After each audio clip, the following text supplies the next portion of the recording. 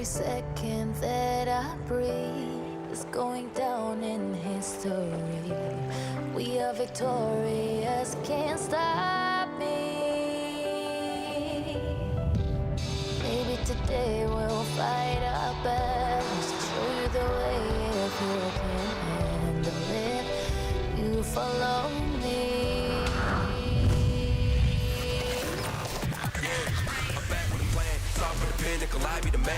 Back to the battle, the last man standing. Who would've thought that I had what it takes? Put the whole city on my shoulder, going crazy. Back to the pub with the keep and the G. Victory lap on the ride with the team. Stay good sport and smoke with the E. Aim for the high school ring, I'm gone.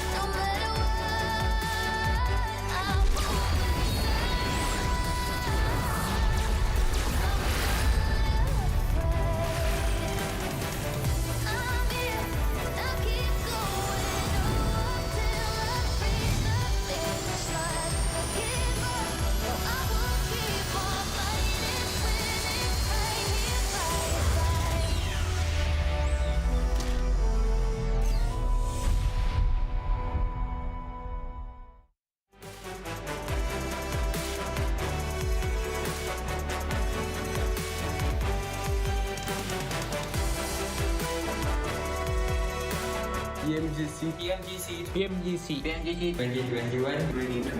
2021 Grand Finals. Grand Finals. To glory.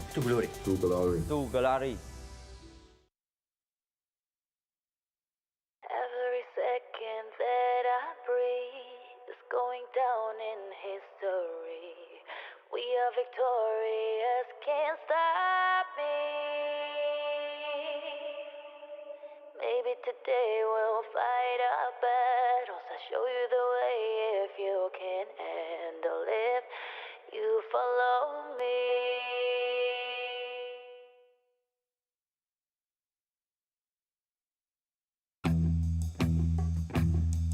Yeah.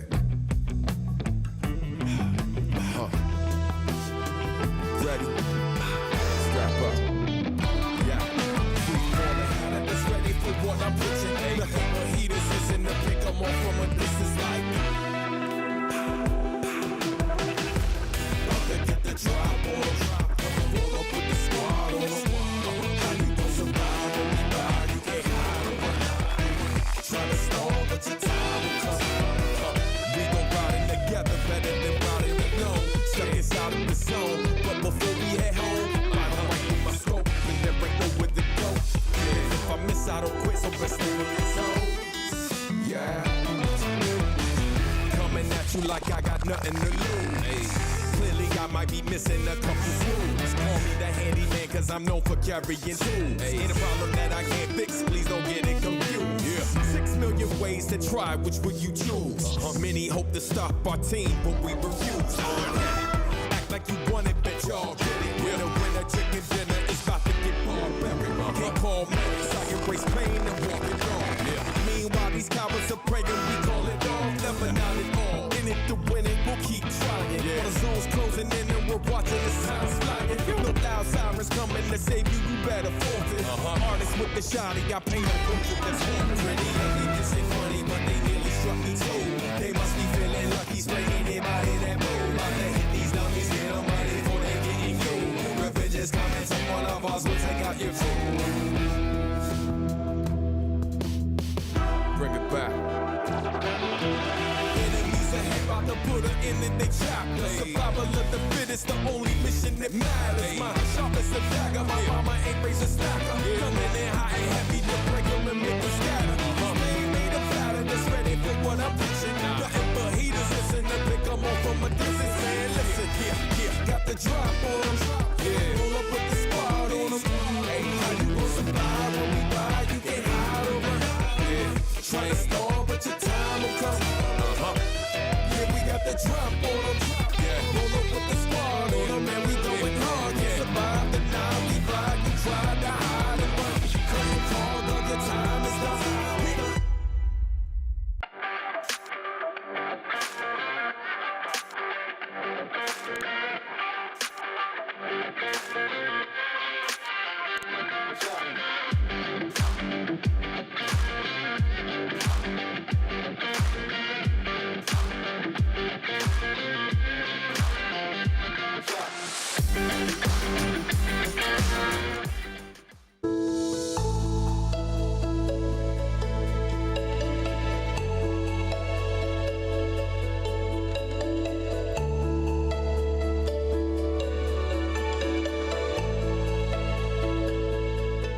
Homes are now where we work, learn, and, play?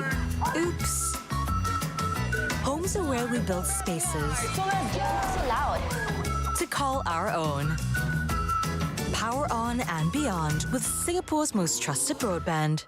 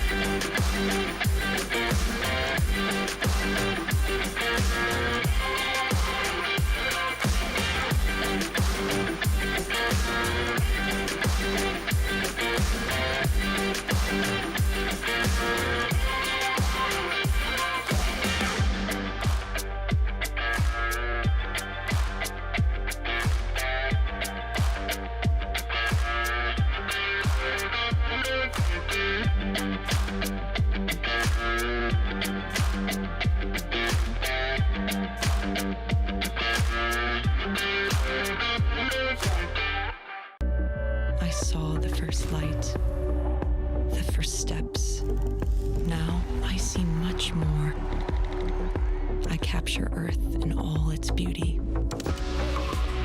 I see action. I see drama.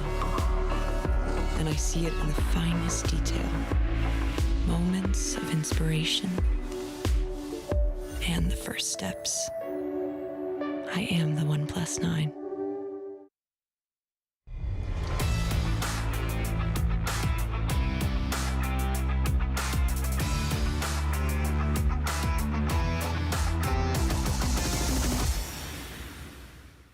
After an exciting day of action, we're back for day 2 of the PUBG Mobile Global Championship 2021 Grand Finals. I'm your host, Miles Moretti.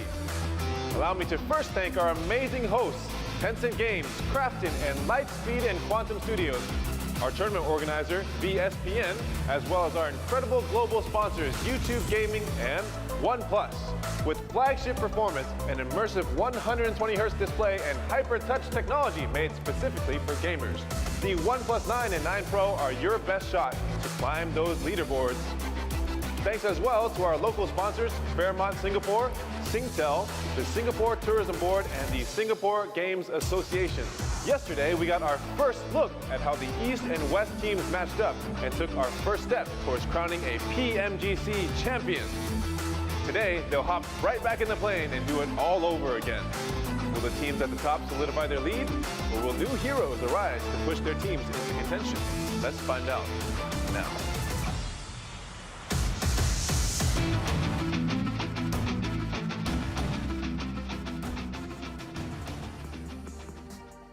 Thank you so much, Miles Moretti. I swear you could be a superhero with a name like that. We are here live with day 2 of the PUBG Mobile Global Championship Grand Finals 2021. We're going to find out who our champion will be, if he can be a defended champion in the likes of Nova Esports, as they're currently sitting in 2nd place. Well, we're going to find out in just a few days' time. I'm Jason Caffin, your host here. And we also have 2 lovely gentlemen to my left who are making fun of me of not knowing where to look.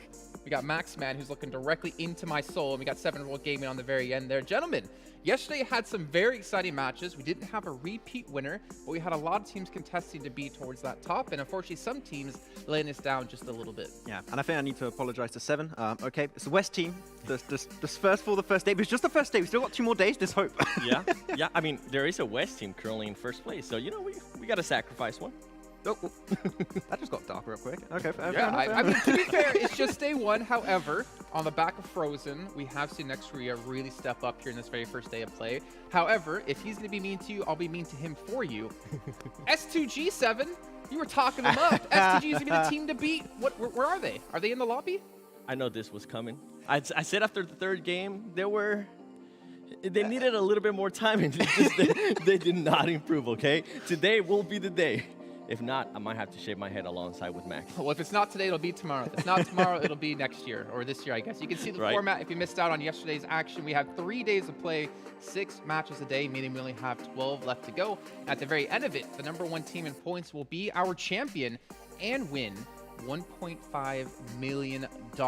Max, that is a lot of money, a lot of pressure at stake here, and for the likes of Ruya, their first big international event like this on a global scale, for them to be in 1st place and to just almost grasp right now that money, yeah, they have to be feeling the heat. I remember last PMGC, I was talking about some regions that we would like to see potentially improve throughout the year and get there. One of the regions was the Arabic region, and also the teams from Turkey. We saw great things from Footballist. Unfortunately, they are not here. Hold on. We saw great things from Clash Digital Athletics. Also, true, Class DA. But okay, Footballist not here. Class DA did really good, but now they're back into this one, and they're trying to go for that 1st place, and they did really good for the Turkish region. Yeah, let's hammer home that point then. We talked about football so long when it comes to PUBG Mobile Esports, and then we had Class Digital Athletics come into likes with Silas, who is over playing here currently in PMGC, and now we're seeing even more teams. So what was it, 3 more teams from Turkey coming through here, 7? Like, Turkey is such a dominant region, has so much potential and so many great players. They definitely do. I mean, they almost had 4 teams qualify here to this Grand Finals.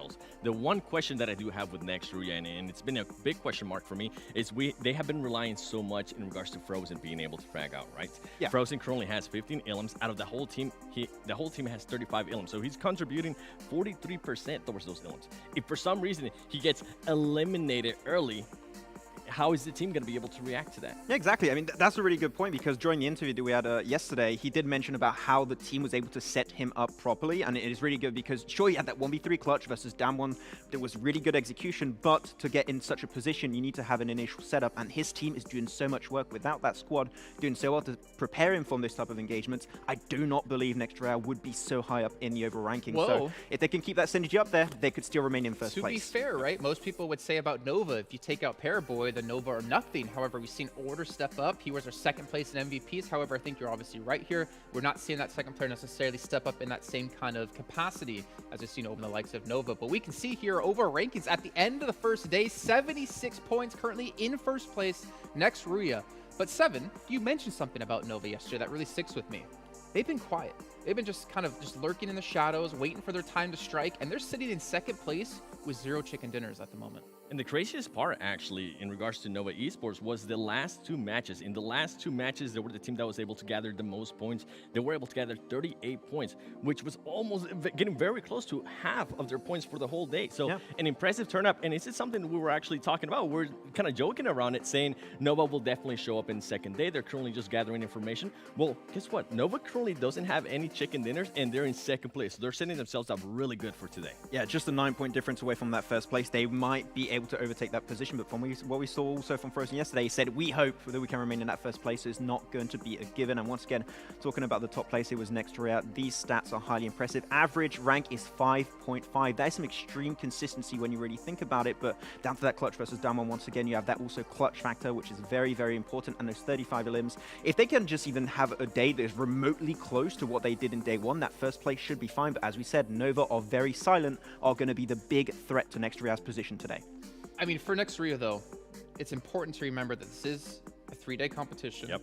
1 day of points will not get you the championship title. Like we've seen before, we've seen teams who, I think it was S2G we're talking about the other day, Seven, like in Super Weekend, they put up like 200 points. Like, all right, we can just skate through it. We don't have to try too hard. No, you can't do that here. You cannot, rest on your points that you're currently sitting on. And next year, you have to continue to maintain the pace they set for day 1 into day 2. I mean, there's a perfect example already in the tournament with the team that has done that. And I think the first one that comes to mind has to be Nigma Galaxy. This is a team that started off very, very strong. I think the first 3 matches, if I'm not mistaken, they ended up second place, first place, which is impressive. But then after that, they just had such a big drop-off, not only in regards to the placement points, but also in regards to the elims. For them, they were only able to gather 2 elims in those last 3 matches, and that's just going to hurt them big time. Yeah, I think we saw something happen during the league stage where they actually got themselves only 1 point in 1 day for the first Super Weekend, so don't want that to try and come back too hard. As we're mentioning, Frozen, when he's out, who can step up in the 46. team? And we're seeing really no one else is able to match his KDA. You pointed out 43% of the eliminations here for next year have come from him alone. But I mean, look at the rest of the team. There is no one pushing that 2-point threshold. However,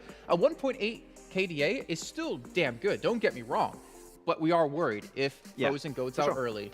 Can anyone else step up to that same kind of level? I would love to know if you agree, actually, Seven. The way I would potentially compare this to is to the side of Alpha 7, and we mentioned this many times, how Carrillo has that really big clutch factor. He is normally the main fragger for the team, but we saw, especially on that first Miramar game where Alpha 7 came out on top, that even where Carrillo is not there, they can clutch it out. They can get those big frags, especially Senatexa down to that 1v1 was clutch. So I think we need to see something a little bit more similar for next Ruya, and if they can improve on that aspect of the game, their first place should be a lot easier to hold on to. And I would actually love to see it, maybe within the first 2 matches, to see how that team reacts if they do lose Frozen early, right? Because that will just be a bigger picture for us to see what's going to be happening in the next couple days. You don't want that to happen in the last day, especially if you have Nova starting to get hot.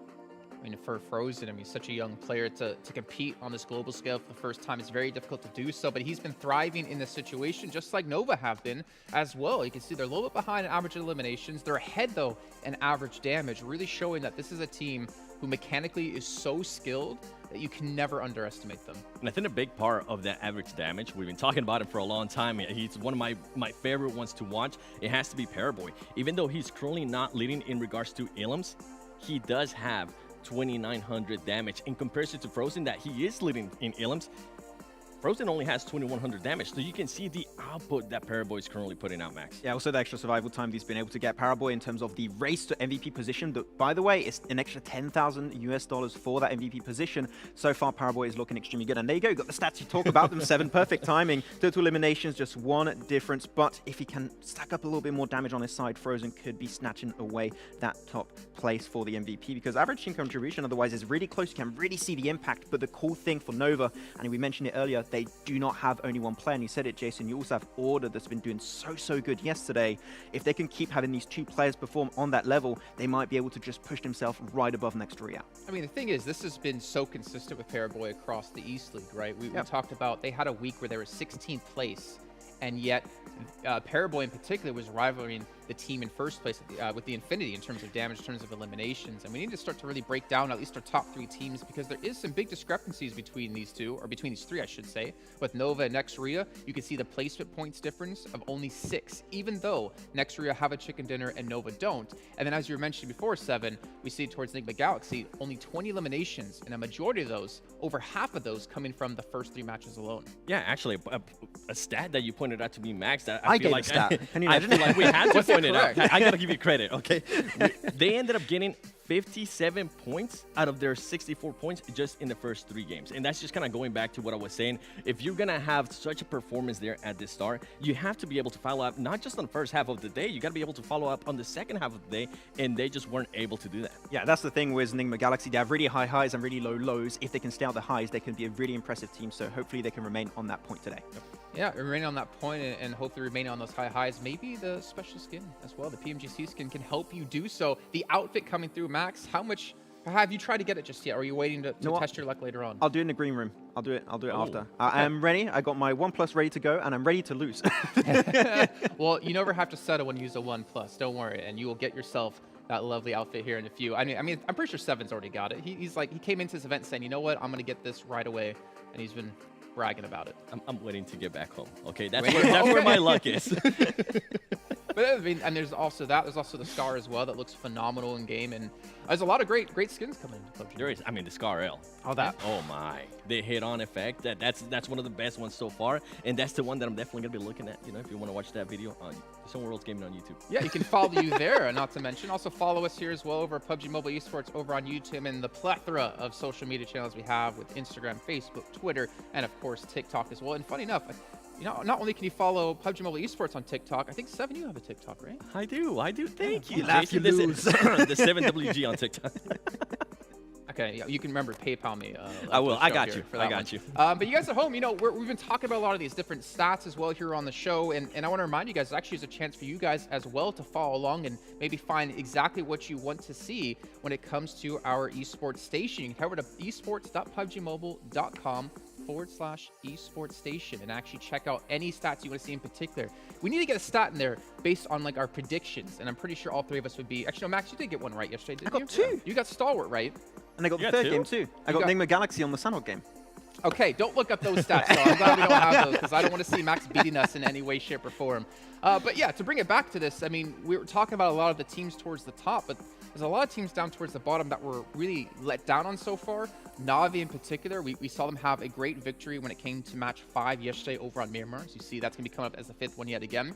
But they only jumped up to like 9th place from towards the bottom of the table.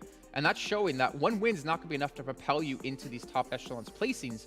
You got to have a consistency, and you're running out of matches here, Seven. They definitely are. And I was kind of glad. I think we both sighed a little bit in relief when they were able to get that chicken dinner. And then some of the other teams that I need to talk about, I mean, we got to talk about Fenerbahçe. Like, what happened to this team? This is one of the teams that was the most consistent out of West, and they're truly nowhere to be seen. And another team that I know you're very big on, for Rivals, I feel like some things were going their way. I have to, Max. Bro, but come it was on. just too sloppy for me. I wonder if they do get into engagements today, hopefully they went back, look at the tape, and they're going to be improving on those pushes. They're going to get a win. I don't know when it's going to happen. Why are you going to curse them like that? We have the Maxman curse, and it's going to be coming back into fruition. But to be fair to them, it's got to be frustrating, right? Never getting that chicken dinner, never closing things out. And you need those points. You need those 15 points if you want to climb up the leaderboards. Yeah. For Rivals, if you want me to stop mentioning you, got my PayPal. We got the info. Just hit me up. Okay. You know what? Maybe they will. Maybe they'll tell you to stop person. Like I think some other teams did. I think it was Stalwart even pointed you out in their social media game. It's true, yeah. By the way, you guys at home, OnePlus, if you guys didn't know, is actually our sponsor. The OnePlus 9 Pro gives you ultra smooth gaming with 90 FPS, and when you use a OnePlus, you never have to settle. I wish I could just grab the phone here and put it in my pocket, though. I don't think my pockets are that big, as you can see how giant it is next to us, but make sure to check them out. The players are loving it as well as they're participating with them here in the show. But again, a couple of other teams, they really need to figure some things out here. They really need to stop struggling, and one way to do so, maybe they're being too pampered, actually, at the Fairmont Hotel over in Singapore. We've been actually, supporting all of our players here, giving them great access and pampering them at any need they possibly could have. I want to get a mani-pedi together, though I don't know if that's possible. Yeah, what we is definitely that? can. I never. Mani-pedi? What? I have no idea. It's okay. So it's We're a gonna manicure teach and a pedicure. Oh, okay. Oh, I did not know that was a thing. Okay, there you go. Well, I'm learning. you could have given it a guess, though I don't know if it would have been as lucky. As you guys at home, we do have the lucky guess currently happening. You can use your PMGC tokens to actually guess who's going to be winning throughout the day, and you can win more for yourself, so make sure to check that out. All you need to do is just click the link in-game or the icon in-game to give your opportunity. Just don't follow our predictions. Maybe Max's, because they've been really good. Even though we've changed it to teams to watch, no longer predictions. Because we're so bad at it. I can't win with you. We'll just Maybe change that's it. why, because we change it. Maybe we should call predictions again, Max. I'm cool with this. I like where we are right now, so let's keep it like this. Again. No, I respect it. All right, let's start to hammer on a couple other teams, though. We have a little bit of time here. Alpha 7. Yes. Go ahead, 7. I'm so glad. I'm so glad you mentioned. I was waiting for. I was like, come on, Jason, please say Alpha 7. The reason why I want to talk about them is because this team is known for being aggressive. Currently, the discrepancy in ilms. I mean, the first two teams, 35 ilms, right? Second place team, 32 ilms, and then you go all the way down to Alpha 7. They currently have 24 ilms. We did see some flashes, as you were saying. Some players are starting to step up. I would like to see more out of them. I want to see more out of Revo. Where is Revo currently at? Where is Mafioso? We saw Senatexa being able to clutch up that win yesterday. Where's Carrillo been? I mean, currently he is in contention a little bit to the MVP, but not to the likes of what we're used to seeing out of them. And another thing to mention with Alpha 7 is I feel like the win definitely saved their day yesterday. If they didn't get that first place chicken dinner, it would have been an atrocious day one for them. And the reason why I'm saying that is because yesterday, most of the time, they were just averaging 11th place. Yeah. If they didn't get that win, it would have been a lot worse. Yeah, and talking about wins, actually, one team that did also get himself only one win and that mostly saved their day also was actually Stalwart, right? They got himself that first win on the first game with 14 eliminations apiece, which is a really good shot from them on the very first game of the tournament. But after that, they still got themselves 3 top 5 positions, which is super consistent, but their highest fragging game was 6 eliminations, right? Yep.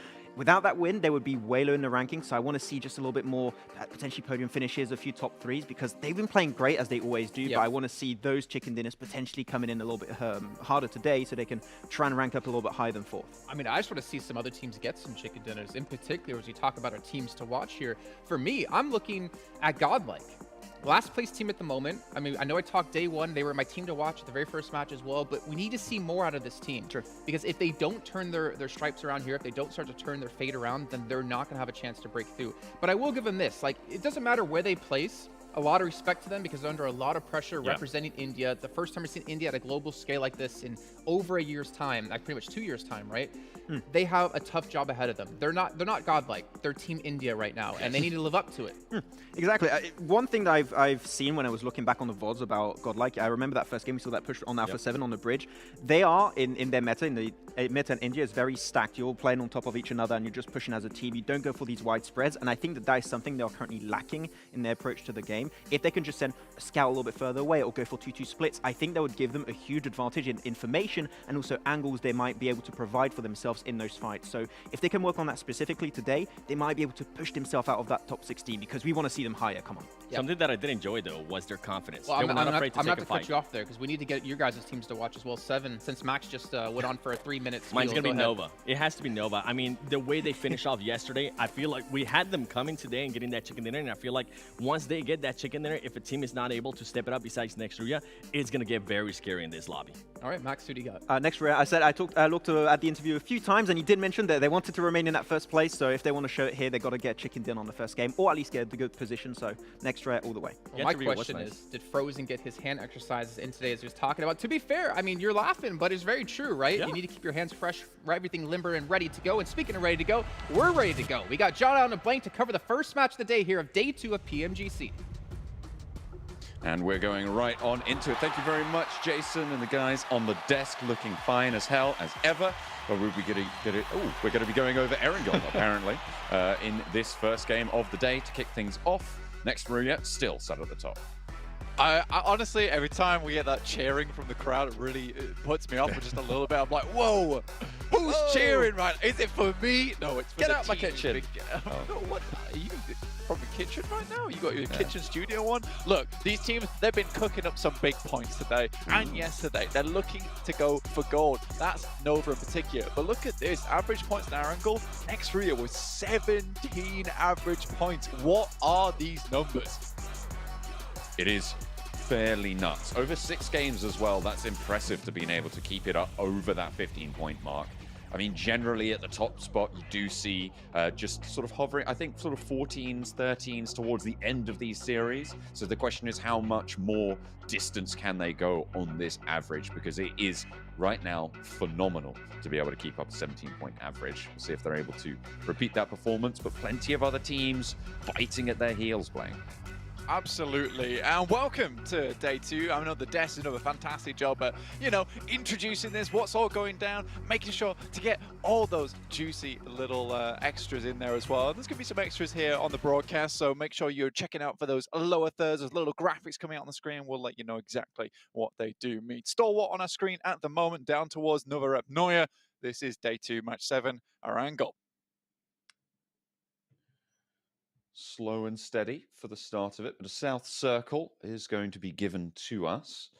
No one really heading too far north of the river just yet, but I expect Team Secret to be blasting out that way. A lot of military island is in this circle, but likely going to have to move away from that position, try and reposition away from there. The Infinity, Stalwart, both going to have to make those moves. No one hot dropping with them this time around, but Na'Vi and GodLike pretty close to one another, as is Team Secret vying for those vehicles.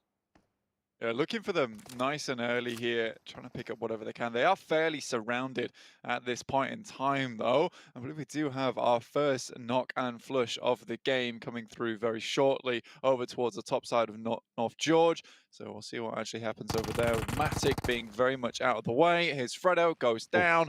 That will be quite a quick flush coming through.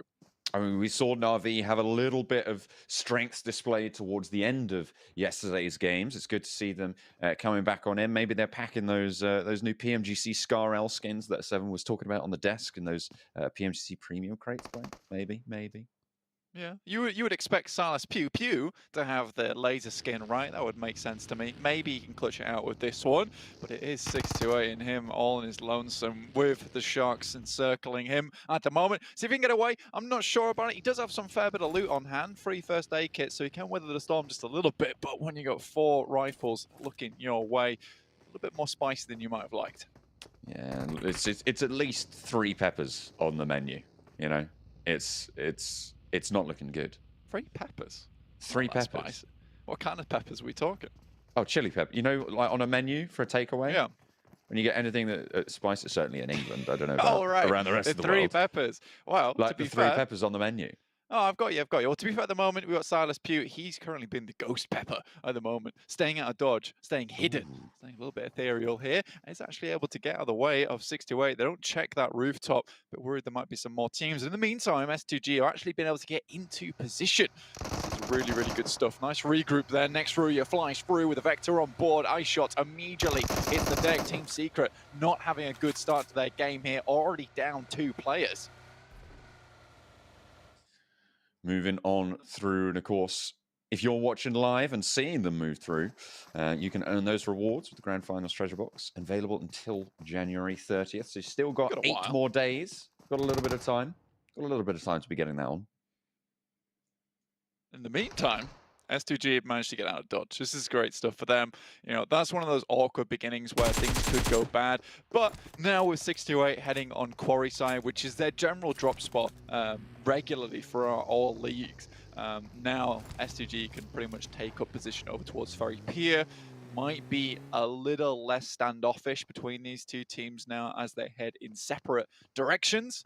Nova, though, over towards Gaka. Now, Seven was talking about them on the desk, how he's got to back them all the way. And, you know, I have to agree with Seven. I think Nova has been having a big step up. I think next Ruya, there was perhaps a little bit of some misgivings there towards Miramar. Honestly, it was one of those weird things where you're rotating. Sometimes you get a player shot out the vehicle, and that is just the way it goes on Miramar, sadly. For Nova, on the other hand, though, they're still slightly behind in terms of points. 9 points behind, but 10 now with that additional elimination coming through in this game from next Ruya. But we'll see how things go down. Still the lion's share of these games left to play, of course, with 12 still yet to be played. Look at that jumper trying to give the camera the slip as well as everyone else. I'm leaving. You can't follow me. Fortunately, we're stuck to his back like a magnet. Oh dear, yeah. It's unfortunate for him that we have complete control of what we look at in this game. Down one, very, very central near Potato Hill in this sort of the logging compound there. They should just be fairly safe and secure for now. The question is, where does the next shift go? It's a great launching point for rotations into the future of their game. Yeah, and I mean, with Down one having a lot of success recently with that central playstyle, this circle's a little bit more favorable towards them. Can move over towards Pachinki side, but most likely won't, knowing that Nigma Galaxy holds that. I think they played on that north side, but we will be getting a Paraboy interview here, John. It's going to be covering 对于我来说，可能会自己站在一个更大一个舞台上，然后再次获得了一个冠军，再一次的荣誉加身。粉丝的话，可能是大家再一次的为我高兴，再一次的欢呼。There you are. A couple of wise words from the man himself, the top MVP candidate right now, Paraboy. Well, I mean, he's looking fine. He's looking good. I mean, that's what it's all about, right? You look good in game, you look good out of game. That's the way to be. That's right now, boys. I am a Paraboy simp. That's how it works. No, the guy is generally very well spoken and tends to hold himself very well on camera and in game, and I think that's a very admirable thing to be able to do. Though he has had a lot of experience with that type of work also, so it does make sense in a way. Hopefully, Nova continue to put up those kind of performances. I do think that if we look at the stats, Order has also been putting in a massive amount of work for that team, so it's no longer just all on Paraboy's shoulders, which is lovely to see. And this is typically when Nova starts to do very well. A7, though, just not having the best of luck with these rotations at the moment. They look a little bit clumsy, a little bit messy. I'm not sure I like to see it. Oh, it's unfortunate they're getting cut down. One of the players going down. To a Team Secret player as well, who've lost 2 so far. Another team's taking shots right now as they start to rotate. Actually, fairly centrally. We've got about 5 teams pretty much in the center here on the southeast side of Pachinki, sort of trying to control these areas. 4 rivals sending into a position. Going to be pretty close to Fenerbahçe here, though. I mean, these rotates typically are pretty decent for 4 rivals, and I'll mention it again because I think 4 rivals is a team that typically can get to that 20-minute mark, right? They stick around. They're a stick-around team, and that's typically what happens in most of these games. And I would say that they are a middling of the pack team. They get towards the end of the game, and again, it's just that case of get this first good positioning, and then there is almost a hesitation to actually get anywhere else. Right now, they're taking shots over towards S2G, though. I'm happy with this. Cannot fault them for it. Trying to do a little bit damage down towards that compound itself and maybe make a home for themselves later. Pretty grim circle so far, but can it get grimmer, John? I would imagine so. If it goes... Oh, I would say that's probably one of the grimmer shifts. I think having that split across the mainland and that military island, I imagine the Infinity...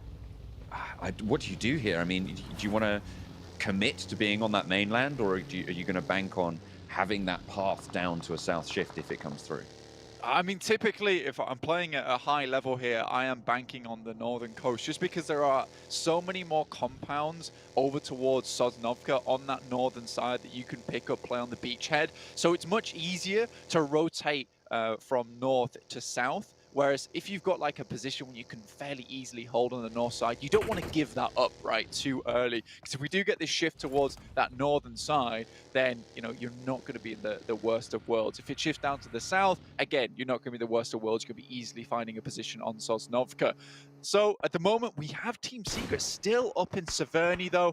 GodLike coming down from Yasnaya. Now, Jason said something very important on the desk, and I absolutely agree, is that, it is kind of like that Drake meme. It's like, not GodLike, it's Team India. And that's absolutely right, because these guys have got a lot of pressure riding on their shoulders. But similarly, because I was taking a look at some of the Hindi comments coming through, and there is actually a huge amount of support coming through from this team. Even sat down here in 16th at the moment, there is a massive amount of support being shown by the fans, which is just wonderful to see. And I think that they understand that this is time to get back to a global level. And yes, there have been setbacks, but I think GodLike isn't putting out a horrendous performance, right? It hasn't looked as if like they are just a non-plus in this lobby. They aren't lost, right? It's good. It's good. And 22 points on 6 games. I mean, that's more than I'd get, to be fair. But true. That's not a very high bar to get over, to be fair, as well. But still, 22 points over 6 games, very much in conversation to be jumping up fairly far. I mean, all the way up to 10th. That's still within that range over those first 6 games. There's still 12 games left to play. They still have so much more time to adapt, to improve, to really put that work to the test. Now, if I can say something maybe a little bit negative, but not too negative, more constructive, I'd say, because I do agree with Max in a way is that a lot of BGMI, a lot of that playstyle is very much stack heavy, right? You move around as a unit, you take team fights as a unit, and I think that is just a regional style. However, at the moment, even with that regional style, I do think GodLike's looking a little bit impatient at times. And I think if they change that, they would probably be quite the formidable team. We saw them take fights against Stalwart yesterday on Miramar, and they looked pretty good for it. There was just a little bit of that impatience, which left a lot on poor Jonathan's shoulders towards the end of that fight. And I think that fight could have gone a lot differently, personally. And this is why I say that they're not a non-plus. I mean, when you've got 16 of the best teams, someone has to be in 16th, and it's no marker of your particular skill. It is just the way of the game. Kid trying to move through from the north side. They went all the way back up to Severny. Now it's like Jumper not going to have the best of luck there, going down. Getting eliminated. Kid still yet to make it in. Was pretty low on health as well. The next shift just about to come through, and it is the mainland, so no chicanery around those bridges. Yeah, and this is why you see no one heading down towards that South Island. Like I said, that there are so many places on North Erangel where it's difficult to get the heel dug in, right? And that's what you absolutely need to do here. And if you give up those positions, someone's going to take it. Damwon coming up on GodLike's position. There is a fair few players behind them. Clutchgod already goes down, though. Oh, they're trading 1-for-1. Junie spraying around on the swivel, and GodLike fall at the hurdle. Damwon Gaming only have 1 knock as well. Excellent hold there, excellent position, and great crossfires. I think we've seen that from them before in these garage buildings. The crossfires from Damwon are so strong. Exactly. Now, the thing is I can bring this back a little bit further again, and it's that impatience. You have Clutchgod in the building. You see Damwon flit out from the left side. They have all 4 players on that building before you're even in contention. And at that point, there needs to be that step back from whoever is IGLing on the team at that time to say, we can afford to lose 1 player. And I think that, sacrifices do sometimes have to be made in these matches if you want to be making the most out of these points. Now, GodLike, respectable as it is, they do go down as a team every single time, but I would much prefer to see them as a 2. We saw Stalwart pull off something similar to that yesterday on Miramar, playing as a 2 and getting 5th place. That's actually quite a few placement points that you were accruing and getting that consistency on board, which is why I say that about GodLike. It's that their mechanical skill and rotations look strong, but it's sometimes that inability to pull back and look at the bigger picture. 628 under fire from Nova, and the Infinity are right next to them on the hillsides as well. Newsy looking to put the nade on through. Daoshi out wide. Spots got Tunny up the top, but doesn't drop him just yet. Newsy under threat, and he is just going to get rolled straight on over. A little bit too bold there from Newsy. The Infinity lose a player, 628. They want to take this fight with the Infinity. They want to keep going. Nades up the top of GodTunny and Logan. Up to bat against Daoshi. The nade over the top looks good, but across the way, Mela has the back of his teammates. And the Infinity might just survive for a little bit longer. Daoshi down. Fantastic bloody angle here from Mela. I don't know how he got over this side, but he is tearing 628 apart as we speak. Daoshi hits the deck. Oh, that's a beautiful nade to finish it off. You know, you can never really count the Infinity out, especially when they play these off angles so damn well. And now 628 just down to 33Z in the shack all alone, and there's bullets coming in his direction. He's gonna get pincered. I don't think he's long for this world. The nades as well from Mela. Instrumental in that last engagement for the Infinity. 33Z's position is fully known now. Nades still sending on through. Maybe going to be able to post one of them, but the smoke is there and the spray is good. GodTunny tickles him. 33Z pushes out the back, knows he needs to take one fight or other, and Mela's going to be the choice that he makes. 33Z out in the open, and it's just going to get cut down. Mela, beautiful position, beautiful play. The Infinity very proud of that. Yeah, that doesn't happen unless they have Mela involved in that fight. That should have been an easy team wipe for 628, but they didn't compensate for that player in the back. And who would, let's be realistic, who would compensate for a player over towards the shack on your backside, completely separate from the team? Down one, hit the Wizard Tower, but Nova is here to receive them. And Junie from Jimmy just gets shot out from underneath the truck. Oh no, 3 players already down. Junie is going to bleed out there. Fabian, no way of getting that one back up. Down one gaming, 3 players alive. Is it the cost that they were willing to pay for this center circle position? I mean, if you've got 1 player in there and nobody else now as the remaining players get swept up into the point tallies of other teams. Fabian, last player. Is it worth it, losing those 3 players to get this position? I got to think it isn't. Absolutely not. Nice Molotov comes through as well and burns at Fabian's feet. See if he gets away from the burns on this one. But honestly, yeah, I wouldn't say it's worth it. It's worth it if you can get at least 3 players alive, because there's no hope in hell now that Fabian holds that alone. A7 coming against Next Ruya, so it's the Battle of the West here. A7 trying to put themselves back on top, but Next Ruya doing a good job of it. Frozen takes down 1. Again, A7's coming into this fight with 3 after their little skirmish with Team Secret earlier on.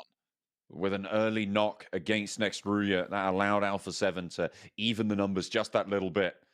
And now it's only Yekta left for Next Ruya. Mafioso gets that res onto Senatexa. Rio. Very close by, and actually, they're taking shots over towards Furious Gaming as well on this northern side. And at the moment, Next Ruya really struggling. Frozen crawling back to the bunker. I think Korea might just figure out what's going on here. Or maybe not. He's more preoccupied with Dick Xavier. Absolutely no idea what's going on at the moment from A7. They're completely clueless to this, but A7, I think they have the bead now, but they still just careen on past. Next Ruya have stayed hidden in the bunkers. Okay, and they managed to get the res in the meantime as well. Frozen's got the heal off, and now Alpha 7. Sure, they've taken down 2 players from Next Ruya, but when Frozen's involved, you never know what can happen. Nades over the top, and Carrillo is going to find out that they're still alive. He knows, but they know as well. And Carrillo looks for more, can't quite find the shift off there, but Frozen's up for 1, and it's just Mafioso left now for Alpha 7. A nade, a Molotov over the top, and Carrillo can't crawl backwards. Can he pay back Yekta for the res from earlier?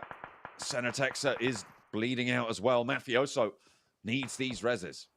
It's a fantastic Molotov being sent through once again, which is going to stop anyone from getting close to res up Carrillo. So what Next Ruya at the moment are trying to make happen is a 2v2 fight there. I love this from Frozen, constantly thinking ahead.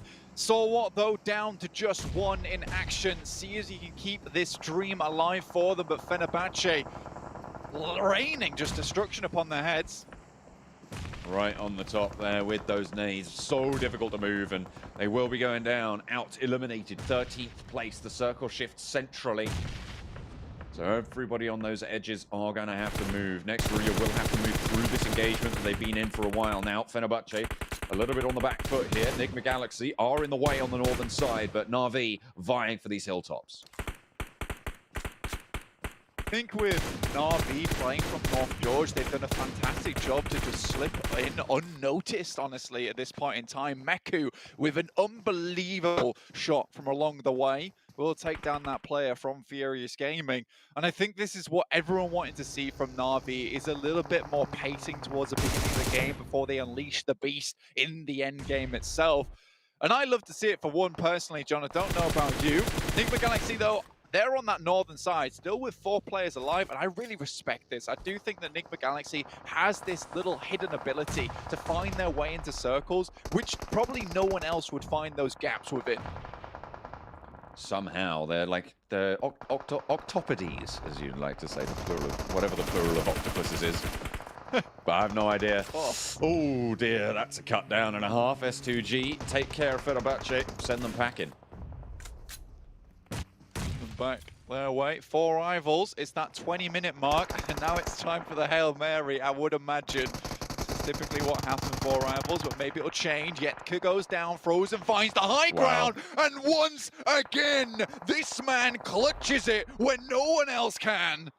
Puts the enemies on ice and keeps his team alive. With 2 players as well, they can still keep on moving through this terrain. They do have DXavia to their south and Nigma Galaxy to their west, but Nigma Galaxy, they've been taking a fight, they've been taking punishment. Na'Vi a little bit further across the way, and there's shots ringing out across these hills.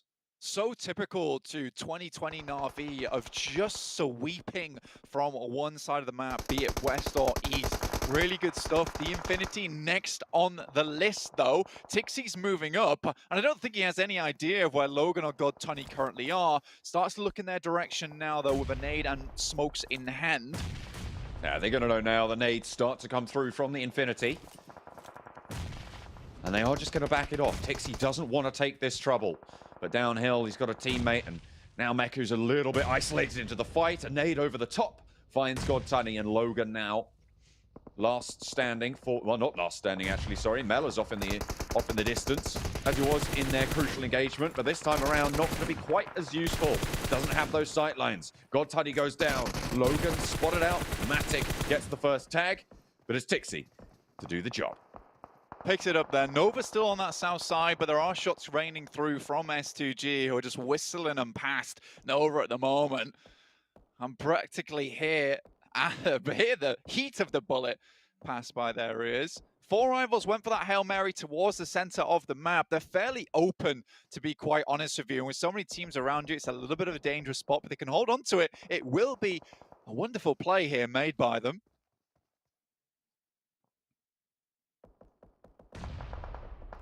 DXavia mounting up, moving central. They have 4 rivals ahead of them in S2G. At the back, Rabbiz trying to suppress, but here comes the wave from S2G. Seven said he wanted to see more from this team. We'll see if they're going to start to stand up today, see if they've developed, but the first goes the way of Duck for DXavia. And around the side, they're not finding anything in response. Rabbiz, sure, he's taken damage, but Lamborghini's pushing that nade to the back there, keeping them bunched up, knowing they don't have the off angles. Finally, a knock comes in response, but Lamborghini's gained ground in the meantime. Rip 7 falls, Silas Poor crawling forwards, maybe looking for Lamborghini, but Timber getting that res on the back line. DXavia keeping themselves cohesive as well. Nice. Frankie falls, Lamborghini now in the sights of Silas, but he falls to a drop shot. Duck knocked in the meantime, and it's 3 players down for DXavia. Timber last for S2G as he pushes through, and Lamborghini gets dunked on. S2G stay alive with 3. That sports car comes to a halting stop there at the end of that fight between S2G as well as the boys from DXavia. Unfortunate stuff. Na'Vi, though, now trying to mount some kind of position, but they're playing uphill. Can they trudge their way up this muddy hillside to 4 rivals position, who are playing King of the Hill at the moment?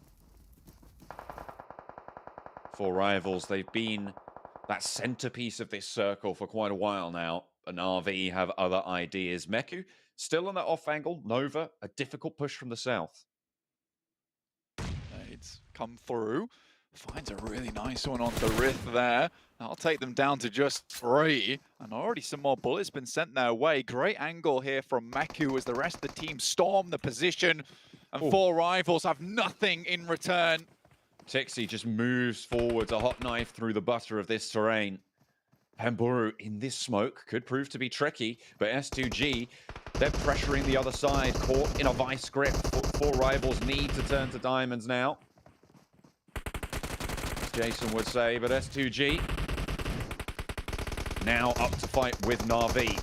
Four rivals still have their player alive. Nigma Galaxy, a side quest right now for Na'Vi, but there is still a little bit of damage to be taken. Nova moving up to the back as well, as S2G have to turn their attention elsewhere as well. And Na'Vi, Nova, all pushing for the top, and Pemperu. Oh, the drop shot's just too good, just there in time, and does go down. Four rivals down in fourth. Na'Vi cut down as one player knocked on the sidelines. Nova struggling to move up here as S2G are going to get taken out as well. Two teams remain. As though Jimmy will bring King back up in action, and Nova has bided their time to pick up the high ground once again, whilst Na'Vi takes the fair brunt of a lot of the teams looking their way. And we felt like Na'Vi was the main character here, but it's Nova who's on the main story quest line at the moment, looking to take down Na'Vi here. King up on their feet, but it's 3 versus 4. Na'Vi's gonna have to pull something absolutely unbelievable out the pocket here to make this happen. The good news for Na'Vi is that they have the circle under their control, but with 4 players, those sightlines are so valuable for Nova. Saw Na'Vi start to step up at the end of yesterday. It seems like they've carried that momentum, and Order goes down first. Excellent spray coming through from Tixi. Suppress one of the crucial members of Nova, and damage being sent uphill as well. No knocks being found either way just yet, but Paraboy is low, and with the blue at the back, needs to start moving. Cannot afford to take any more damage. Na'Vi keeping it together now.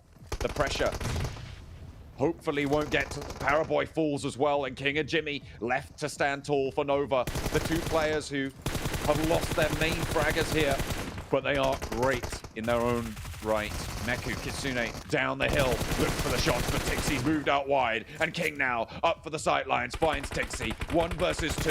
Kitsune and Meku for Na'Vi against King for Nova, and he's low already. They know his position. They know exactly what's going on here, and it's only a matter of time before Na'Vi take the chicken dinner. Na'Vi looking like a well-trained robot in those last moments. They had designated positions they were pre-programmed to head over towards. The split there at the end was just mechanical. You love to see it, honestly, coming through from Na'Vi. And they played that game practically perfectly. Even down to 3, they knew what they had to do in that situation. The immediate split allows them to pick off Order, who was just splitting a little bit too late in that situation. The worst part about it, John, being that Order was playing backstop for Nova. Once he goes down, the rest of Nova is in disarray, with Paraboy trying to get into the circle outside the blue. And yeah, a lot of that game did rely on them actually having the circle in the first place, but they're able to play that 3 versus 4 against Nova, who has been on fire recently, is impressive. Absolutely. I mean, that was phenomenal to be able to go through all of that and come out on top. The sweep from the West is good, and Na'Vi repping the West themselves.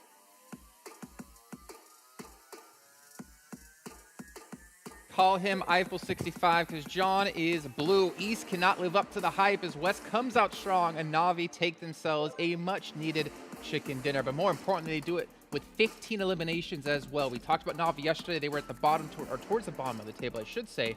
And with that one chicken dinner they had, they only moved up to like 9th, 10th place. Yeah.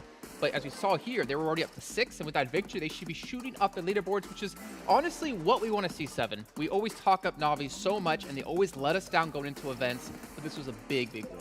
It is a big win, and I kind of have to be a bearer of bad news because we just haven't been able to see them following up a win. Maybe today that'll be the big difference, maybe with the way they're kind of currently playing.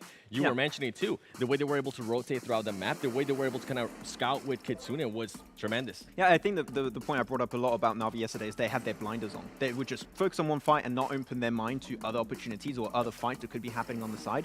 Here, after that push away from Pochinki Hill, after having Kitsune scouting close to 4 Rivals' position, they took an amazing push onto Infinity, then went for the engage onto 4 Rivals, and didn't even look to clear out that fight because they had their mind opened up for other opportunities and just held onto that position, denied all the teams trying to enter from the north or the eastern side, and took full control of the high ground, which at the end even gave them the advantage to take that fight versus Nova at the end. This is what we needed from Na'Vi. You gotta say this. Shout out to our boys. S2G, 11 elims, 10 ranking points there, 21. I mean, 7, you have to be happy to see S2G. I mean, that is the team you've talked about so much. and they finally show up here in day 2.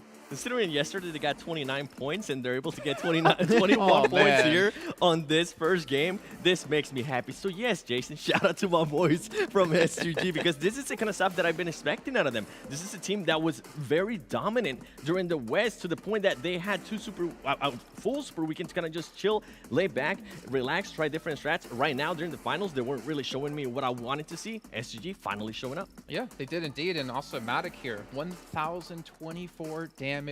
Okay, there it is. I don't know how I feel about that. I don't know. I don't know. I think somewhere out there, Klaris is happy. But the fact is, Navi had only 3 players up against Nova, who had 4 in the very end of that fight, and they still come out on top. And speaking about coming out on top, they're in 3rd place. What? This team was bottom of the table towards yesterday. With 2 victories now, they've been able to shoot themselves up into a lot more money. Yeah, 15 positions extra, 1 out of 3 games to go himself a chicken dinner in 8th place, and then another chicken dinner to kick off the day. What a good showcase from them. And you're looking at that one, sure, Nova able to push himself up in that 1st place thanks to that 2nd position in this game, but you still have 2 teams from the West here next to Navi in 2nd and 3rd. Like, West, a lot of people were saying, oh no, East is going to dominate and everything. Like, man, no, it's a lot closer than what people expected. Yeah, there's some teams from West that are definitely stepping it up. Now, I want to go a little bit off topic here with Nigma and Nigma Race Gaming, right? With this team, they just really haven't been able to perform. I would love to see them starting to spark it up again, because if this is the case, you're going to see a lot of the other teams starting to pass them up. You saw DX. I mean, DX being able to maintain their playing style. They were able to perform as well in Miramar. We do have a Miramar coming up next. And then as we go down the list, another team that's kind of scaring me a little bit with the way they've been performing in the past couple matches is going to be STE, Max. In this past game, they were able to get 0 points. They got eliminated in 13th place. Hopefully this Miramar coming up, they'll be able to flip it around. Yeah. Is that your vengeance for us talking about STG in such a way? Is that, okay, trying to get back. I mean, you guys were hyping them up so much for me that I was starting to get behind the hype. I almost started picking them, but I agree. We need to see more from them. You know what, Max? We got to talk about 4 rivals. Because we were watching the match together. No, don't be sad. You should be happy, right? Because we've seen improvements from yesterday to today, the way they were grouping and sending.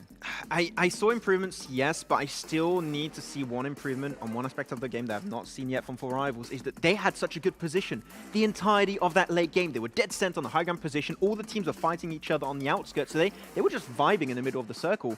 And yet, they came out with, what was it, 2 eliminations, I believe? Yeah. They needed to be the team to be proactive, push teams away. That push from Na'Vi should not have happened in 1,000 years. Well, we saw that with Stalwart Esports yesterday in match 1. Remember, I mentioned, all right, well, I mean, we went towards Military Island off the bat. They had zone right off the bat, but what did they do? They pick up 14 elims. They look for those because they realize we need every single point and capitalize off the position that we were given. And speaking of capitalizing off the positions, Frozen versus Alpha 7. Oh, that was good. I mean, Yekta was there too, but he was mostly down the entire time. He was there in spirit.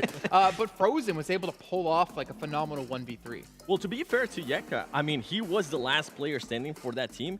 Alpha 7, for some reason, they decided to start focusing on some of the other teams rotating. I think it was Furious Gaming. I think I saw Korea or Cinetex. I can't remember off the top of my head which player it was. He decided to start shooting at that player instead of focusing on what they had. They had a 3-2-1 advantage that they didn't take any advantage of. They let them recoup, and they let one of our current leading MVPs recoup, which is Frozen. And Frozen was able to take it single-handedly. Another thing from Alpha 7 that I feel like they need to definitely work on that I'm not seeing here is if they are going to be aggressive, they need to be able to finish up those battles quickly. That's super important, actually, because I think one point that we need to mention in this game is that they were trying to do too much at the same time. They tried to leapfrog the position of next round to try and gatekeep them onto the next circle. That was dangerous while taking another fight. You're just putting yourself in too much of a bad situation. And of course, if you have Frozen against you, like, you're just giving him a free, like, 3-piece right there.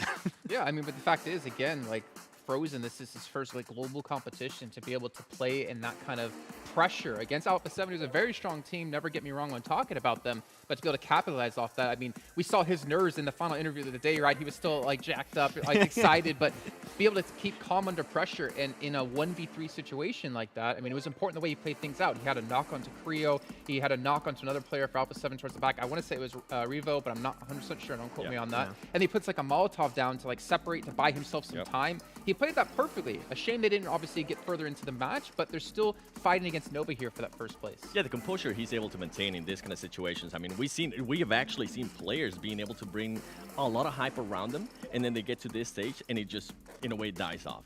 Yeah. So far, it hasn't happened with Frozen. The one thing, though, we're still talking about, when we talk about next Ruya, we're still talking a lot about Frozen. What's going to happen if for some reason he has 2 matches where he doesn't perform? How is the team going to be able to react to that? That's the question that I feel like we need to get answers on. It could be a $900,000 plus difference, right? The difference between first and second place here. If he doesn't perform, or he gets knocked out, like you're saying, who's going to step up else on that team? And speaking of stepping up, Na'Vi, let's dive back into them, because this team, we talk about teams in general where you have like those standout players, which is the way PUBG Mobile kind of was back in 2019 and has transitioned away from. Na'Vi have every single player on the team who can step up. We normally talk about Tixi, because we saw there Matic coming out as the MVP. Yeah, I think Tixi also was the MVP of, what was it, PMPL European Championship? I think there's one that I believe, I actually called him as potentially being the MVP, so we'll see, but indeed, that's a real aspect that Na'Vi has been able to play around, is that every single player on their team can frag out, and Kitsune has been able to set up the team really well in getting in those positions, so it's just well rounded up. But once again, we talked about it, they need to build up that momentum, which they've been able to do since that win yesterday. Well, on that note in particular, as we take a look actually at Na'Vi in our recap here, Seven, you talked about this yesterday before we even went on to the show. I think it was even the day before, mentioning that Na'Vi last year were lacking that in-game leader. Kitsune coming in, also previously known as Adder. We're seeing here the decisions he's making are good, and they're finally starting to capitalize off it. It seems like he's getting more comfortable here in PMGC. Yeah, I remember one of the conversations that I had with Na'Vi when we were in Dubai was that they seemed like they had the fragging power. They just seemed that they didn't have an actual leader, or where to send them, or where to be able to guide them, right? Right now, they have that in Kitsune. Right now, we're starting to see that. I love how they were able to neutralize Paraboy as well there towards the end. We were looking at Paraboy, we're like, whoa, he's going to be able to get a great off angle here.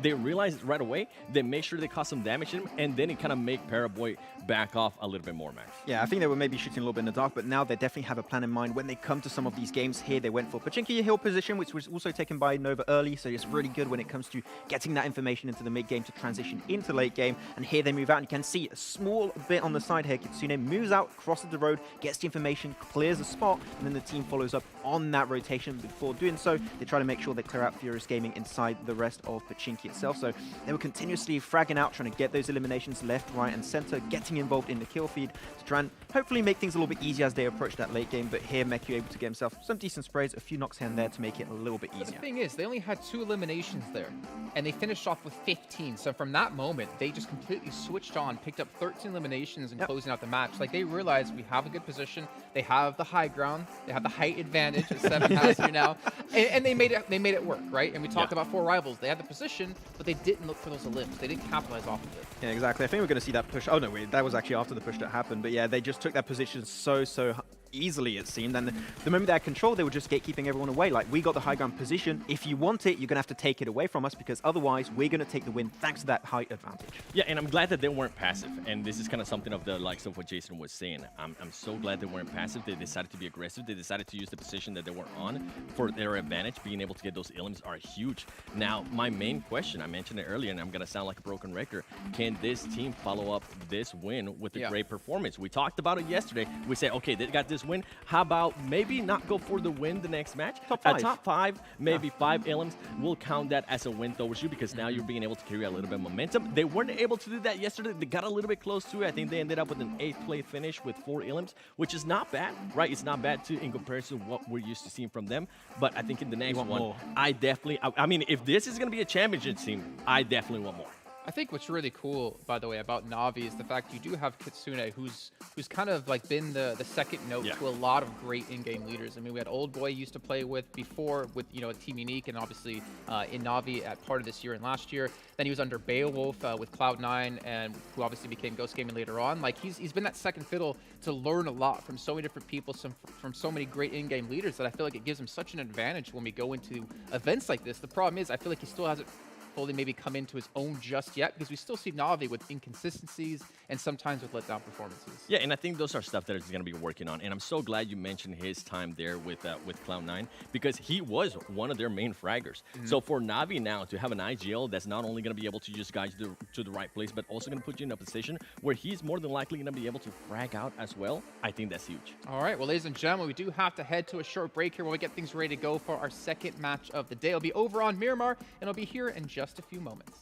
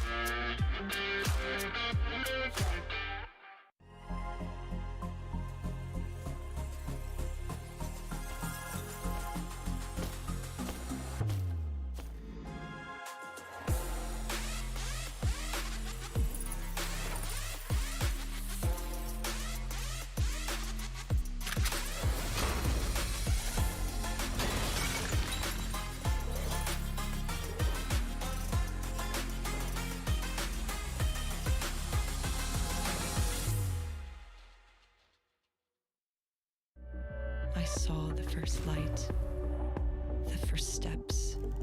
Now I see much more. I capture Earth in all its beauty. I see action. I see drama. And I see it in the finest detail. Moments of inspiration. And the first steps. I am the 1+9.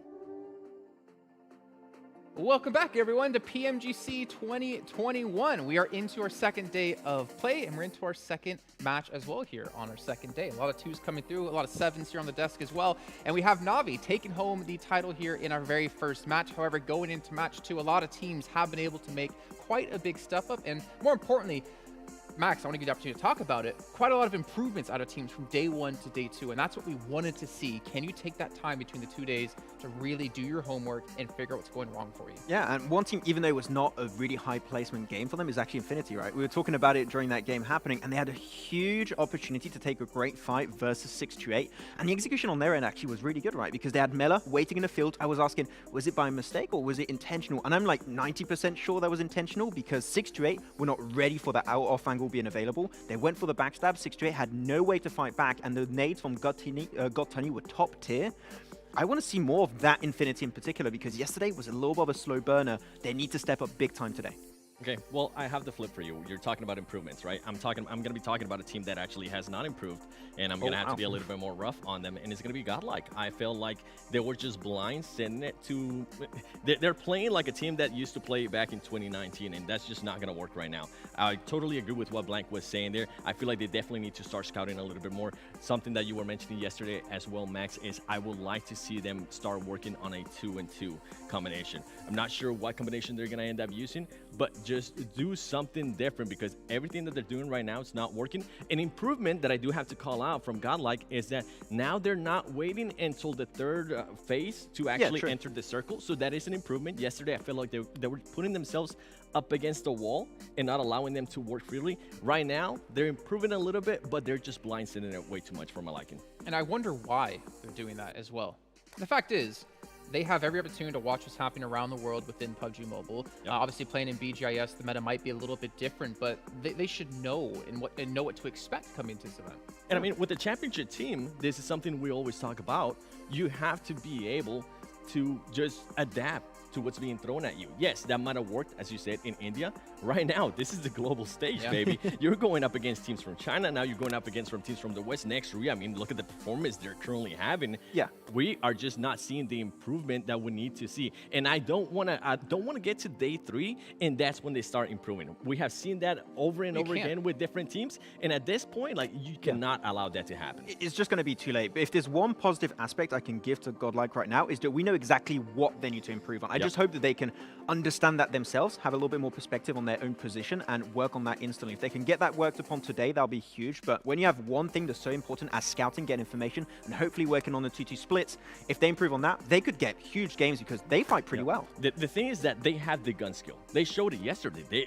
We saw what Jonathan was able to do with Alpha 7. It's just the whole strat, it's not working for them. They need to switch it up. You need to switch it up, maybe pick up a 1+. Actually, your sponsor here at PMGC, the 1+9 Pro, with this ultra smooth gaming at 90 FPS. You never have to #settle when you're playing on one of these lucky babies. And maybe that's what they need to do. I don't know. The thing is, we're very harsh on them. But to be fair, we're also going to be harsh on a lot of other teams out there. I think for the fact of us, it's the first time seeing India on a national scale in such a long time. And really quickly, a real quick shout out to Singtel as being Singapore's most powerful 5G network here, sponsoring PMGC as well. But gentlemen, we're about to get into our next match of the day here, and I'm getting a little bit scared for some of these teams. They need to start to improve some things. And speaking about improvements, we're going to improve the looks here on the desk by bringing in John Allen and Blank. And there we go. It is going to be going to the map that is anything but green. Can't be standing that. We're going to be going to Miramar. It is the desert. Blank, you feeling good about this one? I am, yeah. Jason paid us a very nice compliment, so I'll take that, honestly. I do think that looking at this map, though, we're going to see some interesting changes. I want to see if certain teams can continue to improve. Stalwart, on the other hand, with such a good game on Miramar yesterday, and I will call it a really good game. I'm going to keep repeating that with only having 2 and getting 5th place. I want to see how well they can do with all 4 players. If they had 5, that'd be a well unfair advantage. On the other hand, Nigma Galaxy, I gave them maybe a little bit too much jip yesterday. Yes, didn't really perform those last 3 games, but I do think that they do have a lot of potential of this team. Is like where we have, you know, Stalwart as kinetic energy, I would put Nigma Galaxy in that category of potential, because the way they get into these circles themselves are just astonishingly good so far. A7, on the other hand, their circle entrances have been shoddy. That last game versus Next Ruya, basically just allowing the final player from Next Ruya to go hidden, which has happened twice now versus down 1, now against A7 with Frozen. I feel like that is unacceptable. I think that is something that people shouldn't be allowing to happen that often. I understand that A7 were coming down from Severny side, perhaps a little bit more difficult to make it happen. Maybe have that eye on the ball in those final moments. What sort of potential energy are you talking about, though, Blank? Because there's several types. If you had to give it a name, give me some. I'll give you some examples. You got gravitational, elastic, or chemical. Probably say chemical, because they corrode the rest of the lobby as they go through. It's not a case of ever going fully intensive on these fights. It's a case of, you know, wearing people down, making sure by the time they get to that end game, they're in the best position possible. Unfortunately, you know, if the chemical can't get a boiling, this was what tends to happen. Yeah, you do need to be able to release that energy, otherwise it's pretty much useless. A release of energy, though, for Alpha 7 there. Ralph, not going to be able to heal out too long. Cenotexa, he's surfing the bonnet. How long is he going to stay alive for? We'll have to wait and see. Were they listening to what we were saying? There we go. Like, you think our rotations are shoddy? That's it. I'm going to destroy the team that you complimented. Well, fair play, A7. Honestly, a good start. And by no means do I think A7's a bad team. Again, I'll reiterate what I said yesterday. I do think that they are the best team in the West. But we just haven't seen those similarities to what we saw in the West League here in the PMGC finals. There were some really, really good moments. Almost as beautiful as the PMGC Scar L skin that is now available. But it's just a case that I want to see more from this team. You can see more if you watch and earn rewards live with the Grand Finals Treasure Box, available until January 30th, of course. And we'll be getting into more about that, I'm sure, as time goes on. But you can be getting those treasure boxes by hitting the PMGC logo in the game lobby. Absolutely. It's a secret hidden technique of hitting the PMGC logo in game and lobby. Honestly, don't actually hit your phone. You can just tap it. That Especially is if it's a also fine. OnePlus. I mean, don't hit it. Those are good phones. You don't want to be hitting those. They'll probably survive the hit because they are such robust pieces of technology. But at the same time, just be nice. Be nice. Just tap it. Just tap it. You can also summon your fantasy team. I don't know exactly if they will appear in your apartment or wherever you do live, but you can proverbially summon them onto your table in the form of cards. Honestly, I want to see some PMGC card battles in the future. Perhaps Maxman can hook me up with one of his tremendous, or maybe one of the decks from his tremendous collection that I know he owns. Yeah, I'm pretty sure Max owns every single card. In multiple copies. I think he has the secret rares actually as well. The other ones. I think so too. Yeah. Yeah, definitely. But he never plays with them. That's the thing. He only keeps them in a dark cupboard in a vacuum sealed chamber, so nobody can ever look at them. You just got to know that he has them. Yeah, when he goes in, it's with an ultraviolet light, and you can barely see them, but he knows they're there. He knows they're there. Yeah. S2G, on the other hand, they know that GodLike's off on the distance, just a little bit off the ways, so they're going to be a little bit careful. Kelsey does reveal the position, possibly accidentally. That's a case of hitting the phone, not tapping, unfortunately. But Clutch God is spotted, takes a tag, and will quickly dive into cover. Taking a look at the standings at the moment, John, though, Nova have now passed Next Ruya, which the desk detailed upon. 81 points to 86 currently. This is that beautiful shot from Kelsey earlier on, as well as S2G, who are really, heating up that last game. I felt like some of the performances were truly magnificent. I think that there was one particular, this is the one right here. Thank you so much, observers. An incredible blast down onto that vehicle. Never seen anything quite like it.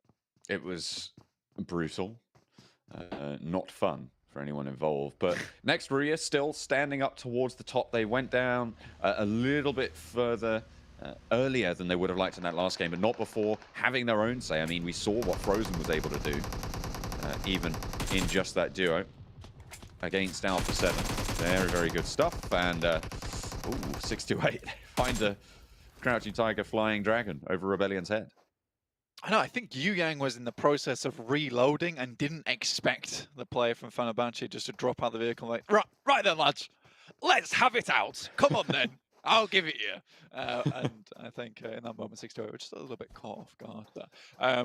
Honestly, Fenerbahçe down towards 15th place. Not a good position to be in for them. I know how good Fenerbahçe can be as well, so it is slightly frustrating for me personally to see them down there, but they are just making some, quite honestly, rookie mistakes. And I think a lot of the deaths they've had were in rotation, losing players early. And it's not something I want to see. But then again, this is the PMGC finals. Pressure can get to you. And you don't want to crumble underneath that. But unfortunately, John, that does happen. And it's a real possibility. It's unfortunate, but it is the reality, as you say. At the moment, the circle shifting up north means that a lot of those teams down the south are going to have to get in fairly fast. And around San Martin and Hacienda is where that congregation will start to assemble. As Fenerbahçe lose more to 628. A nice drop shot there from Sunan. Fenerbahçe just disparate, far-flung, and not really in a position to deal with this at all. I do think this is what 628 does extremely well, which is hunting. You know, they have the little hunting outfit on right now. They've got all the leaves attached to the body. Honestly, they probably want sand, you know, glued upon themselves here on Miramar. But they are hunters at the end of the day. And once they find their mark, you know, it is time to go for them. And I think they're very good at clearing up those few players remaining to pick up as many points as possible for themselves. Still set in 12th place, 40 points total. Not the best of days for them, and I do think this is something that has troubled 628 for a very, very long time, which is having that great early game and then not being able to really translate it into the late. Despite them being quite a good team overall, I would rank a lot of their players quite highly, but as a team unit, I just don't think they have that same synergy that you might see from Nova or particularly from that last game, Na'Vi. And Na'Vi have just been, as the desk were talking about earlier as well, just been climbing up over these last couple of games. And I feel like if there is a sprint team, it is Na'Vi. I feel like this is a team that absolutely has momentum in their blood. It's their middle name, I'm pretty sure. I'm pretty sure momentum is their middle name. Well, I would completely agree. I mean, 3rd place already in the tournament. Really, really well done, actually, to climb from there. I believe it was 11th place yesterday that they were sat in. Moving that up into 3rd place, only 10 points behind the actual leaders of the lobby. It's an incredible feat. And this is what I was saying yesterday, is that today is now where you lay that ground for yourself going forward. You know, if you don't have that stable concrete floor to build the skyscraper from, like, it's very impossible on that last day to strike out and maybe get ahead of those other teams. So I think for Na'Vi at the moment, you know, consistency really has to be in their ballpark at the moment. And I think that that's the kind of the issue for Na'Vi, right? Is they're the strikeout team, and I don't know how well they'll do with consistency, right? So this is now the real test. The next basically 4 games for me, 5 games, sorry, including this one. The next 5 games for me really is about Na'Vi being able to hold on to this position. And if they can do that, I have real hopes for them on that final day. 628, they are continuing to find these shots, and it's Furious Gaming now that they've turned their attention to on the south side, but they are in the blue. We'll have to move a little bit further forward. You can see 33Z fairly low.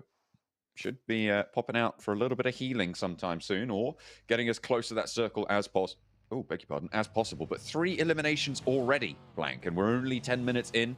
Good news for 628 as they bring in a 4th.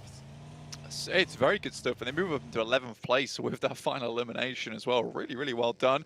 Na'Vi still moving around. They're passing towards that eastern side, playing that edge once again, and they don't really play this cautious edge playstyle, and I really like that about the team. You can see them right now. They're just flying through, and this is what makes them very strong when they play this edge play, because they're not afraid to take control of the edge. And I think a lot of teams get that misguided mentality of that when you play that edge, you're kind of just on the outline, right? You're not really taking many fights, you're not trying to get too involved. But on the other hand, for Na'Vi, it's a case of we want to lay claim to the entirety of this eastern side.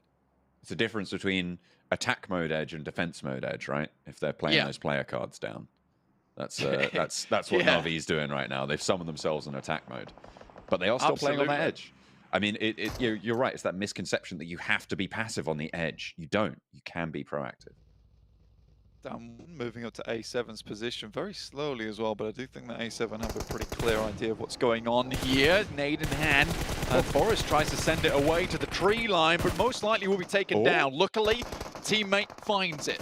Junie as well, up to bat, Sung down the hill, looks for the shots around, but can't quite find Senatexa. Luckily, still there's teammates waiting in the wings, and over the top, Revo looks for an off angle, looks to sling around the side there. Down One Gaming in much more resible positions here, and Alpha 7 probably off in the worst position of this fight on the north. No one really going to be striking out this far, just to the south side of Oasis. Mafioso needs to heal as well. The teammates for Alpha 7 not looking healthy. A really, really difficult fight there for Down One Gaming, but surprisingly make it happen regardless, and I think that comes off the back of some very good gun skill. With A7 being so far in the back, and with how quickly Down One are able to clear that fight up as well, Junie just sending himself basically a bit of a NASCAR parade. How's he got away with that? He spun it, hasn't he? He's just stunted on him. He was shouting parkour the whole time. I know, right? Jumping on top of fridges, into boxes, breaking his kneecaps, but he's still walking. There you go. Will be another player been taken down, and A7 just were in no position there. Revo and Mafioso were not able to help, and I think that they should have realistically been looking that way. Fenerbahçe lose yet again another player. Matic going down there will halt the progress just a little bit, but I imagine they'll get back on their bikes moving over towards that western shift that has moved over towards La Cobreria. Once again, though, Nigma Galaxy fairly safe on this western side, can head into the city proper and just hold out for the time being. I'm looking forward to the desk saying where the circle's finishing nearby. I feel like both Jason, I feel like Seven's going to nail it. I feel like that's going to be fine. But I'm not sure about Jason. I want to hear him say La Cobreria 5 times fast. You know, that's one of my things that I want to achieve today. Just because you spent 3 months in Spain doesn't mean you start stunting on everyone with your Spanish pronunciation. Okay, Jesus, stop it now. Stalwart, on the other hand. Pronunciation with a gun is clear and crisp, so we'll see how well they can make it on this southeast side. They do have Nova around their position, so a very, very tough team to deal with. Clutch God hits a beauty of a nade off the side, and in the Infinity are also striking out there, so next Ruya takes a massive amount of casualties. And there they go. GodLike are going to be able to take down next Ruya. Out in 16th place. 4 eliminations for GodLike. They're racking up some totals. Blank. They are still together, though. Yeah, and I think that, honestly, when I've watched BGMI in the past, Miramar tends to be a map that the Indian teams have a very good grasp over. I love their compound play over there. It's so interesting to watch, because when they can players that you... What? Oh? Did you see that? Did you see what you just did? I just sidestepped, hit 2 headshots. Did you just see what you just did? It's not okay. Black, we need to put him in prison. That's a criminal offense, what he's just done there. That's a lawsuit. That is ridiculous. Honestly, that was savage. Oh my lord. More like a law loincloth, the way this guy has just sent this man back to the absolute caveman era. Dear me. But I need a minute. Goodness me. I know, what time to be alive or not, as the case of anybody who steps up to him is going to be. Wow. Okay. GodLike at the top of the hill at the moment, fending off S2G. You said they gained some pace in that last game, Blank. Yeah, they did. And this is actually another compound that they tend to play quite often. So we'll see how well they can do from here. Obviously, the circle is not favoring them right now, and they will have to move in. The Infinity gets a good position earlier on. Now, we haven't really talked a lot about the Infinity currently sat in 7th place, have we, John? Honestly, in East League, they were impressive. Honestly, one of the best teams on Sanhok till people started figuring out that they were realistically just letting everyone else do the work and then careening in from that north side. They cleared up, shored up those holes, and suddenly the Infinity just starts to look a lot worse. Team Secret trying to get some points back on the board here. iShot finds a hit over towards Frankie there. We'll try and clear it out. Good off angles played by Team Secret at the moment, though. Yeah, Team Secret, they have got 3 players alive at the moment, and nades continue to go through. Rabiz on the off angle against this bastion of 2. Team Secret to see their 3rd player just down to the south across the road. He's not really in a position to back them up, but iShots does have oversight on this position. Can stop the flow. Rabiz may be locked in just that little bit. Fredo peeking out wide. And Dumb One could potentially prove spoiler. And there you go, the shots are starting to come on through. Kid has to hit the deck. Yeah, Favian sees Kid at the moment, tries to take some more shots, won't find it, but they have a clear idea of where they're playing.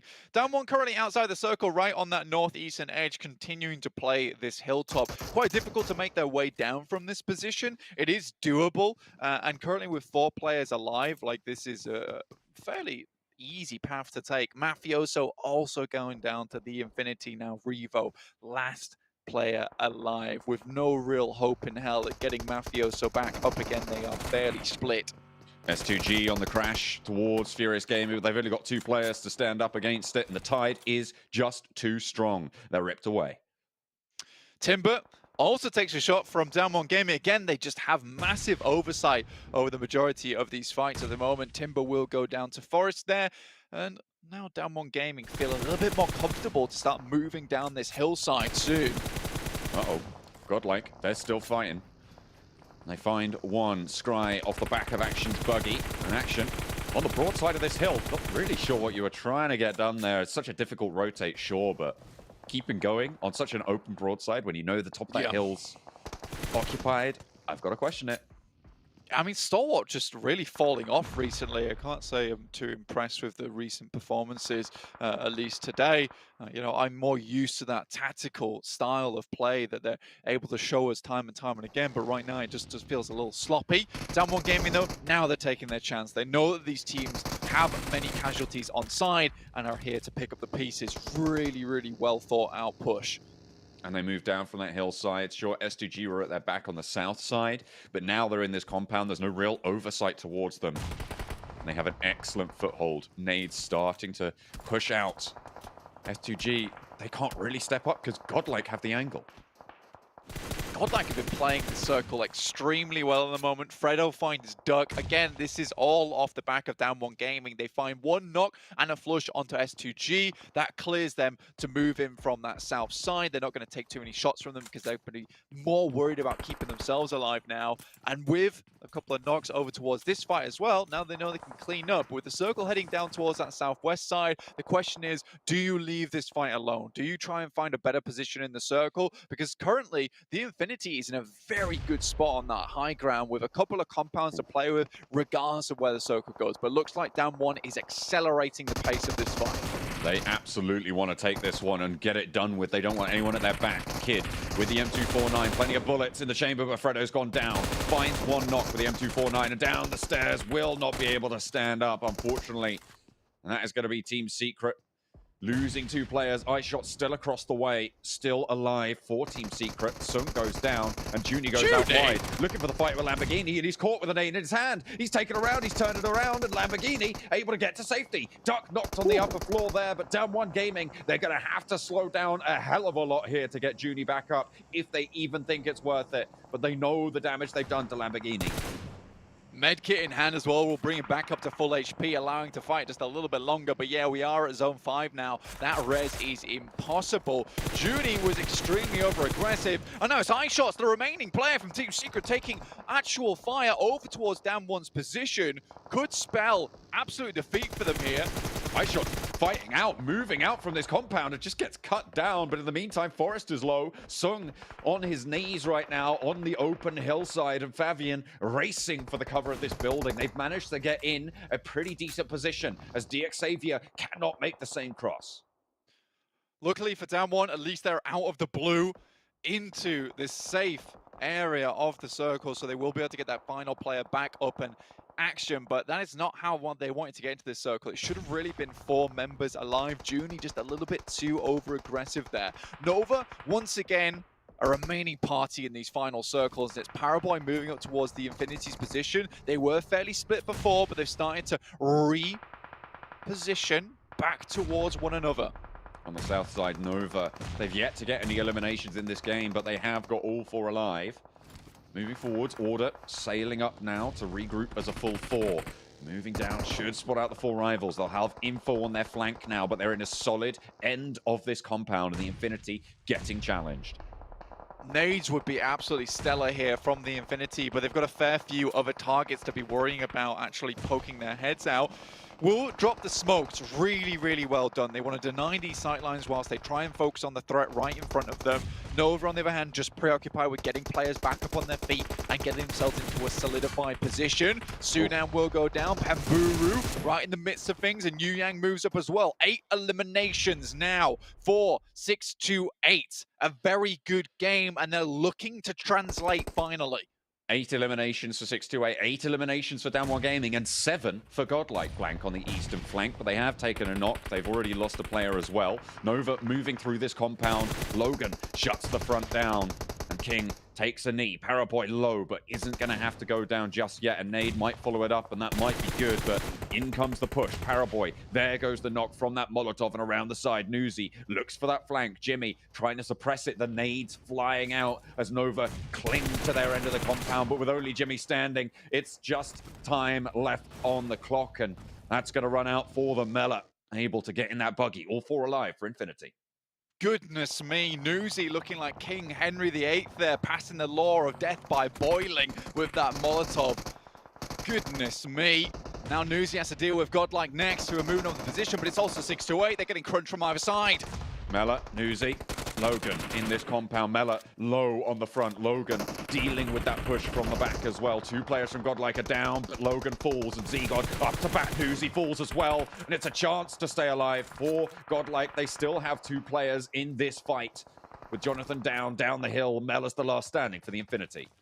Z-God still here, will pick up a couple of these knocks as well, and the flushes. 628 though, you've got to commend them for this. They had the entirety of the circle. They decide instead to move up to this position and try and clear these teams out because they hear the cacophony of bullets and they want to bring an end to this orchestra.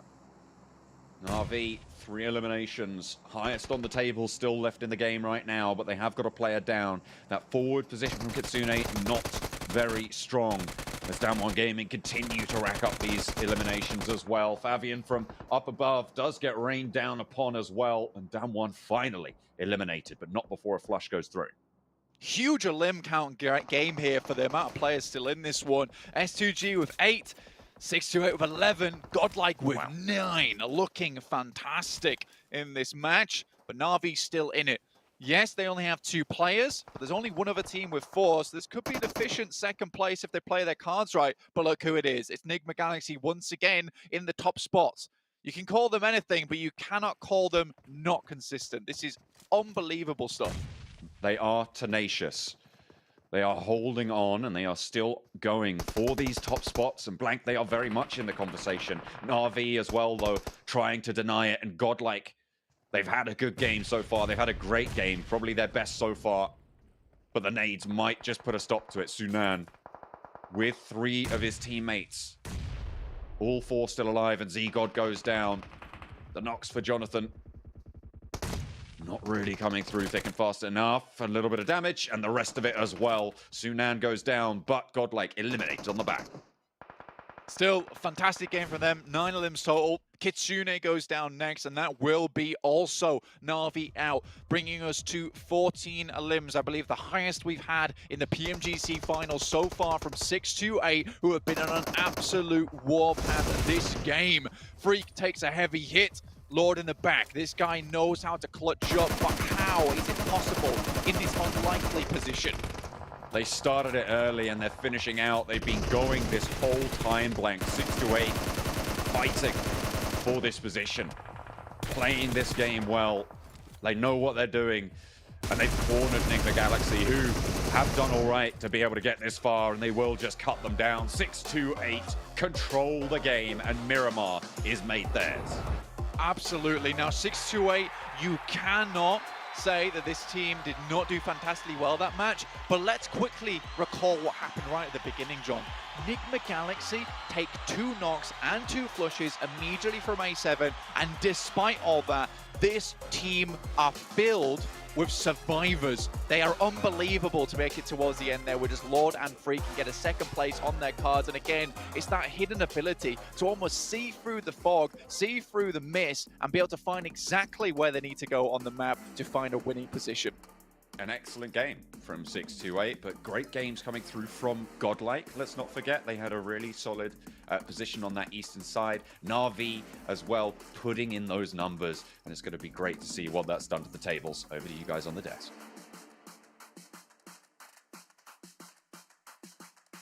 Yeah, with Na'Vi, we said before, we don't want to see a first place finish and then like a 16th place finish. Top 5 would be happy, and they accomplished that, exactly what we were hoping for.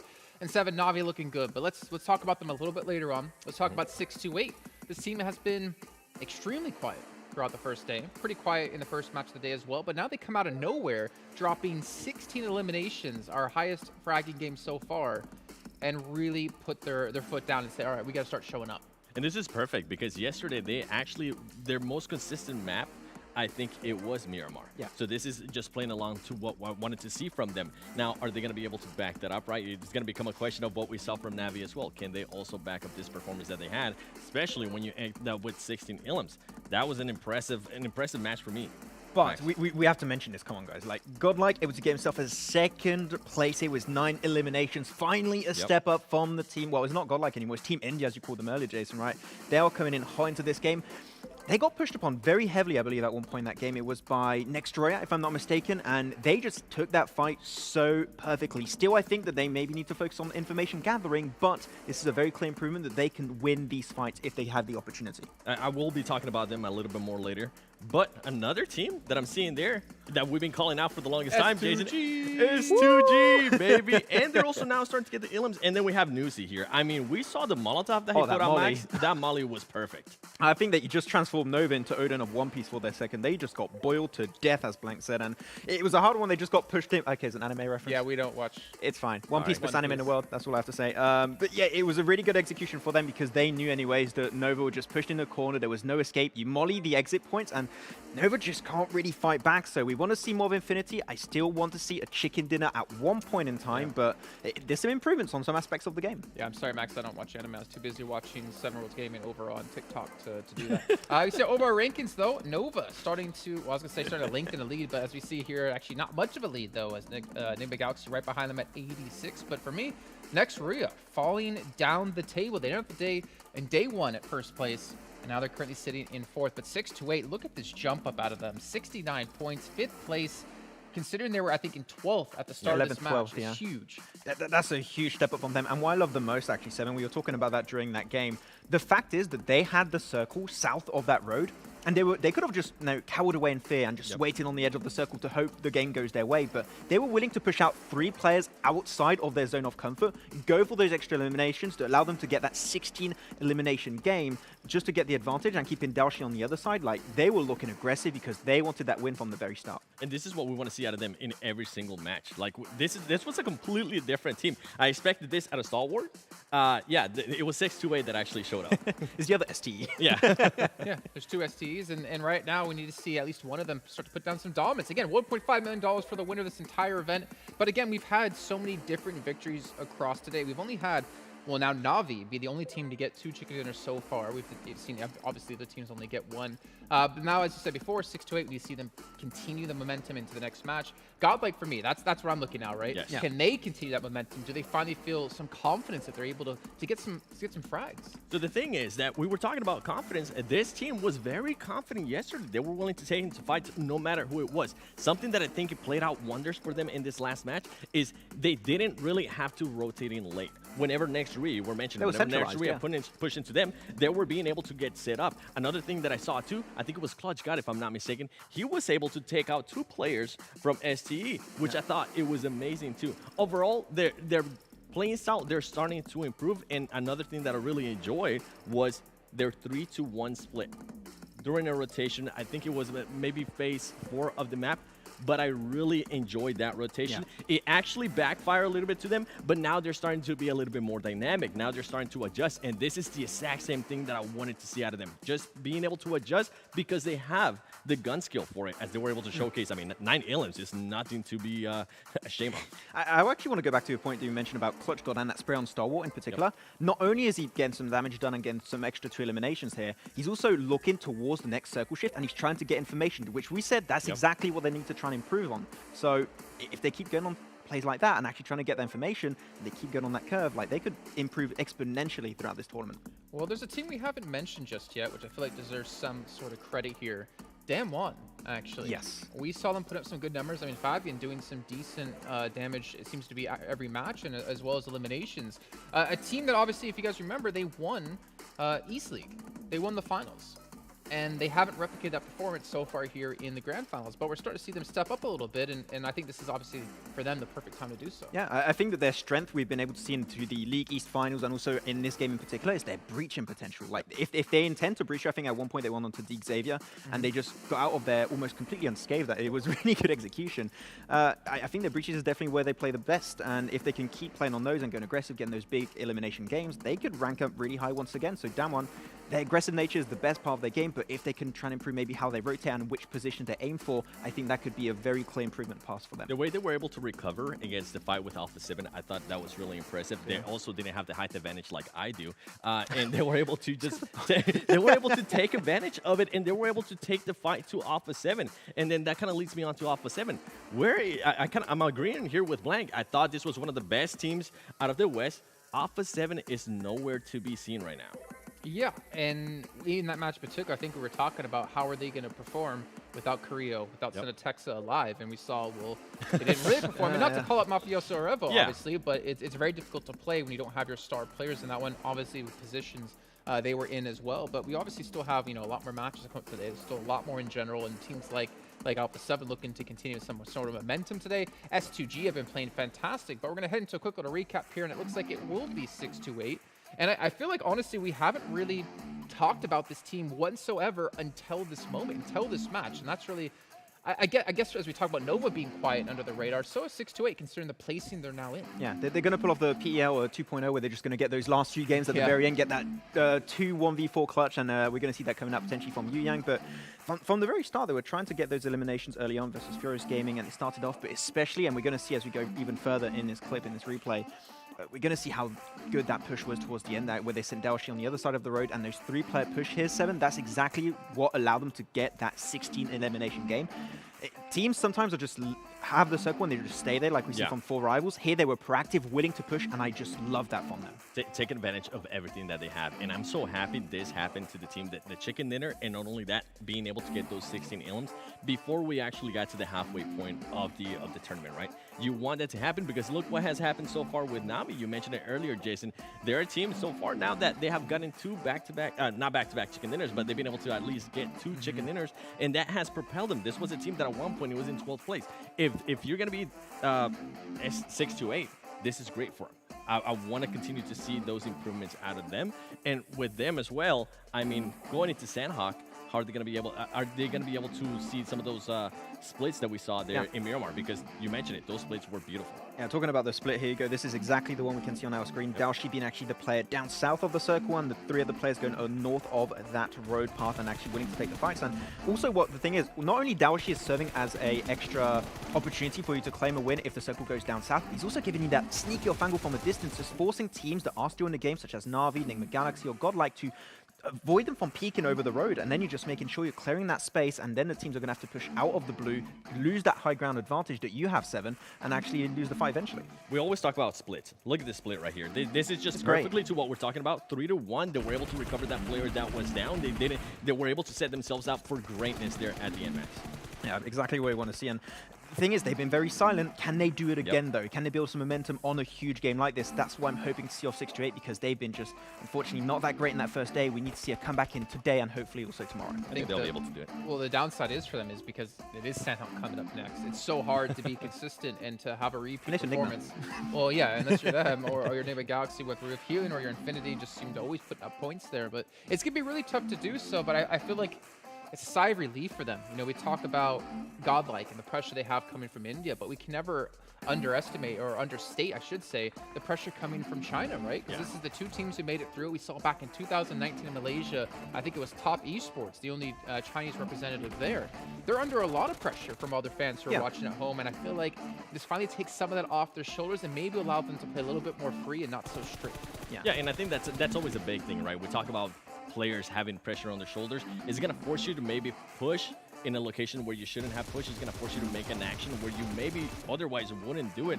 So I 100% agree with that. I think the pressure of their shoulders, and then from being from China, I mean, usually if you're a team from China, everybody, and I can say this especially from the West, everybody from the West expects you to be at least top 5. Yeah, the thing that I want to talk about them from the teams from China in particular, Nova already have so much experience on this international global stage, right? Compared to 6-8 that do not have that. I think this is a team that this experience that they're having right now playing in this tournament is going to be so important for them in the long run. Give them another year with this experience in mind, like they might be the world champion next year. And on that note, obviously, I mean, teams are playing from some hotels around the world and stuff like that. They're not playing in front of a live audience, which adds so much pressure. And we talked about this last year with PMGC, not having to deal with that, especially if you're one of those teams playing on a global scale for the first time. Imagine Frozen, 15 years old in front of, thousands of people watching in an arena. You can't expect big performances out of them. So for teams like maybe 6-8, we're obviously used to it over in China. Not too big of a deal. But we have an interview coming up here. We're going to tune in, and we'll come back to you in just a second. I'm Karina, your host today, and yes, very glad to see you here. And now the round of competition is just ended. It's all pretty exciting. So now I want to invite our players. Let's say hello to Paraboy. Hello, 你好，先和大家打个招呼好吗？ Please say hello. 我是 Paraboy。Hello everyone, I'm Paraboy。那其实刚刚的比赛真的非常精彩，所以能不能先和大家一起分享一下打进到我们 Grand Final 总决赛的心情怎么样呢？ How do you feel about breaking into the Grand Finals？ 还是挺开心的，然后希望这次可以打得更好。It's pretty happy and wish I can do the better. OK， 那你觉得目前我们的队伍状态怎么样？如果10分满分的话，你会给自己的队伍打几分呢？ And what do you think of the current stage of the team? And how would you rate your team out of 10 points? 满分。Full, of course. 好的，那接下来时间能不能请你对支持你的各位粉丝们说几句话呢？ Could you say something to all the friends who have supported you? 现在赛程已经将近过半了，然后我们也会在接下来的几场比赛，然后打好每一场，然后感谢大家支持。It is close to the end, so we will do the better to win the game. And thank you for everyone to supported me. Thank you. 好的，谢谢 Paraboy。好的，那接下来时间呢，我们。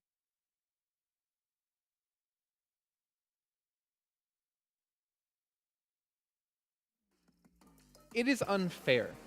It is unfair to be that good at PUBG Mobile and to be that good looking. That should just not be allowed. You know when you're like doing an RPG and you're creating a character and you have like 10 points allotted? He had 10 points maxed out in everything. That's just not fair. But obviously Paraboy, something that stood out for you, 7, rating his team out of 10, only a 4 right now. But they're in first place. What? It's the standard they hold themselves to. I think that's a lot of stuff that people have misconceptions on. These teams like they hold themselves to a higher standard than anybody else, than any other region around the globe. And I actually enjoy what he said because, to be fair, they might be in first place, but we have yet to see that chicken dinner from Nova. Yeah, I mean, they're suffering from success, right? Well, just imagine winning PMGC 2021 without a chicken dinner because they're that good of a team. Ladies and gentlemen, we are going to head to a short break here. When we do come back, we'll find out if maybe Nova can pull off a victory, but you have to wait just a little bit of time until then.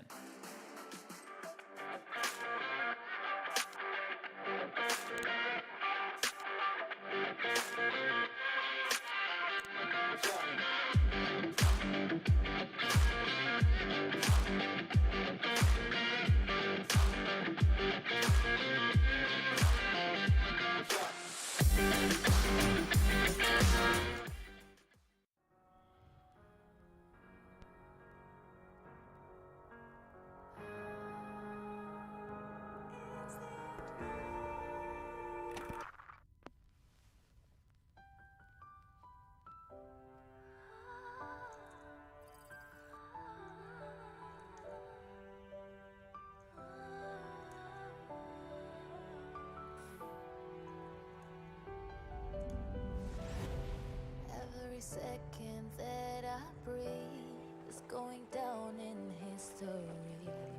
We are victorious, can't stop me. Maybe today we'll fight our battles, show you the way if you can handle it. You follow me.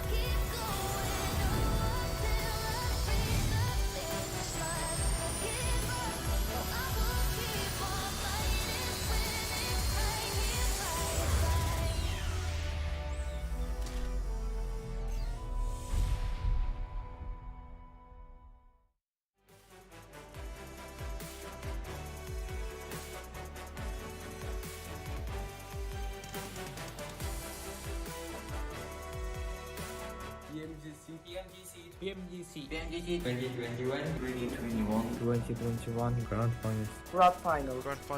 Finals to glory.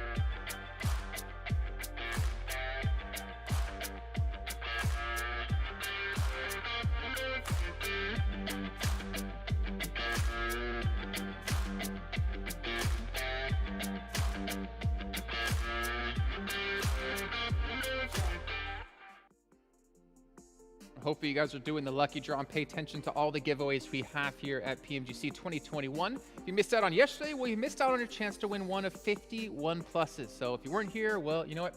Sucks for you, but we also didn't win any, so it sucks for us too. Yeah. But we are back now with our third match of the day, and that means we're going over to Sanhok here. Ooh. And again, we always see consistency out of two teams. However, yesterday we did see with Nigma Galaxy, when they got their victory here, they didn't have to play in the blue. They didn't have to heal off. They had the zone. They took advantage of it. But I don't know if they're going to be as lucky this time. Yeah, they wanted to play in the blue, but they just were not allowed to. Stop it, Zones. Yeah, but so of course, Enigma Galaxy is going to be one of the teams you're going to be looking at potentially a second place, or even a chicken dinner if they can make it happen like yesterday. But Infinity, this is a map that normally, and you said it at the start of the show yesterday, right, Jason, that this is a map normally where they would be really consistently make it in that top 3 finish. But yesterday, their game ended very, very prematurely. Here, another game of Sanhok, and we have not yet seen a really good performance from this team. I want to see them step up this game, hopefully on Sanhok. When you talk about stepping up, I'm going to go with Alpha 7. I mean, this team, they started off the day in 7th place. They're currently 11th place. What's going on, Alpha 7? This is not the Alpha 7 I'm used to seeing, and the reason why I'm actually going to be looking forward to seeing how they do here in Sanhok, because during the West, the most dominant teams in Sanhok were the Brazilian teams, Alpha 7 being one of them. Something that we did notice yesterday, though, we never got the hot drop, and I don't think it's going to be happening here, especially with the way they're currently performing. Yeah. But at least they were able to try different things. Another team I'm going to be looking at as well is GodLike. Yesterday, they had a compound. It didn't work out to their wonders. We saw what just happened in Miramar. They had a compound. They were able to defend it really well. We saw them trying different splits, too, when they're rotating about. I want to continue to see those improvements. I want to continue to see those adaptations from GodLike. Well, can we maybe look at another team then? What about S2G? Seven, you were talking before about how good they were being so far in the day, and now S2G are looking to maintain that yet again. You know what? Let me tell you, those last 2 games, 3rd place, 5th place finish, and then on top of that, they were able to back it up with 11 ilms and then 8 ilms as well. This, ladies and gentlemen, this is the S2G I've been hyping up for the longest time. I mean, at the start of the day, they started off in 14th place, and they currently have made a massive jump to 6th place. They're setting themselves up nicely for that 3rd day, and I couldn't be happier. How much did they pay you? No, but if we're talking about a Turkish team, I'm going to go on to another one. It's Fenerbahçe. Yes. It did not work great for them on Sanhok yesterday, but there were good ideas, good initiatives they were trying to play that bridge position, but they got pushed by Frozen of Next Ruya. Of course, that is not going to be easy, but if there's a map where I think that Fenerbahçe could try and get somewhat back into the swing of things, I think it could be this game if they have some original approaches like they did yesterday on Sanhok. So Fenerbahçe, I would like to see at least maybe a 5 elimination game here coming their way. I don't see it happening. I'm sorry to disagree with you, Max. You've got to be hopeful. This team has completely disappointed me. This is worse than... never mind, I'm not even going to put that reference out there, but Fenerbahçe, I said it earlier, a team that was super consistent in the West, a team that was definitely up there. We were looking to be at least in the top 5. They're currently sitting in last place. That's not the Fenerbahçe I'm used to seeing. Okay, well then, who do you want to really give special attention to in this match, 7? Who's your team to watch? It has to be Alpha 7 for the stuff that I just mentioned. They usually are very aggressive, kind of plays on their favor. The only thing that it might deflect them a little bit is if the circle goes north, they usually don't really do well towards the north.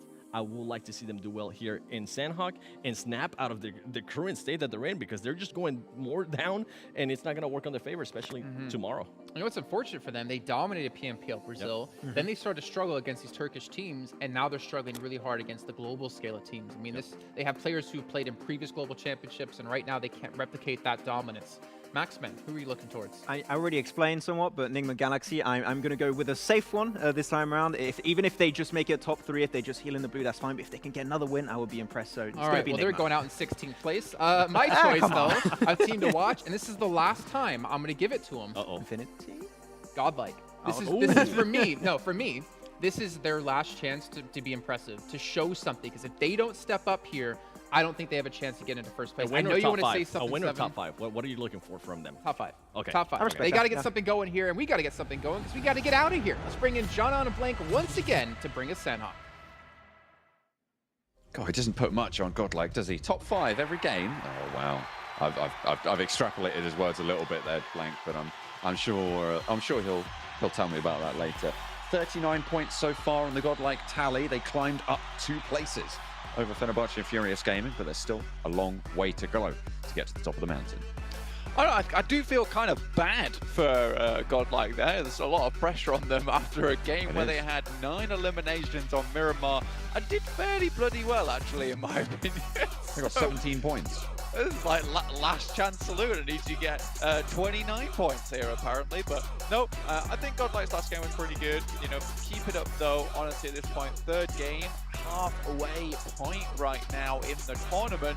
I think Jason's right in a way that it is time to get the ball a little bit rolling, just a wee bit, but we'll see how it happens. Northwest Island, 628 Na'Vi, typical drop spot for those teams. Usually 628 are able to pick up the Northwest Mountain itself. We are going to have this heavy northern shift with a lot of water in it towards that northern side of the map. The northern side of the map is where Infinity find themselves. They're on that split, and we talked about the Infinity on Sanhok, right? That's how they like to play us. Stay out, just chill, just vibe. But with this circle, that's going to be difficult to be able to achieve. It's more than likely they're going to have to alter that and go a little bit more central for this regroup, potentially towards Tatmok. Yeah, I think for Infinity at least, you know... Oh, dear, Max. Where's his health bar? Where's it gone? Bang! You don't need no health to take the health from someone else, put it that way. The Infinity, yeah, this is their typical split that they've played a lot of times in East League before things start to get a little bit more dicey and a few more teams actually head up this way. Furious Gaming up here, 4 rivals no longer towards Hatin, down towards Kambang now. So honestly, you know, the Infinity, they should be feeling pretty happy with themselves on the northern side. Not too much to worry about. Again, there is a team in Paradise Resort. It is S2G. So they'll be holding down to that one for a little while. The Infinity might peruse a chance heading down that way, but I think they'll keep it slow for the time being. Well, if you want to be a little bit quicker, then be quick on over to watch the in-game feed as well to grab those boxes whilst you can. The treasure boxes are there. You just got to tap that PMGC logo in-game lobby, and we'll be seeing you there and see if you can get some of those treasure boxes. Great stuff, great stuff. I know Seven, I know Max are absolutely dribbling for the chance to be allowed to go and grab those. So they'll be happy about it. I hope you guys will too. Maybe even grab some PMGC League player cards as well to summon your Fantasies team in the Esports Center in-game. A couple of rabid dogs just driven by the hunger for treasure. Honestly, we'll see how they do look after that next game. Perhaps need to change a couple of shirts or two with the amount of, you know, drool that maybe has affected them in that way. We are going to get a little bit of a substitution. I feel like substitutions are all team secret on this sense. Kid in for, or Madtoy in for Kid. Honestly, Madtoy here, don't mind him on Sanhok in particular. Again, I've said it before, is that this guy's quite calm, collected fellow. Tends to be able to work well under pressure. And I think on Sanhok, it's an important place to have that mentality and have that rock in your midst that you can always rely on or fall back to. 628 in Hatin. Need to convert on their good performance. I mean, Seven was saying this is the 628 that he wanted to see, right? This is the one he was bigging up, but that was one game, and they're still on 11th, so they've still got a long way to go. Yeah, last game was incredible. Oh, they have jumped up. Oh, up to 5th. Sorry, I hadn't refreshed my feed. That's the second time I've done that. Hell. They're all the way up in 5th. Okay, I'll take it back. 7. Good call. Yeah, good call, 7. Good call. Yeah, this last game was incredible. I mean, it definitely was our highest elim count out of the entirety of the tournament so far. And they really put the pressure on a lot of teams. I think that putting the pressure on really was that storyline from that last game. The shots were so clean from them. They were never letting up. I don't think there was a point in that game where they weren't progressing towards some kind of goal, be it getting elims elsewhere, trying to clear out compounds at some point on the map. I think that one position where they took over towards the Infinities after they finished their fight with Nova was just incredible. Awareness of what was going on around them. So really happy with it. And again, you're checking out them here on Sanhok. Last Sanhok, you know, they came and fell prey to Na'Vi early on. And, you know, they took some shots between themselves, back and forth there, and took some knocks in that area. And honestly, this time they've just completely disengaged it. I respect that. I like that. On Sanhok, you really want to divert your attention towards that 15-minute mark. If you can make it that far, you have a much higher chance of getting towards the top spots in the game. And speaking of the top spots, look at the top of the tables there. 87, 86, 85, 81. There's this clear group of 4 right now that are really starting to strike out. You know, like it's like the 4 elements of the lobby, and they're doing pretty well. I guess you could call them the Forerunners. At the forefront. Yeah, true. Anyway, enough of this rebellious banter on broadcast. Let's get back to the game. Looking at Fenerbahçe right now, again, a team that just hasn't really impressed us so far, but it will be at least 1 player from Nigma Galaxy going down. So they'll be down to 3. Not that it has ever mattered for Nigma Galaxy, because now their game plan changes, right? Last Sanhok, they were able to win it out, grab that chicken dinner, as they had the 4, and they were in a great position throughout the entirety of the match. Yes, the circle was driven their way a fair few times, but now things change and they go to plan B, which is get Ralph all the medicine that he needs and then leave him out in the blue, try and pick up as many points as possible. And usually that goes very well for them. 3rd or 2nd place, sending out that 2-man unit to try and start as many fights as possible, basically shaking the hornet's nest towards that end game to ensure that Ralph actually gets towards those top spots earlier than he might need. You just want to try and curtail that chance for Nigma Galaxy. We know how they like to play it. I mean, I called those teams at the top of the tables the 4 elements. I feel like they're the water team, right? The 4 of the 4 elements. Stop it. They're the team that sort of flows in, like they're just trying to find all those cracks and sort of get their way in over time towards the top of the tables. It's working. I'm going for it. It got too fast. Oh no, Navi of fire, I reckon. Stop! Oh, stop with your Zuko shenanigans. I mean, they have set a fire to this little boat off in the distance, and 4 rivals left without a paddle and without a boat as well. So, you know, they're basically swimming. They are swimming. It's true. They are absolutely swimming right now. So I think that for 4 rivals, the rest of the game is going to be somewhat difficult, because it will mean getting back to an island itself to play, and that will waste a lot of time. As you see, Rith already enveloped by the blue. 8-minute mark already, John. We are a fair way into the game. Fair few teams still out in the blue. You've got GodLike, Fenerbahçe, Nigma Galaxy, and 4 rivals. So we'll see how far they go. Nigma Galaxy most likely doing their patented find all the first aid kits that we can technique. A very, very cool technique, to say the least. APU actually taking a lot of shots there from Kitsune, and without the ability to heal, might just go down to the blue itself. Yeah, there's really not a lot you can do there. Has to come up to breathe as well, and just going to tick away, try and deny the point, but Kitsune gets it nonetheless. Nicely done. Matic on that hillside. They know the 4 rivals are out here, and they're just holding for these points, and rightly so. With the top of the table so close, with those 3 eliminations, we've got a new top spot. Yeah, 4 limbs is unbelievably good at the beginning of a Sanhok, because this is one of those maps where you can quite easily leave this game with only 0 points. So getting 4 points off the bat is extremely strong here on Sanhok, and really does secure you a nice position. Looking at the map, on your right-hand side, you see Nigma Galaxy. They do what they do best right now, which is scavenge away. Find as much as possible. We still have this fight between GodLike as well as Fenerbahçe going on. Fenerbahçe very much weakened in that early game.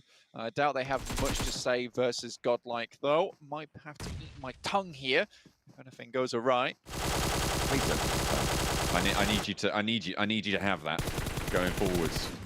I'll just eat my words instead. Quite tasty. All right, we'll go for that one then instead. Fenerbahçe fighting back against GodLike in a pretty sticky situation right now, but GodLike losing players. 1 knock certainly. Neo as well on the sidelines, gets taken down by Nox. And GodLike losing players pretty fast now. Clutch God still standing. Fenerbahçe, they're going to lose 1, almost certainly. Jonathan looking to get the res onto Z-God. Yeah, I mean, Andal Andal actually was able to get a lot of information for them, but having 2 players down is really not what you wanted to see for GodLike, considering the start they had to this fight, and Fenerbahçe just really didn't have the manpower available to themselves at the beginning with only 3 players, but somehow managed to make it happen here. Jonathan having to heal up. No real opportunity to pick up any of the other players on the team. Got up on his feet now, though. EXCLUSIVE, on the other hand, taking fights with S2G off in the distance. But it is Infinity up here as well, so they will have heard those shots. Yeah, this is on the north side now that we're on board with the Infinity, with S2G.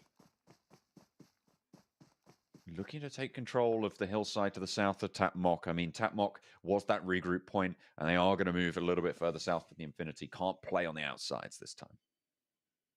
Like you say, though, I'm not going to call them 4 elements, but there is that clear top of the tables at the moment now. You know, we've had a lot of these games at the moment where we have seen teams, you know, stay relatively within striking distance of one another.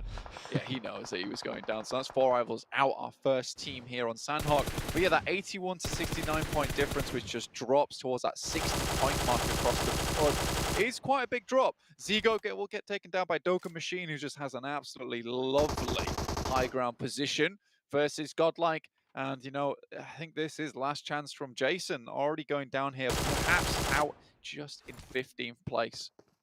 They're not out just yet. And it is Sanhok. Stranger things have happened.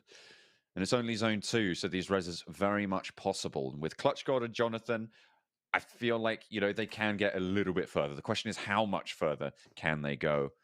The player knocked pretty close to them. Fenerbahçe only have 1, and it's just Oaken Machine, so they do actually have the numbers advantage. Nigma Galaxy, oh, they're out for a little bit of revenge. They lost a player early. Ralph, oh no, have they got too many meds? Are they not expecting there to be teams around this position? Ralph has to careen off to the side, and that puts a spanner in the works of the play from Nigma Galaxy. Honestly, yeah, and to be fair, he does go down here, 25 bandages, 5 first aid kits, and I imagine you're absolutely right here, John. This fight has gone on for a very, very long time between Fenerbahçe and GodLike, and Nigma Galaxy weren't expecting anyone to be out here on the side of the map, so bit difficult. Nigma Galaxy, Ralph does actually head back into that vehicle and send away. He's like, this is a danger zone, I don't want to be here. But GodLike, they do manage to start running away from this one. But if we take a look at the map, look how far out they are. There is absolutely no way that they're going to be making their way into this circle unscathed, or at least a little bit more scathed than they already are. They're playing a different game. Look at that. They're in a different lobby. I'm pretty sure that something's going on there. Goodness me. 3 teams that far south, close together at this stage of the game. Relatively unheard. The shift goes to the main island full, so everybody on that western side going to have to move. That's Na'Vi, that's 628 as well. Down 1 will have to push in from the south, and of course that Cabal down on that south bridge will have to move as well. But those are our big movers for this next phase. Big movers indeed, John.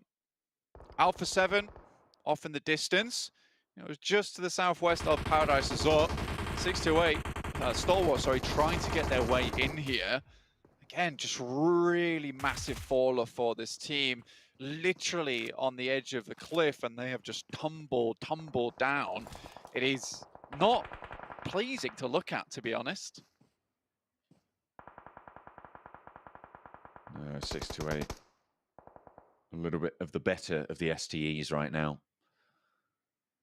There's Alpha 7 curtailing this advance, and you talked about it last time. They have fallen off just a little bit. This was a contender at the top of the tables in day 1. Yeah, honestly, and somehow, some way, they're down in 8th place with 60 points. Yes, it's a bank that can be played with, but not quite as plentiful as currently Na'Vi's working with. You know, I can throw a fraction of their points in here and not even have to worry about it. EXCLUSIVE over towards Paradise Resort. S2G left early after taking a few shots their way, down to just 2 players now, and EXCLUSIVE quickly swoop in and take up Paradise Resort. So this is good for them. They have a lot of sight lines that they can now start to work with here. Team Secret off to that eastern side. 628 grabbing those vehicles. They'll be moving in from that northwest jump. They have managed to get across to the main island. Na'Vi as well have been on the swim, and they have got up the mainland around that boot camp area. They are now on the western edge of that circle, just behind Stalwart and behind Alpha 7 for that center side.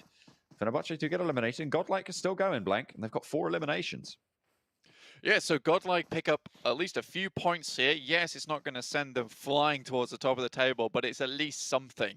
You know, we still have 3 more games left today, 4 including this one. But, you know, it's still a place to start from. Like I said before, 4 eliminations, 4 points here on Sanhok at the beginning, right? That's good. Now we're at that 15-minute mark. You saw yourself pretty safe into this one. If you have 4 players, you're absolutely laughing to the bank. Here with Na'Vi, we can see them starting to try and take up some position. And with the next circle shift, which I imagine we're going to see very, very shortly on our screen, we'll see exactly who it favors. Oh, Mela can't quite find the turn there. Gyro not quite playing ball at the moment. And 628 rock up on that compound for the outpost for Mela, for the Infinity. And underneath, Sunan's cutting out ankles. Mela low and in danger as well, but steps up to bat, does plenty of work there. Mela swaps the guns and finally goes down, but not before putting them on a little bit of a warning notice there. Nuzi has the time to reposition, but they've lost their teammate already. It's not great news for them. 628, you know, still with 4 players, 1 on their knees, but really good angle there from Yu Yang to start picking up the fight from the backside. They could potentially try and pick that player up, but Sunan moves off in the distance. Wonderful shots from Nuzi. Ooh. This is the boy that we know. Finds 2 players down now in his sights for 628.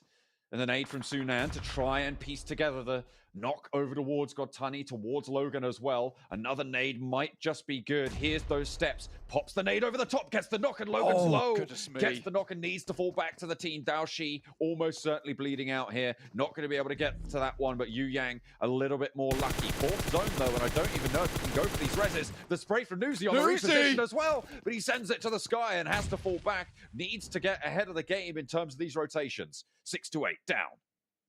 Goodness me, Nuzi, the king of that fight, coming out on top with some clutch moves. Honest to God, that guy was on it everywhere. You felt like he was playing as the entire team, just switching between third-person perspectives. You love to see it. Down 1 gaming, though, on that south side. Down to 3 players once again. Checking out where they're currently sat in 10th place. Not the best in the world. It's not where they want to end up. You know, Sanhok hasn't typically been their best map ever. But, you know, if they get some points here, it might see them in a good position to start hitting those top spots. Na'Vi now finally making their move over to Stalwart. Action close by, and Matic will spot it out. Pika could go on the peak as well. Matic does go down, takes a knee there. As Action holds out the angle, Meku can't suppress it, but he can suppress that one. Excellent shots coming through. That's Tixie across the way. Now it's just Pika in the compound. Alone for Stalwart. Last remaining member, see how much further he can go. Drops out the window. You can see Nuzi on the bottom screen trying to make his way into the circle with the rest of his team of the Infinity. Na'Vi starting to send shots over towards Furious Gaming side, but they're taking a hell of a shots their way too. So Na'Vi looking a little bit bruised, looking a little bit battered, but not quite out yet. They're all still alive though as well. Action down in this compound. Pika left them well alone, and Matic very, very resable here. They should know that. They should be able to put out those feelers. Pika not able to control those lines with the zone at the back though. Now V have to get a shifty on. Yeah, the Infinity as well, unfortunately, just out in the zone a little bit too long. In zone 5, it is an awful place to be.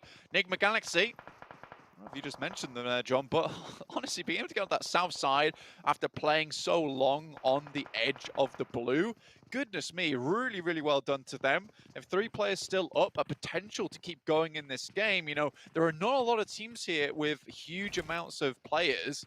You know, 3 players might just be enough. Nova, once again, still in the circle. You love to see it. You know, if they're very, very consistent so far in getting to these end moments. They're the rock of the 4 elements. They're the earth. That's what I'm saying. Consistent. You love it. You love it. Na'Vi moving through. Kitsune gets shut down. Actually, it's Alpha 7 in Pika's position. If Kitsune doesn't peek around the side of it, it's going to be completely unknown. They're going to be more preoccupied with Alpha 7, and Pika could potentially look to strike here on the side swipe against Na'Vi if they aren't checking those angles. Here he comes. He goes for one, but is shut down by Meku. But in the meantime, the rest of Na'Vi are falling. Alpha 7 find them on the broadside on the hills, and it's just such a difficult push. Matic last standing, and all of a sudden it comes crashing down for Na'Vi. 8 eliminations already on the game, though.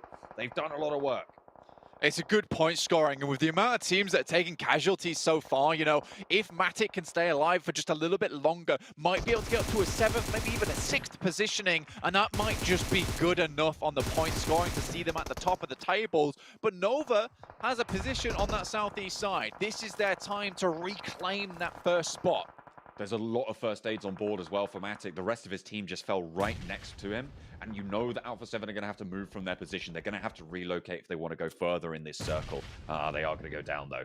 Okay, does get spotted out. Actually, the play zone took that one. And Na'Vi eliminated. Now Nova with a chance to take back that top spot, but so did Nigma Galaxy on the south side. Amodi out in the blue. Looks like he might just go down here. Next, Ruya, they're flying in. Remember, 4th place. We haven't been able to talk about them too much. I mean, Frozen's been clutching out, but we really haven't seen them as a full-man unit so far. But this time, they're in the game with full 4. So this could be a really good chance for them. Next, Ruya. Find Ralph. And Damwon Gaming get eliminated. 7 teams remain now. Next, Ruya on the south side. I feel like they have a decent shout at control here, but it's all about who gets this high ground, who controls this area. Lord healing out for Nigma Galaxy. It's time to go for Nigma Galaxy. Max was right, you know, regardless of what happens, they're still going to get a pretty decent placing here. 3 eliminations as well, up to 7th. Na'Vi goes down. Get a final elimination point 2. A7, though, struggling. 7 wanting to see this team bring it back here. Only 15 alive. Carrillo, the clutch force himself, runs away from that grenade as it hits the floor. Might be able to bring Senna Texer up, but DXavier, they're still pushing. They're pushing around. They know that they want to flush these ones out, and in fact, that will happen. Excellent shots actually coming through from Frozen from next Ruya. And that is going to be Alpha 7 going down yet again. Team Secret fall, and with 5 teams alive, now the points for the placement start to add up. Highest tally right now on eliminations is DXavier. 6 on the board, but Nova looking in a really good spot. They can play around this tree line. Looks like they've learned from that game they played against Na'Vi as well. They're getting this split on, trying to gather as much information as possible on your screen, potentially catch out some of these players. Next Ruya, next up to bat versus DXavier. See what they can get done. Nice nade goes over the top for DXavier. Finding one, Nova. Take a knock over towards Order. Nades going back towards DXavier. Next, Ruya trying to summit this hill, trying to push on up and get it done. And Frankie low on the outskirts will bleed out. Lamborghini, last chance saloon now for DXavier. Down in the grass and will get spotted. Yekta deals with it. Honestly, next Ruya, one of my wildcard picks coming into this tournament. And they've really impressed on me. They have some very clutch players on the teams, but Frozen's interview really did leave a mark on my mind because he says that this team works together to support one another to make these big plays, and that's what they absolutely do. They know that the spearhead is Frozen, but regardless of that, they make it work. Nova, though, is no easy task ahead of them. 3 players alive for Nova, and that's a great way to start, but that's given back twice as much as they got. An excellent nade from Kadur to see 2 down and leave Order all alone. Oh my God! It's nades everywhere. One more as well, and Order steps up big for Nova. Just Kadur, the nade man himself, gets a taste of his own medicine, and it's Nova to snatch it back. Next, Ruya take a tumble, and Nova put themselves on top. The defending champions stand tall. Order in the court lays down the gavel, and it is a hammer of brutal strength. It just crushes next Ruya underneath. The nades could not have been more perfect there, laid at the very feet of next Ruya, and they had nothing but to pick them up, take the L, and go again. But Nova 9 limbs with the chicken dinner. What a fantastic performance there, John. I mean, that was, I think, 3 almost perfect grenades. perfect grenades from both teams, right? There was that first nade to get the knock to equalize the numbers coming out from Nova, and then you had the turnaround to get that double knock back over towards Nova themselves from next Ruya, and then that final. I mean, chef's kiss, chef's kiss. Speaking of chef's kiss, we've got some absolutely perfect gentlemen over on the desk to go back to.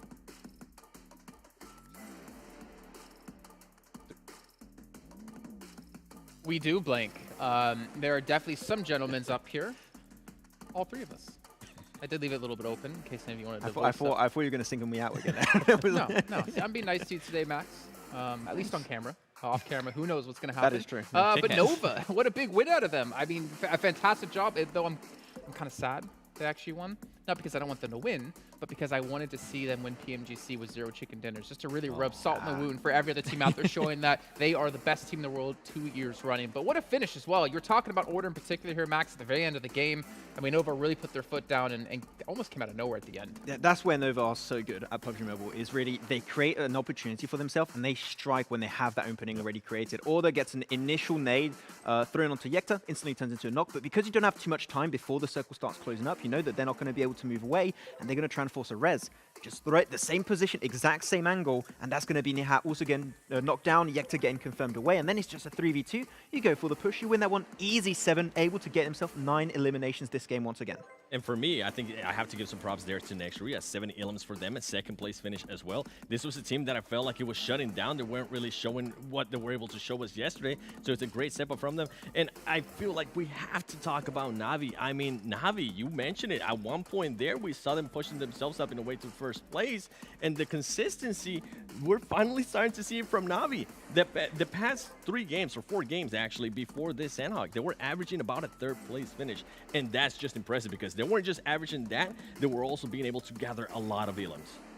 I mean, with this, we were talking about it too, right, Seven? We want to see if Order can try and overtake Paraboy in that race for MVP, and I think this game might be the one where Paraboy is not in the MVP position anymore. We'll have to see at the end of the day, but these stats are disgusting. What 8 eliminations out of 9. Yes, I'm so glad you mentioned that. That's exactly what I was looking at. 8 elims out of 9. That is just insane. Well, in terms of MVPs from the matches we've now had, out of 9, he had the most elims, the most team contribution, and most damage. That's why you see it go to the very ends of the radar. So he put a new standard on what it takes to be an MVP in a match. Yep. I 100% agree with you. And I mean, I think I'm still stuck on those 8 elims out of 9. I was not expecting that, especially with the caliber of players that they definitely have on their side. Oh man, look at this though. Nova do take a decent lead, 11 points here at the top of the table. But Navi, as I mentioned before, 7 in hot pursuit at 95.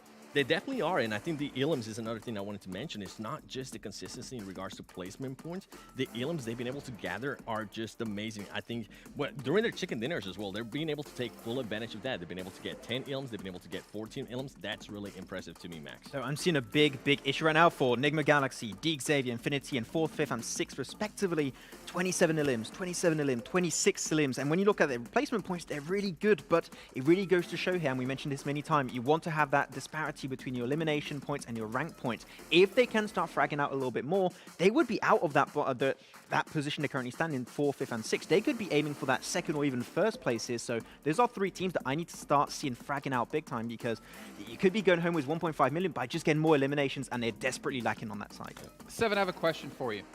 Are you ready to unlock victory? Yes, I am. Well, you can do so with the OnePlus 9 Pro, and it's ultra smooth 90 FPS gaming. Big shout to them as they're sponsoring PMGC here for us, and probably Order is like, you know what, I'm going to pick up a OnePlus just for this match alone, and well, we saw exactly what it showed.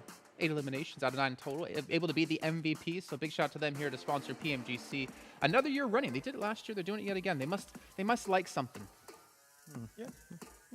And speaking of liking things, just make it happen, yeah. Speaking of liking things, I love being pampered, and that's why a big shout out as well to Fairmont over in Singapore, as they are pampering all of our players, giving them mani, petties, giving them everything they possibly could need here. I am a little bit jealous. Actually, no, a little bit. I'm very jealous of the players who are playing from there, because we saw some pictures of the view as well. Can we go to Singapore? We could be at the pool. We could be doing this live from the pool. This could be the first ever broadcast. But I don't want to take my shirt off because it's COVID.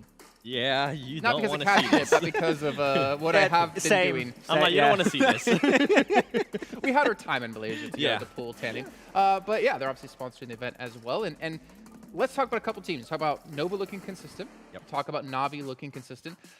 I know it's super critical of GodLike, but they got a decent amount of eliminations. Yep. Yeah. I'm still not convinced by them, though, that they're going to be able to really propel themselves forward up in the leaderboards at the moment. Yeah, we need to see a lot more, right? I was going to say, yes, obviously we need to see a lot more from them, but they have been able to jump up the leaderboard. Yeah. They're currently now, they went from 16th place to 12th place, which is a huge improvement. Not only that, we have now seen their rotations change. Now they're trying out those 3-and-1 splits, which is huge. We have seen them just pushing blindly. So far, that hasn't worked out for them. I would love to see them rotating again. In the past couple matches, we have seen them being able to rotate early, take control of the compound, and being able to defend that compound. Yeah. I would like to see how they're going to be able to react if they do have to push into a compound. Are they going to readjust now? Are they actually going to be sending somebody to scout, or are they going to go back to what we saw in that first Erangel? Yeah, I'm talking about GodLike. I think there's another team that's maybe not been doing as bad at the start of the tournament, but it's been really silent. And with this game in particular, able to jump up quite a bit is Xavier.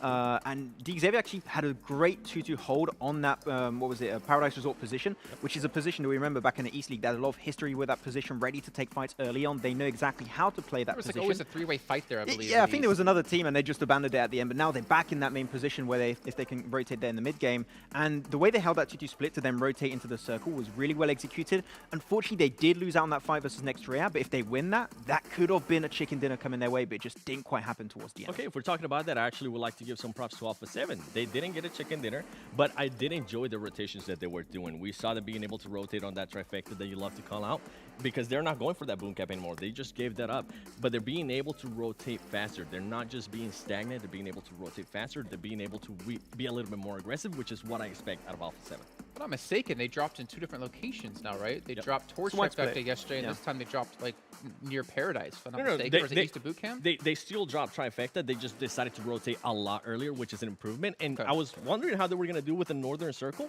and they actually didn't do so bad. Okay, well, we're talking about the 7. Let's talk about the victors here in our quick little recap of Nova. They just take themselves a victory at the very end. But we'll see the rotations and how obviously things played out here in just a second. I mean, I just want to see how Order was able to gather all those 8 Ilums, because that is just impressive to me. And here we go. This is what I want to see out of them. They started off in Pine which we always talk about. And this is huge too, because by Alpha 7 being able to rotate early out of that trifecta, they didn't engage with each other. Yeah, I do remember that was a big issue for them back in the East League, where they were always taking that fight versus BTR. They would lose a lot of time, but now because no one is dropping on them in that position of Pine, they just have so much more time to get that loot done and start moving in early to get access to those vantage points super quickly. Do you think there's ever an argument within a team of who plays furthest south so they can be the player picture? The most distinguished player picture? I think it's Paraboy. He needs that extra presence on camera. He's got a contract going on. But Something I wanted to mention, Max, that we always mention with Nova is how they like to play that middle circle. This right here, they completely different. They're playing the edge and they're playing beautiful. And I wonder if we're going to start seeing more of this. Obviously, it's Sanhok is a little bit more madness, but I kind of want to see a little bit more of this from Nova in other maps. I would have to say though, I understand why you want to play edge on the circle, because you talked about it when you saw the circle end towards Paradise. Like, well, you know the blue's going to be a big issue for this one. If Dave was here, it was like Papa Blue's going to be involved. But here they tried to just play the edge. He's going to be involved right after. He's going to be able to talk about that. But here in particular, you're going to be seeing that amazing nade from Order. That's just visual ASMR right there. Chucks it, gets knocked instantly. Boom. That's not the one. That's not the nade I was looking for. A little bit too early, but we're going to have another one. Still able to hit quite a bit of damage, and then he just shows the second nade exactly where he got the initial knock and just gets a 2-piece instantly. What I love is how Nova was able to check the player that's getting that off angle right there. They were able to neutralize that right there. Order sees it, steps up, throws the nade, and then they're able to just neutralize that and allow themselves to push up and be aggressive and ultimately get that chicken dinner. He had 5 eliminations before that fight. I mean, he had a 3-piece on that last fight versus next Ruya. That's just insane. I mean, he's racing for the MVP once again versus Paraboy. We talked about devs so many times in a team. We talk about Paraboy. Now they have Order. We've seen King last time being able to step up as well. Like this team. And we were mentioning too, chicken dinners. Chicken dinners. Now they got, one chicken dinner. Are they going to be able to be that team that finally gives us a back-to-back chicken dinner? I'm still stuck on Max saying visual ASMR, because wouldn't that just be VSMR? Ooh. Is this in the A stand for audio? You know what? That's maybe a new genre we can work on. Looking at me, I don't think I look the type of guy who has any VSMR capabilities. I'll watch. Thank you. At least I get 7 viewers from that. But yeah, no, obviously we're looking at Nova and the fact that they have been able to close out a game. Do we see them like turning the switch on? We talked yesterday, they're being silent. They're just kind of, you know, they're just being there, consistently finishing last. And now it's just kind of like, all right, guys, we gave you a chance on day 1 to pick up some points, but now we're just going to run away with it. Just like in the East League, they started a little bit slower. They even missed out on the Super Weekend because they wanted a vacation. Now there's no vacation allowed right now. They just take they'll take a $1.5 million vacation if they can close things out. But we have to head to a break here while we get things ready to go for our 4th match. So we see you guys at home in just a few.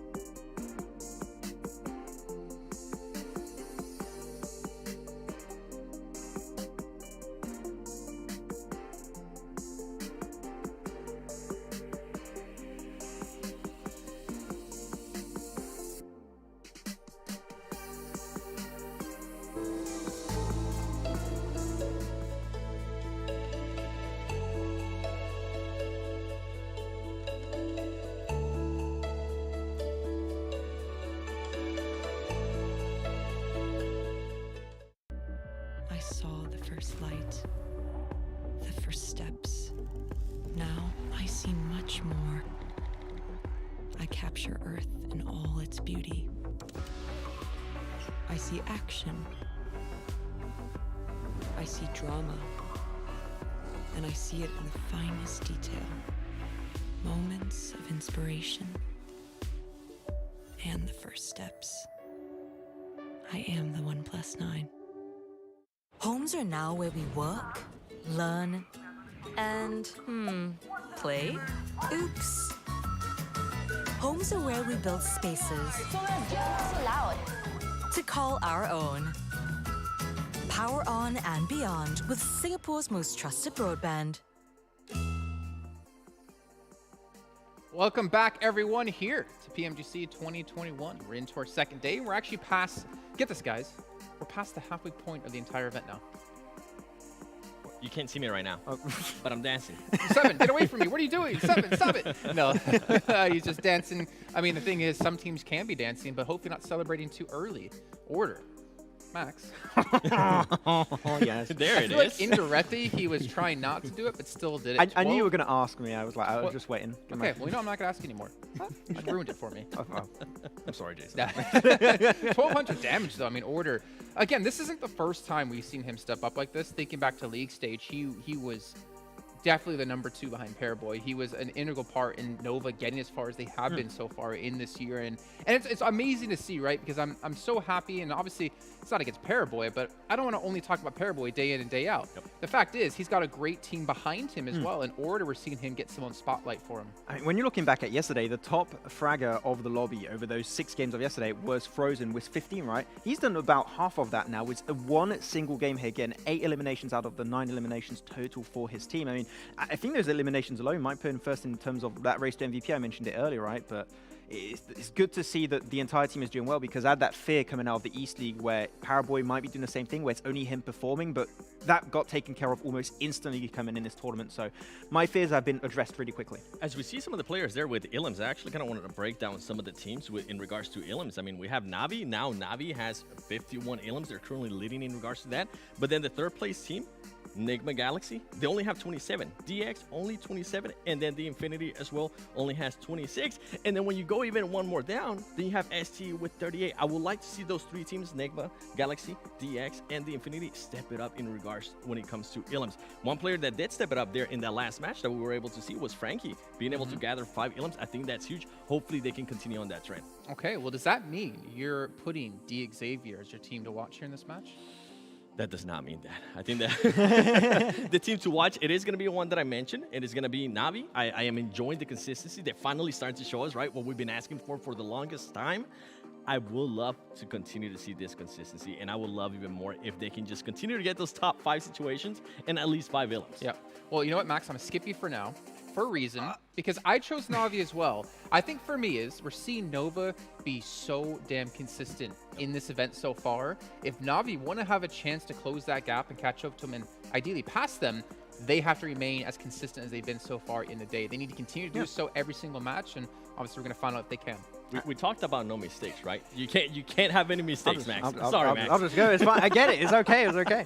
I feel bad for not taking Navi too here, actually, because they were first for like maybe 30 seconds that game at one point in their rankings. It got close, but I'm going to have to go with another team here, and it's Infinity. You mentioned them as they are lacking currently in terms of eliminations. They've had some good moments right now, some little sparks of greatness throughout these few games today, but it's just not been enough to get close to that late game. I hope this might be the one, because Infinity need to get back in the swing of things this game. I think the thing is, for me, looking at East, right, and going into this, I might get ripped on this a little bit. I thought it was going to become easier for some of these teams with some West teams coming in. I mean, if we just look at like raw mechanical skill, to be fair, Seven's backed me up on this, talking about, you know, like peaking, right? You can peak a lot longer in West than you can in East. But we're not seeing, you know, like Stalwart Esports with their top fraggers. We're not seeing Newsy up there. And God telling you, like, Newsy's gone out early a couple of times.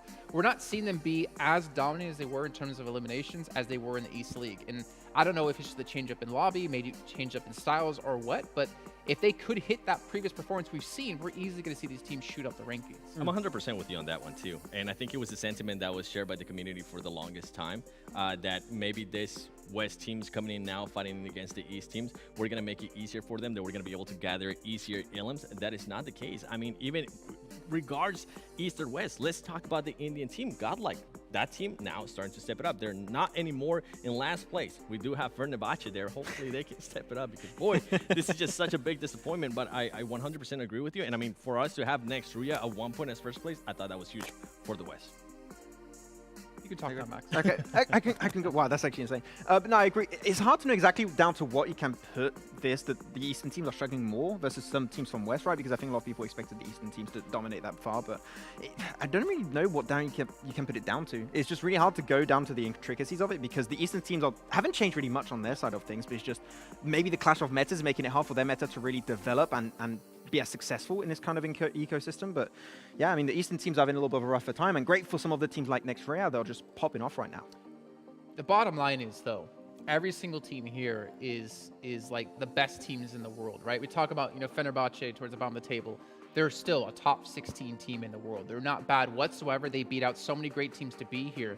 But the fact is, there still is some skill gaps between some of these teams and towards the very top. And obviously, when you look at Nova, it's really not a surprise considering the infrastructure we have within China with PELs and PECs. They play against the best teams consistently in the world, and that's why China's seen as such a dominant region. But if we look at, for instance, the Arabic teams, if we have, Nigma Galaxy, we've seen so many more PMPLs develop over the course of this year, giving that infrastructure to regions who didn't have it before, that we've seen so much improvement out of these teams. Look at Damwon Gaming, like South Korea with Archer last year, didn't really make it that far, and they didn't make it to the finals. And we've seen them step up. We saw, Bluebees then, Reject now, they had a massive step up, and we're seeing like this impact of having more PMPLs around the world, more opportunities for these teams to play, that we are seeing this catch up. I mean, would you have ever said 2 years ago we'd have 3 Turkish teams make it into PMGC Grand Finals? It was always just footballists. Yeah, exactly. And then you had Class Digital Athletics, of course, that came in at some point. But it is true that right now there's a very big rise of the regions that was maybe overlooked for some big portion of the competitive scene for the past 2 to 3 years now. It's good to see them step up, but it's really weird to see the catch-up being that significant when you have teams. And one team that we wanted to potentially talk at the start of the show, we didn't mention, right, but is Team Secret in my eyes. They've been extremely silent, and currently when it comes to these international tournaments, it's potentially the team with 2 of the players with the most experience at this type of level, with iShots and Matoy, and yet they're not performing to the level we initially expected. So the regions that were looked down upon in the past now are going for that trophy, and they're aiming for that first spot. 7 always looked up to those regions. You guys are talking about regions that have improved. Let's talk about real quick about regions that didn't improve. There are some regions here, and I have to do it. There's some big regions that didn't even make it here to the Grand Finals. One that I can go off, it's because I usually talk about them a lot, North America. North America is nowhere to be seen here, and I know that's a big hurt to the community, and hopefully they'll be able to bounce back right next year. And then you have Indonesia. Thank you. Bigatron. I mean, we were talking about it on the first day. It feels so weird not having Indonesia in here. Bigatron, I mean, Luxy, Suxy, this is players that are just household names. And I was getting used to seeing that Indo pride in the chat and in the YouTube chat. It's nowhere to be seen. And I mean, some of the other regions have been able to take full advantage of it. I mean, the fact is, if you look across, let's just say these last 3 years at the highest level, on a global scale, right? We've seen so many new players and so many new teams come into light. And the fact is, and we saw this last year alone when we were doing PMPLs and stuff, is that there's so much depth in talent across the world that we just haven't seen yet. We haven't seen teams be having that dominant legacy like we had Bigatron, though you could say Nova now might be developing their own. Yeah. That there's just so much talent in all of these regions, just by giving the opportunity to step up, the opportunity to rise up in the ranks and get that experience under their belt. And then, I mean, and the fact is, like Nigma Galaxy, we haven't had too many of those players play so consistently throughout the years. And we're seeing, I mean, even the Infinity as well, like they don't really date back that long back in the day. And then you look at Secret, as you're mentioning, with Mad Toy come in and iShots. I mean, they're great players, but there is a world where potentially they would move to coaching roles because the new talent is just that good. Frozen, he's like 15 years old, man. He's out fragging Paraboy. Like, he's carrying his team on his, well, he's carrying his team on his back. I won't say that necessarily. Yes. Okay, well, 7 will say it. I won't say it.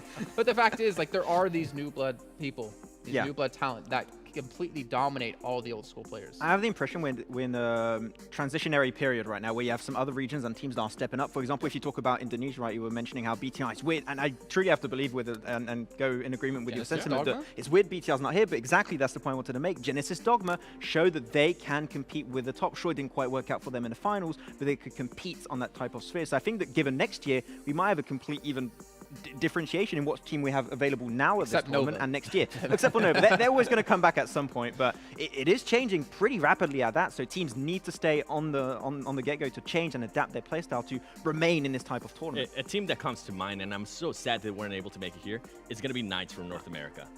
They had so much potential. They have a player, I got to give him a shout-out, Coops. He was absolutely stellar the whole time. It just happened that it didn't work out for them. Hopefully next year, I would love to see Coops here in the Grand Finals. Well, they've got a year of time until then, but we don't have much time until we get into our next match of the day. So let's bring our commentators in to bring it for you at home. It is Necro and Mustache Dave.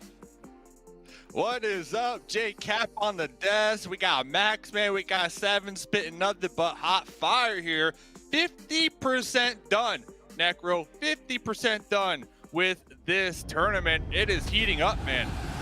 Oh, indeed, it is heating up already in the overall rankings as well. I mean, Noah is expected all the way on the top, staying as consistent as possible. Then you have next year right underneath it, and Frozen Even the analyst desk was talking about this man, how this man is just able to just outperform everyone in the lobby right now. And Frozen weren't lying when Frozen doing a lot of work, a lot of heavy lifting.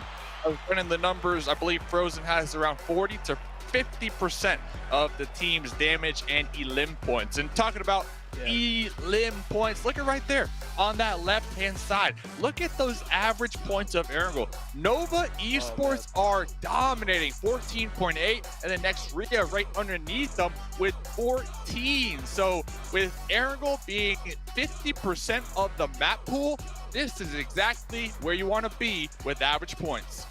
Exactly, man. Navi as well, not really far behind on third place with 10.8 average points over here. Stalwart Esports kind of pushed all the way down. Now, we had a conversation about this yesterday, Dave, and you were saying, like, you know, Stalwart Esports, they have to be one of the most consistent teams on the map of Erangel, but that doesn't really seem like the case today over here. Stalwart Esports, seems like they're all the way down on 5th place, and they need to step things up for sure.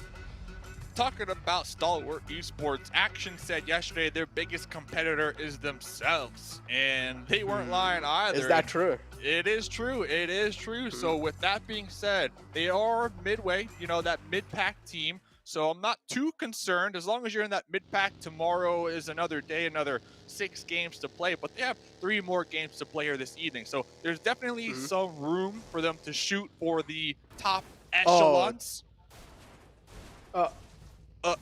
That rock came out of nowhere. Came out of nowhere. And talking about Nigma Galaxy, I mean, yesterday they got a ton of pretty solid positions when we're talking compounds to that mid to late game. So placement point-wise, Nigma Galaxy, they have been slaying it in their own right, but elim points kind of lacking in that department. Yeah, definitely. They need to step up in elim points. Only 27 eliminations. It's kind of questionable, without a doubt. Yeah, then you have Navi right above them with 51. Navi pretty much have the most elim points currently in the game, and they're looking really good with that. And if you talk about Navi, they have to be one of those teams that, I mean, you're seeing a huge improvement. If you compare them back in the league days, right, Dave? Yeah. How they played over there and now how they're playing the grand finals, it's like you're seeing a complete new Navi. Honestly, I think it goes to the fact that A7 aren't really performing like a lot of people expected them to, right? A7 are usually that thorn in the side of Navi. We see them, especially on Erangel, to that early to mid game, always just next to them, picking them apart one by one. But since A7, Alpha 7 have been kind of lackluster here so far in this lobby, I think they lost some of that steam. And with that in mind, Navi had just picked it up, and they're taking full advantage of the fact that kind of their counterparts, right, from the West League aren't performing the best here. So Navi, I'm surprised. I'm surprised. I mean, you and I, we were casting some of them games. Like, what are your thoughts on Navi and how they're popping off here? Dude, that's what I'm saying. Like, it's like I'm seeing a complete different Navi now. Before, in the league days, we saw Navi making those kind of late rotations, and those late rotations weren't really working out for them in the league days. And now over here, it's like you're seeing the proactive Navi.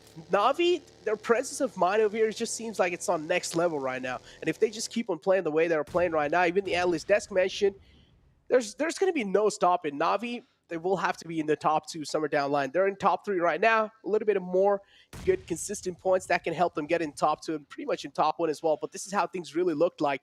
A little bit of highlights from the previous match.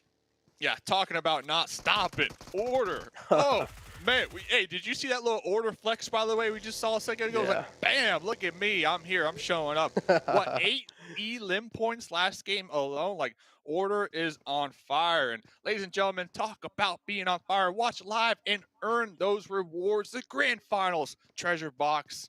Go unlock it inside the game. Ooh. Why not, you know? Free stuff. Just go get it, ladies and gentlemen. But yeah, if you talk about teams, how they're really kind of like the pressure, if you talk about that's building up on teams. As you mentioned, 50% is already done at the grand finals, and now the rest 50% is left. And day 2, coming inside day 2, I knew teams are going to be having nerves like rattling, right? They're going to be having their adrenaline just like pumping up. It's just going to be a complete nerve. it's just going to be a complete nerve wreck. And this is what was expected without a doubt. Day 2 is one of the most important days. Day 2 is the day of comebacks as well. We were expecting some comebacks to happen. Yeah, GodLike, they got themselves in 12th place. Miramar game was pretty good for them. But just that one game isn't going to be enough, man. You need to perform a little bit more well in the upcoming games as well. Maybe this Erangel game is going to be a little bit of glimmer of hope. Honestly, I'm kind of on the page of GodLike slow and steady, and that's exactly what they've been doing today, trying to catch their bearings in the lobby. Because remember, they kind of got thrown in here. You know, they played PGIS, they did pretty well over there, and then they got the invite to play in this lobby. So not a lot of time to really practice and prepare themselves mentally. They got the gun skills. Everybody knows GodLike, they got the gun skills. The one thing I have been seeing them kind of have issues with here so far have been the scouting and just their timing with going for those scouts and losing a couple squad mates along the way. I remember game 1, just unfortunate that they ended up piling into a compound at the same time. Another squad piled into that same compound. So just a little timing. I think if they can kind of tighten that up here, they could continue to slowly climb up that leaderboard here today. Yeah, if I'm not wrong, that was Dom1 Gaming as well, and it was a flawless squad wipe from Dom1 Gaming against GodLike. But yeah, as you mentioned, scouting definitely needs to be improved, and I'm pretty sure GodLike as well, somewhere down the line, they will realize the same thing, and they will try and adapt to how things are going to be looking like in the future. But another team, Stalwart Esports, we need to talk about them as well. It seems like in the day 2, I mean, yeah, decent outing, but again, Stalwart Esports, this is not what we expected coming inside the grand finals. I at least expected Stalwart Esports to be in the top 5, in day 2. You got action and top, some of the best kind of tandem gunners in the game, in my opinion. The teamwork, the synergy right there has just been on point every single time we get to tune in. And I know a couple people, they're watching these teams kind of slide down these overall rankings. I'm still with it. Like, if you're in that mid-pack, you are fine. Yes, you got Nova. Yes, you got next Ruya just dominating. And even Navi, they're dominating. We can see them at the top. 100 points, a little bit above that. But I think if you're in that mid-pack, you really set yourself up for success for tomorrow to really claim your spot on the overall leaderboard. Because after tonight, I guarantee you, all these teams are going to go back. They're going to review the footage, review the VODs, and come up with solid game plans. And I'll bring this up because part of one of these tactics that we've seen in multiple lobbies for these mid-pack teams is on the last day of a tournament, they kind of focus on, I don't want to say bullying, but taking advantage of these teams at the very bottom. Right? You got Fenerbahçe, you got Furious. So these mid-pack teams, they have the potential to set themselves up for success if they try to take these early game fights with those bottom pack teams, because they're not feeling the best here. Yeah, they're indeed not feeling the best. Fenerbahçe, even Seven Rolls mentioned this. They need to do something, man. They need to make a comeback happen all the way on the bottom of the leaderboards with only 33 points in hand. Not looking that great. At this point, you might as well just count them out from the top place. But yeah, as you mentioned, the bottom teams can definitely be a really easy target in the final day. I wouldn't really say easy, surely, because if you want to take a 4-on-4 fight against even the bottom teams, there will be a couple of casualties even on your side. So you need to be ready for that all the time, unless if it's just like a flawless squad wipe and you just pull off some insane plays. Yeah, these bottom teams, man, they're the ones that really need to be stressing. And now that we are kind of officially at the halfway mark, these next 3 games are crucial for these bottom teams to try to make sure not to end in the bottom after today, because I guarantee you, if you are a bottom team after today, you will 1000% have that target painted on your back moving into tomorrow, especially because some teams at the top as well, not only the mid-pack, but they're going to have a lot of points to work with. So they could play a lot more riskier because they have such a large point lead that, hey, if you miss out on a team fight, it doesn't work your favor, you can afford it compared to these bottom squads. So really curious to see for Rivals, Team Secret, Furious, Fenerbahçe. I'm really curious to see how they tighten up here in these next coming games. Oh, man, they definitely need to tighten up no matter what. And for Rivals, spotting out rotation of Dom1 Gaming. Took a couple of shots, but it's fine. No connections being found yet. It seems like next Ruya as well in the front lines, they need to be a little cautious of that team. Because for Rivals as well, they're hurting. They're hurt. They're all the way on 14th place as well. If you talk about one of those teams that really need these points, like, no matter what, they really need these points. None of the games in the future, they can't just like let them go. They need each and every single consistent point as possible. And Fenerbahçe seems like this time almost casualty on their side. And guess what? There will be. Logan spots a player out in the open, and he thought he might as well be behind the buggy. A little bit of miss spot there. No, I don't even think that was, I think that was intentional. Blow up that buggy, because now you know there's an enemy out there behind the hay bale. They can't move. They can't go anywhere. They are stuck. They are in an open field with no vehicle to work with. So it's really up to Noxbomb and the Dukin machine to open up this engagement here. Oh, man, here we go. Fenerbahçe. It was more kind of like Infinity try to stop them while they were making a crucial rotation happen, and now Dukin machine is the man in the clotheslines in the front, making sure no one's going to be overstepping their boundaries. Infinity slowly and steadily trying to get a little bit aggressive over here. Dukin machine taking a little bit of damage with that nade, but he needs to play things a little safe because he's the only man in the front foot. If he gets taken out, that's going to be a huge problem for Fenerbahçe. Oh, that grenade getting blocked right there. Fenerbahçe, I really, truly believe that since they are at the bottom, that pressure is definitely getting to them. So let's see how they come out on top here if they can. Oh, man. So you mentioned Fenerbahçe as well, that added pressure on their backs, being all the way at the bottom of leaderboards. That's not going to be good, but the nade from Infinity this time connects onto Dukin machine. Big man falls down. Fenerbahçe, they're going to be sweating after that. Yeah, Noxbomb, full retreat mode right there. So I kind of wanted to touch on this one because we had Dukin machine and Noxbomb in the front line, and then I noticed that the Dukin machine was the aggressor, pushed a little further, and Noxbomb popped into their buggy, looked as if they were trying to retreat, but then quickly turned back around because I believe the call was made to take the fight. So a little miscommunication right there, at least from what I can see coming on out from Fenerbahçe. Miscommunication, nerves as well. It's kind of hard, man. Out here on the biggest stage possible. I do understand the panic might just set in, but sometimes you got to hold your nerves with the guns, and Fenerbahçe somewhere down line struggling to do so.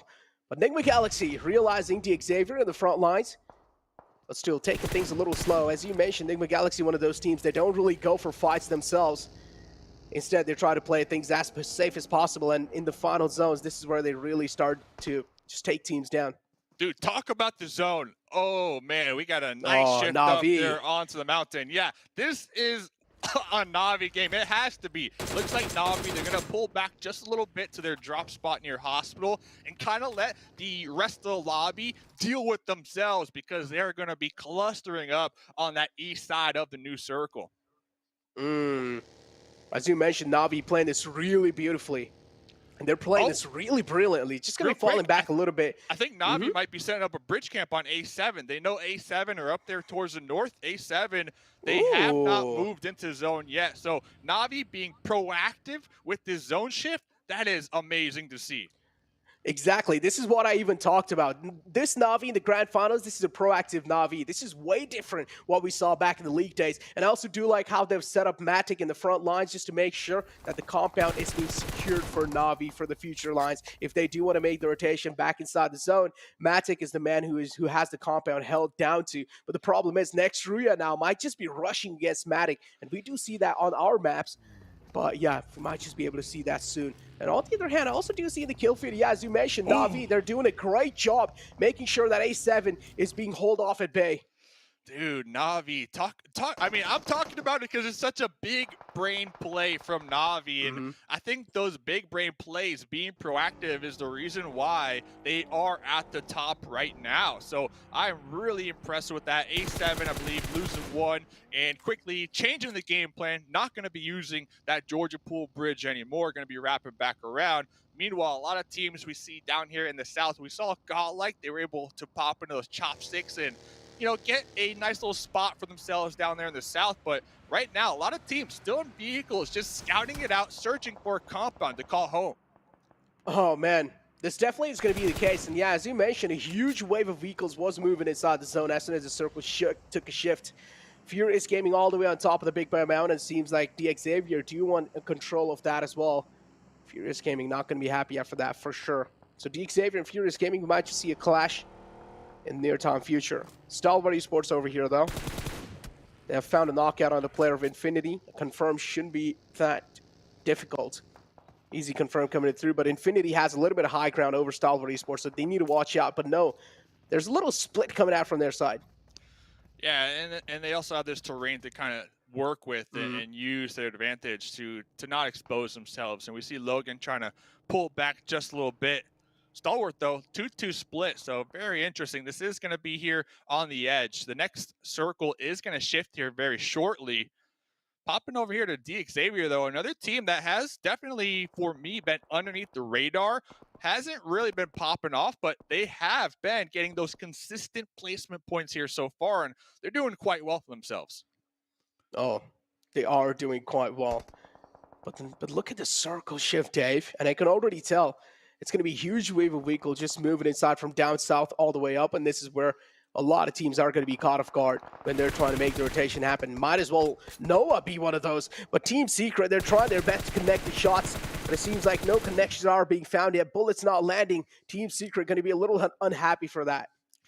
Nova Esports just zooming on by right there. And the game awareness king looking for some additional loot, getting some additional sight lines there in that back seat, scouting it out with the 3-1 split here. And they do have 2 members of Na'Vi up there on the high ground. I don't think Na'Vi are going to be concentrating on them quite yet because Matic, we saw right there, was knocked down. So Nova, pretty solid position. This is like a little off center to the north too. They got a boulder, they got a small little dip to work with for cover if they need so. But look at this though, on the mountain. Oh, the grenades, they're ringing out. Oh, here we go. Finally, these two teams clash against each other. 4 rivals, though, instead. It seems like now it's 4 rivals who wants to go against Furious Gaming. And let's find out who's going to be the one to successfully take charge of this mountain. Because it's going to be a huge high ground. If you're able to successfully take control, that's going to mean quite a lot for any of these teams. Furious Gaming, though, they've already found an opening. Man goes down from the side of 4 rivals. That's going to be a little bit of sign of worry for them.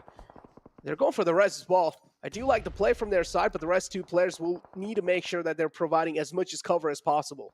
Yeah, Poppy Protro trying to make sure to hold down that off angle too so they can't wrap around and catch them off guard. So Poppy Protro's position is crucial to the defend right now from Furious. And Furious pulling back a little bit behind these boulders, making sure not to get taken out by a grenade. Furious Gaming as well, playing things a little safe. Poppy Potro's position, I think so, has been finally compromised. Action as well, I do see in the kill feed somewhere down the line, taking a dig on Infinity. The fight still continues as Stalwart Esports. They're looking to take some players down for Infinity. Infinity out in the open, they don't have any of their shots. They're being shot at even from the front from Down One Gaming and from the back it's Stalwart Esports. They're making it hurt. Ooh, yeah, getting a couple elim points right here. Going to be holding down the south, but pulling right back to this fight. Poppy Protro, look at that, looking to make a play with the UMP, knocking down 1. Now you have to expect the full collapse from Furious to happen right now. Let's see, AKM up close and personal. No! Got him with the drop shot. Oh, there we go. The trades are there, though. So now it's a one-on-two situation, actually. Trigger's able to get Scream back up on his feet. Trigger still knocked out in the front 4 rivals. Both these teams are going to be equally sweating at this point in time. Trigger knocked out. That's not going to be a good sign for Furious Gaming. 4 rivals able to get all their players back up on their feet. Poppy Potro all the way in the back. At this point, it's pretty much a gone case for Poppy Potro. So 4 rivals will need to try and pull off an insane clutch. Scream all the way in the back. Needs to realize he's also taking a lot of damage from the Wall of Death. He is trying his best to move inside, but he's been spotted and he's being hauled off outside the zone and he gets taken out. 4 rivals just play this beautifully, but also a lot of damage being dealt onto themselves. Wow. Wow. What, 2 HP right there? 2 HP. Now, Silas Pugh, though, you heard the gunshots, you saw the kill feed, you can only assume the mayhem that unfolded right above your head, but could not push up there because they're back completely exposed to DXavier. Oh, man. Back exposed, and here we go. DXavier, now they need to take care of another team. Getting shot right in the back. Fenerbahçe, seems like that's going to be it for that team. And yes, next we're able to clean them up, yeah, easily. And now A7 and DXavier. These two go against each other. H2G as well. Silas, we do see him on the high ground, but I feel like he should try and play things a little safe in the position. Senatexa, MK14. Letting that thing rip. Gonna be cooking this grenade, prepping this grenade. Let's see, tossing it. Could be money. Could be money. A7, they did lose one squad mate in the rotation, so they're down to just 3. Oh, they're down to just 3 and A7. As you mentioned, he's looking to connect that nade. Finally, Xavier being found. Got him. Being taken out the game. Xavier, though, still, they only got only 1 point from this game. Not going to be a happy bunch after that, for sure. But yeah, action being taken out from the side of Stalwart Esports. They do have the little ridge to work with. But the circle shift is what's going to be hurting them. If they do want to make it inside the zone, Down One Gaming right in the front. They are going to rain down a couple of bullets, just hoping that maybe a few will connect. Look at that crate too. What a bait crate. You know for a fact, Damwon Gaming, they're looking out their window. You can't get that. You can't get that. But that level 3 gear, oh man, it has to be so juicy right here, especially late into the game. They do have 4 up. And I was actually talking to the team before today. They said that they want to play better and think faster. So I'm really curious to see what that means here with 4 up. They do have the South. They got 2 little sneaky snakes trying to crawl up right behind them. Play better, think faster. True. 2 snakes to Stalwart Esports. And then you have right next to them Team Secret as well, kind of spread out. I do like it's a 3-1 split coming out from the side of Team Secret. That's a good split, but again, if the circle moves away from them, that's going to be a little problem from Team Secret. Na'Vi on a move. You realize finally the next zone might just be a little difficult to get in. Nova spotting out the rotation of Na'Vi. Did try to take a couple of shots, and Na'Vi and A7. Here we go again. This reminds me of League days. Yeah, come on, King. Let the teams fight. But King out here trying to capitalize on their shack, trying to third party. Let Na'Vi and A7 fight, man. They got a rivalry going back at least a year. But King putting in a lot of work, pretty much putting a stop to the Na'Vi wraparound onto Alpha 7 that they had going on. Oh man, kind of helping out A7 there unknowingly. Kitsune now the only man left alive in the front. He's so low as well. Doesn't have the HP to support him. Dave. Na'Vi. Tables have turned indeed. Kitsune able to patch himself back up, but that's not going to be enough. Nova, they had a great positioning, but they still need to make it inside the zone. So for them, even for them, things are going to be looking quite dicey in the future. But Na'Vi being eliminated in 10th place. Yeah, I'm looking at 4 rivals too. They need to make up their mind. Do they want to take out A7 beneath them or run downhill, reposition to the next zone that Team Secret are currently holding down out there on that east side? 4 rivals though, they did clutch it out a couple moments ago, but it looks like they might be losing that window of opportunity. As I say that, nice little spray down with the Scar. Oh, come on. These are shots. These are points all day. You need to get these. Oh, got him for sure. There we go. The Winkle Explosion's going to do it. 2 players knocked out. Revo, the only man left alive all the way in the back. There's nothing Revo can be able to do. At this point, those 2 knocked out players are gone case. Appy moves out in the open, has no other choice, but it's King who steals the kill. King is just a thief right now. King, 1,000% the thief here of this game. We see Ord in the front line doing a little hop in, trying to get that intel, cooking that grenade. Rebo just chilling in the back seat. Order said goodbye with that grenade. Order, once again, back-to-back games, dominating. Oh, man, just like Thief in the Night, stealing those kills away. Noah, what's going on? They're just dominating, as you mentioned, and Downward Gaming as well. Now, finally decide to spread out a little bit, decide to step out of that compound because they do realize the KAOS, or as you would like to say, a lot of teams around them have been cleared, and Team Secret, wow, that's a huge knockout. The one-tap dirt nap. Peek me again. That's what they said. Peek me again. I'm really curious. What will Nova do? We see King kind of pushing forward. Health really low. Probably looking for a heal. Order playing that support role. And yes, we have that big boulder kind of blocking the 2 teams. But Boy, dude, catching a grenade. What? Noah. They're just so precise with those utilities as well. Not just gun skill, man. Even the utilities. They're just absolutely precise. And now Team Secret left with 4 players to work with, including Dominant Gaming. Noah will have to be the one to play things a little safe inside this. They will have to let these 2 teams fight. I think this might be if they play it well. If they play it well, or I would say Nova can always go for a spawn sport over here. They can, but Nova, they are down to just 2 now. Yes, King has been popping off, and of course, Order. So if there were 2 players that are on fire this game, those are them. But I like Damwon how they're using a 2-2 split to make sure to cover all angles of this zone. Damwon and Team Secrets. 4-4 situation for them too. And then you have Noah with only 2 players alive. It's going to be interesting how Noah plays this one out. I do want to see what they're doing on the map as well. Noah, they're slowly and steadily sneaking inside the zone. That's their main goal right now. King, Jumper in that bush nade. too. Maybe this nade will just do it. Oh, there we go. Beautiful nades coming in from the side of Noah. And you gotta compliment the team coordination as well. But the kill gets stolen by Junie. Yeah, Damwon, they really need to take advantage of that right there and try to push up a little more, take out Team Secret. This is their moment. But they need to watch out for Jumper in this bush right above this ledge. Oh, the AWM, the big green cannon strikes, and it finds one. Shots taken out, Jumper in the front. As you mentioned, you need to watch out from Jumper, but here we go, Order and King. I'm pretty sure they're going to try to take care of the man in the front. But the problem is, Damwon Gaming, they're not going to let him do so. But Wall of Death as well is doing so much damage onto the man of Team Secret. I'm still really concerned with Jumper. I don't think they're aware of Jumper in that little bush right there, right ahead of them. Oh, this gives me flashback. This gives me flashback, Dave, and you know what I'm talking about. And well, here we go. Jumper, he's just holding his trigger. The trigger discipline is insane, and he strikes, finds Fabian, but that's going to be enough. That's the only thing he gets out of that. Oh, Order pushing out. UMP. Oh, Order. Nova turning the tides right now.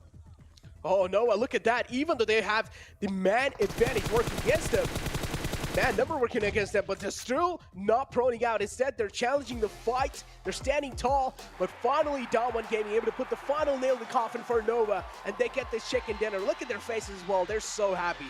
Look at that. Look at that. Congrats, winner, winner, chicken dinner.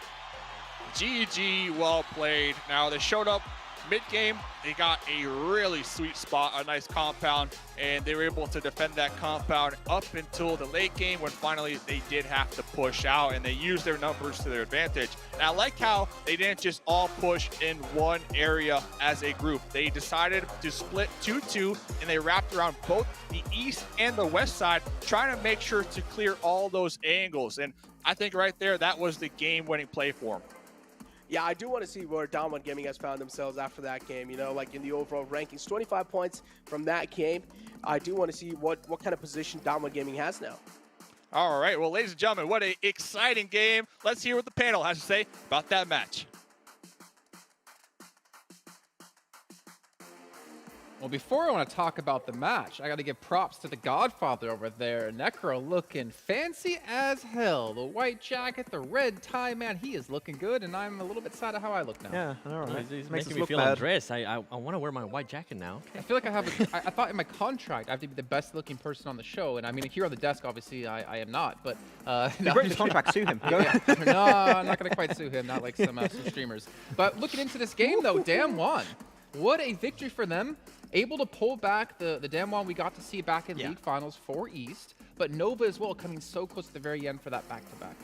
The execution at the end from Damwon was so good because they held that compound down the little cliffside. It was really strong to hold on to. Your main focus when you're in the mid game is you want to make sure no one can contest that position, which they did in really good fashion, got quite eliminations by doing so. But the moment you know that no teams are going to go for the backstab, you start pushing towards that hillside. You get the information without peeking with that third-person perspective. You get all the information you require, and then you strike when you have the opportunity. Yeah, the advantage that they have. I mean, you mentioned it perfectly, too. And right here with Nova, they were able to get 10 elims. And, I mean, we talk about consistency, and this is the consistency we've been wanting to see as well. Nova continuing on that. And then Team Secret, this has been a team that we've all been wondering where they've been. Well, guess what? They were able to show up there with at least 18 points to themselves. And one that I know you're going to be really happy about here, Max.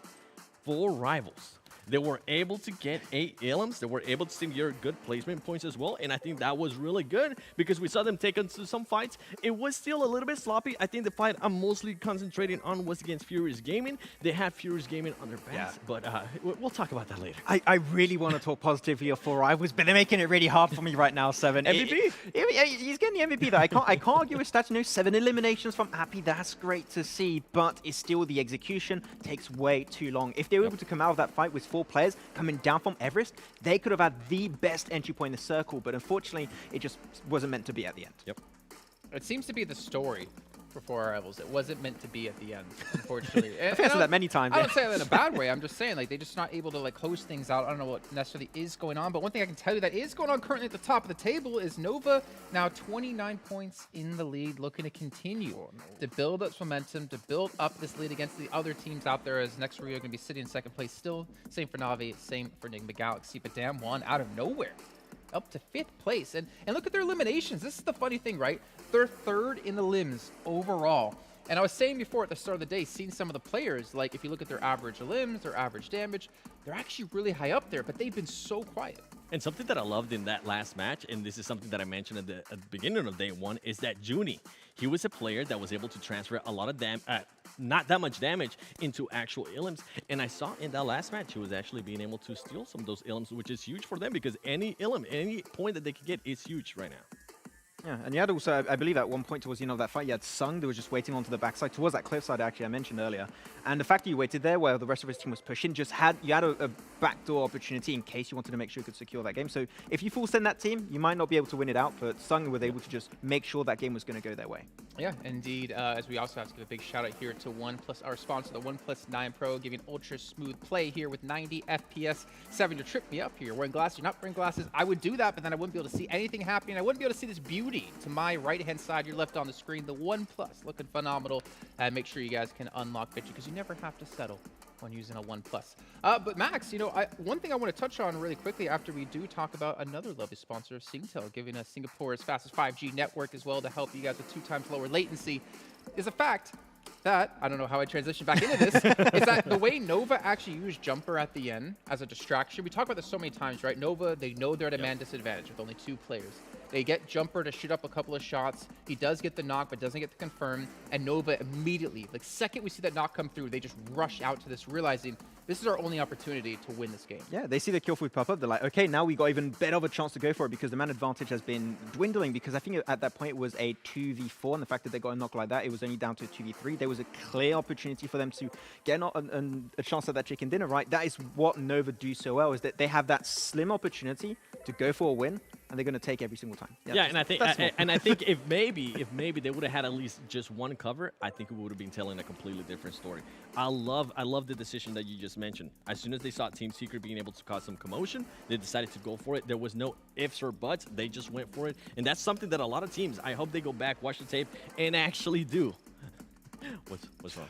Just, I mean, normally there's an and in there as well, if, ands, or buts. But if or buts, hey, if that's how you want to deal with it, I agree. No, the thing is, this is what I've always talked about, and not just in PUBG Mobile, but esports in general, is a team who makes a decision together, like on one call, is better than a team who might question the call. And even though it might be the wrong call, the entire team doing that together is more powerful as a group than split off doing a different call or something like that. And to see them make that decision, and also to kind of show their expertise of being in these situations time and time again, they realize, okay, we're at a man disadvantage. We have to make a play off of someone else.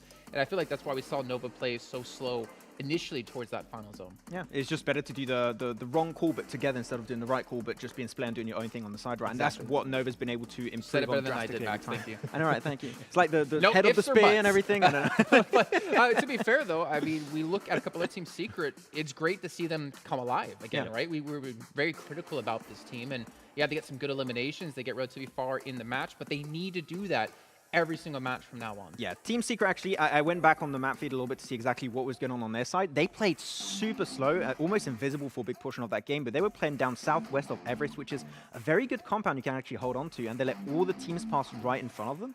And then the moment that they saw the circle was going to go well, I don't know why you're winking at me, Sevens. I'm feeling really weird over here. I can confirm, I can see Seven, and he's not winking at Max. Oh, come on. Okay, of course, it's going to be 2v1, man. I'm getting engaged like that. But it's a really good idea because you just wait for all the teams to centralize, taking that fight, and you said it right, there's not much coverage in that type of position. You're coming from a strong spot, you're backstabbing those teams, you're going to get all the eliminations.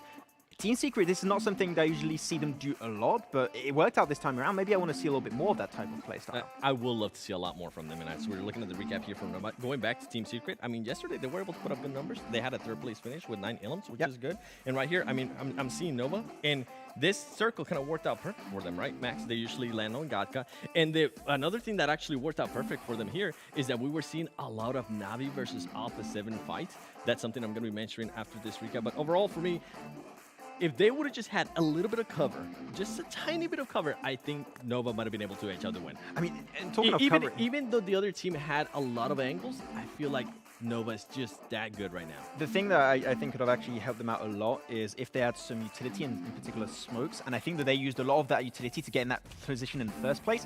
If they had 1 or 2 more smokes to take that fight versus Damwon, that could have been a completely different finish from what happened there. But Damwon, with the angle especially that was given to them by Sung, was just enough apparently. And Fabian also with a big portion of the reason why they did so well at the end. They're peeking over that little ridgeline position with that 3rd-person perspective. Team Secret, Nova, there's no coverage, there's no escape, and Damwon just shooting fish in a barrel. This is the 2nd time now that we see a team being able to neutralize Paraboy, trying to get that off angle, and he always works wonders. And I'm pretty sure a lot of the teams are going to go back and look at this tape. And now if they go up against Nova, they're going to be looking for Paraboy to be holding that off angle. And then if they're able to neutralize Paraboy, it's going to be a big win for them. I mean, isn't that what's making Order's play so far and him stepping up even more impactful is the fact that they're losing Paraboy in these off angles so often that someone in the team who's with the grouping needs to be that person that can pick up those eliminations. Yeah, back in the PMGC League for East, that would be the death of Nova a lot of the time, right? Losing Paraboy, they'll be like, oh, what's happening? We're getting closed upon, we're getting pinched by 2 teams at the same time, we can't make it out on time. Now we're seeing Order, and especially we saw a little bit of King there. There was actually doing really good timing on the utility play with Order. It was so good on the timing, they could have done a fireworks show because it was just looking so beautiful on their side. And yeah, I like to see the formation from this team. It's good execution. Random as hell there. Wait, when you talk about death of a team if they lose a player, I do want to talk about a team it's happening a lot Alpha to, and we're 7. actually, yes. Oh, I was just guessing. No. I was just guessing. What a surprise. It's 7 and talking about Alpha 7, it's just one of those things guaranteed in life. No, the reason why I want to talk about them is because we've been noticing Carrillo, a big caliber player, a player that was in contention after day 1 for the MVP. He is the main scout for that team, and I feel like that is something that worked in the West, but here you're not going to be able to do that. With this stage, you're not going to be able to do that. Carrillo has been pretty much being eliminated way too early, and that just hands the captain big time. You know what I miss? Well, you know what? I'm not going to tell you right now. We have to stay after the break to find out exactly what I wanted to mention here, because we're going to head to that break while we only have 2 matches left to go today here at PMGC 2021. You're not going to want to miss it.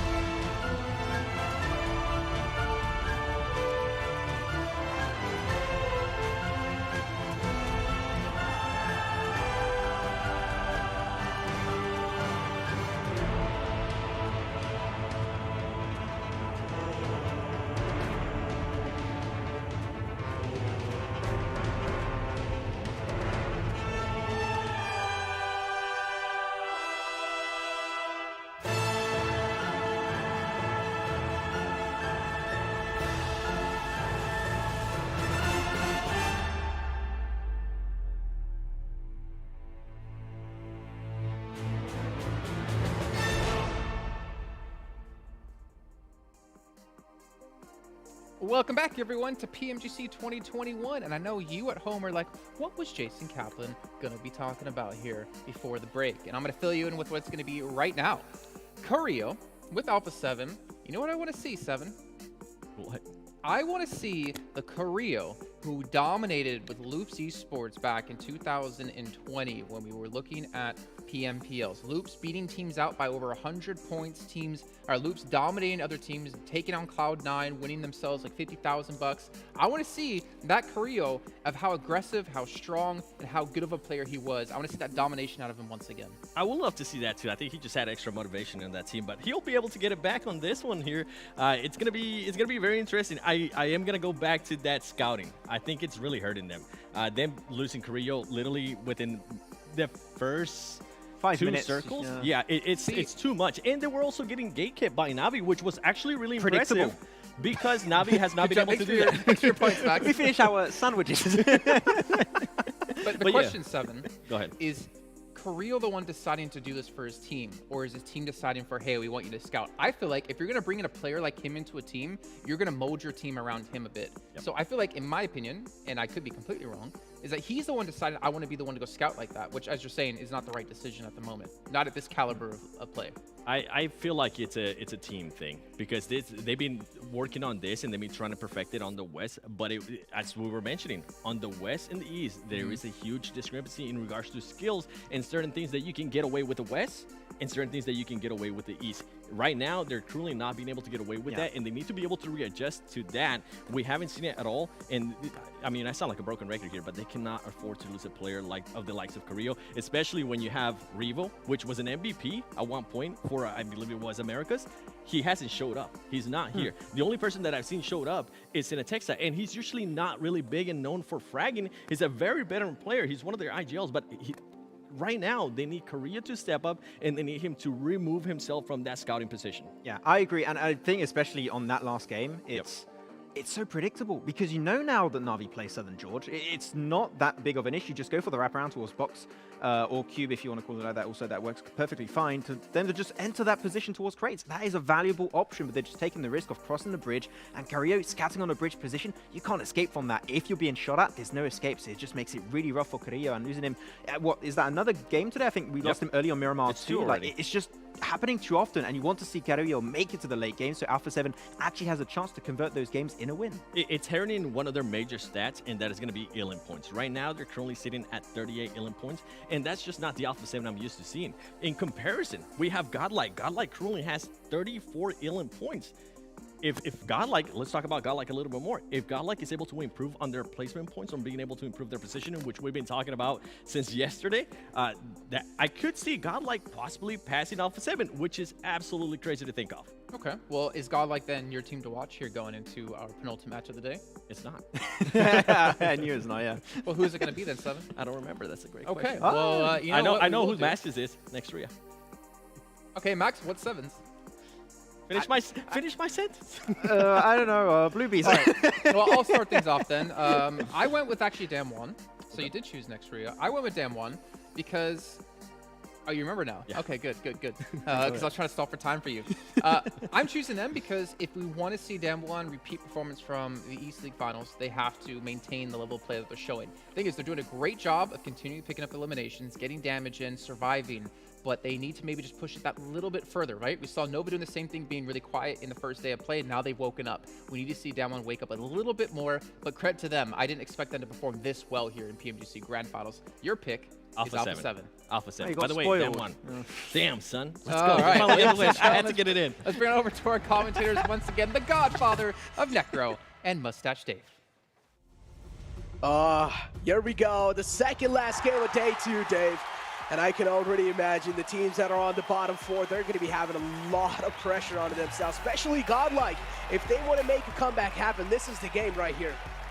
That is, man. And are they talking to you? Is Jason talking to you?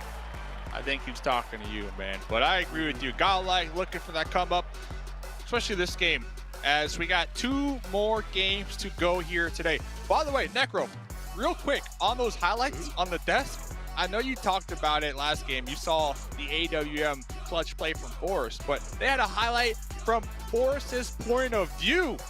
Dude hit the shot on a team secret enemy who was driving a buggy.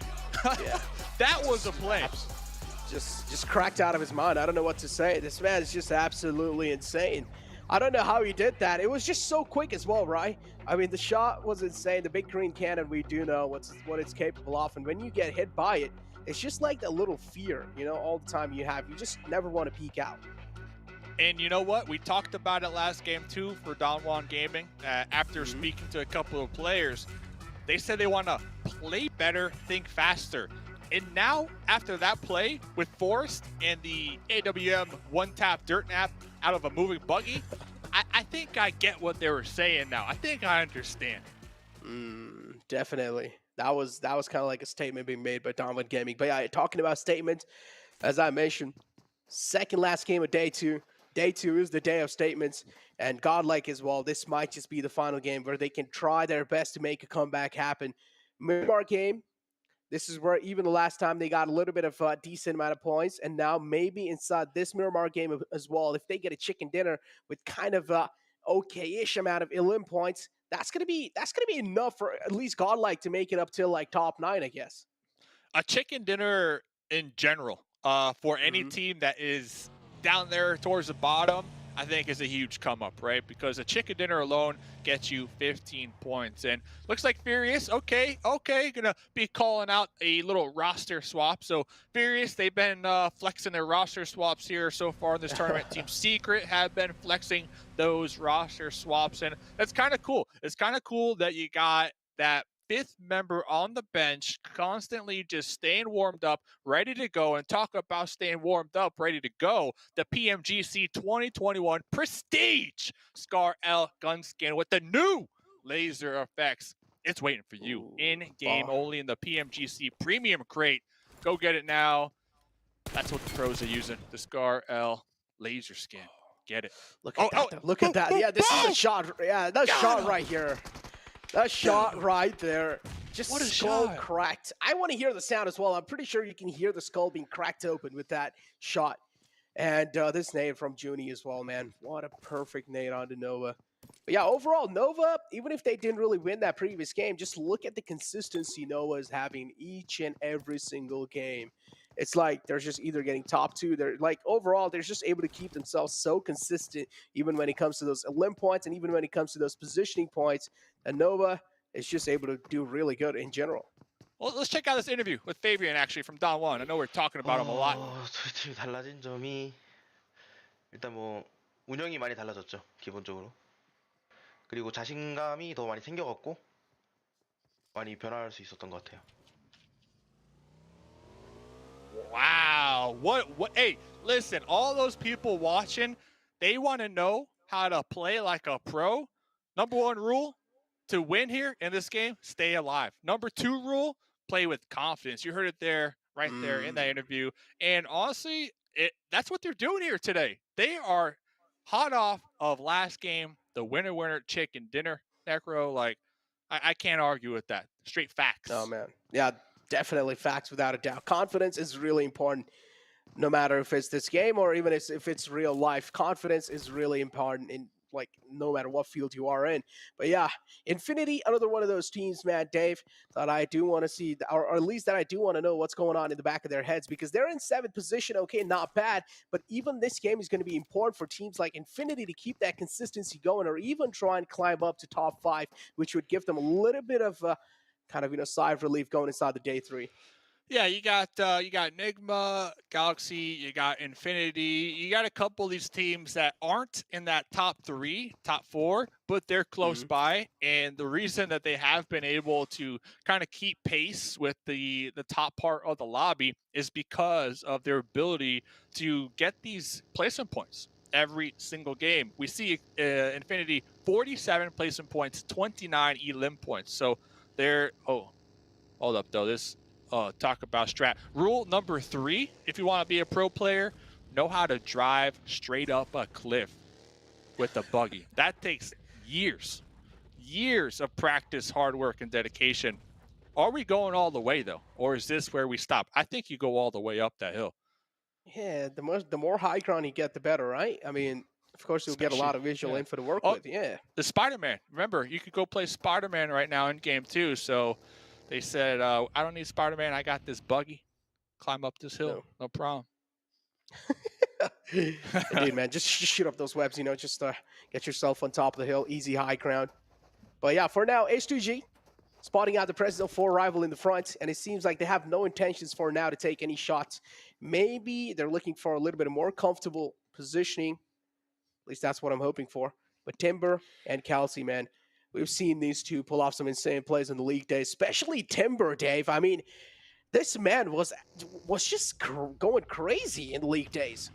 Yeah, Timber, looking back at the league days, definitely one of the star players, kind of similar to Frozen, right, from Next Ruya, one of those players and there's nothing wrong with that. You got a star player, you got a player that is just on point. Make sure they have the room to move around and do what they got to do.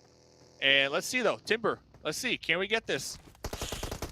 I don't like the place where he stopped, please. Oh, this is making me anxious, not gonna lie. And still, he's going for the fight. Gotta give this man. Man's got some nerves of steel, without a doubt, but finally gets taken out from the back. That's a huge split from H2G as well. It's 3-1 split. 3 players kind of like a little bit of separated out, sensible split coming out from their side. But 4 rivals, 1 man being sacrificed just like that. He was trying his best to scout it out, but got a little too close to danger. Yeah, not sure about that. 4 rivals we saw last game, they were able to clutch it out and have 1 squad mate alive with 2 HP. And now this game, you got one of your teammates playing the Spider-Man update, crawling up hills. Not sure what this scouting was about here.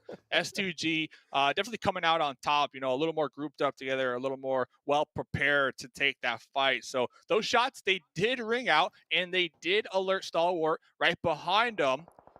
You see the Pico with the snipes with the bolty, maybe looking for a nice little shot, little one-tap dirt nap. So hopefully S2G are going to be aware that they can't get ultra aggressive right here and get too thirsty. The reason I'm saying that is because they are pretty much dead center here. So you have to assume there's going to be teams looking at third party you. Oh man, Pico's just going for those quick shots. We had Timber with the first blood as well. Now, as you mentioned, Timber, one of these star players coming inside H2G. H2G as well doing quite decent, I would say, but still I was expecting a little bit more better performance out of H2G. They're on 11th place right now. And if you talk about games being important, I feel like even for the middle stage, the middle teams that are in the middle of the overall rankings, this game is going to be really important for them. And then the final game, of course, is going to be without a doubt really important. But overall, this game of Miramar, this has to be kind of like things where they will try their best to stabilize. This is how I look at it. All right, I'm looking at it from a region's perspective. You got 3 teams from Turkey in this lobby. You're guaranteed with those odds at least one of your teams from your region gets the top 5, right? To really show what's up with Turkey. And Next Ruya, they are that team right now, definitely carrying that flag into this lobby. So we'll see what S2G and even, you know, Fenerbahçe, yes, they are down there at the bottom. You know, I'm looking at my telescope. Yeah, I can see them. But with that, to me, they're playing with nothing to lose right now. So it's kind of opposite to like the first place team with 133 points. You know, that pressure relieved. And talking about him, Jimmy out here, this is the Team Nova, first place. But at the bottom, I feel like there's not that much pressure either, because you need so many points that it's, I don't want to say impossible, but I feel like you should just come in here, play the game that got you here in the first place. Because you have to remember, Necro, oh man, oh, the kill feed. No. These are the best teams in the world in PUBG Mobile. So they made it here for a reason. They got the skills. Yeah. It's just the nerves, man. Sometimes they get to you. You know, sometimes you do crack under the pressure.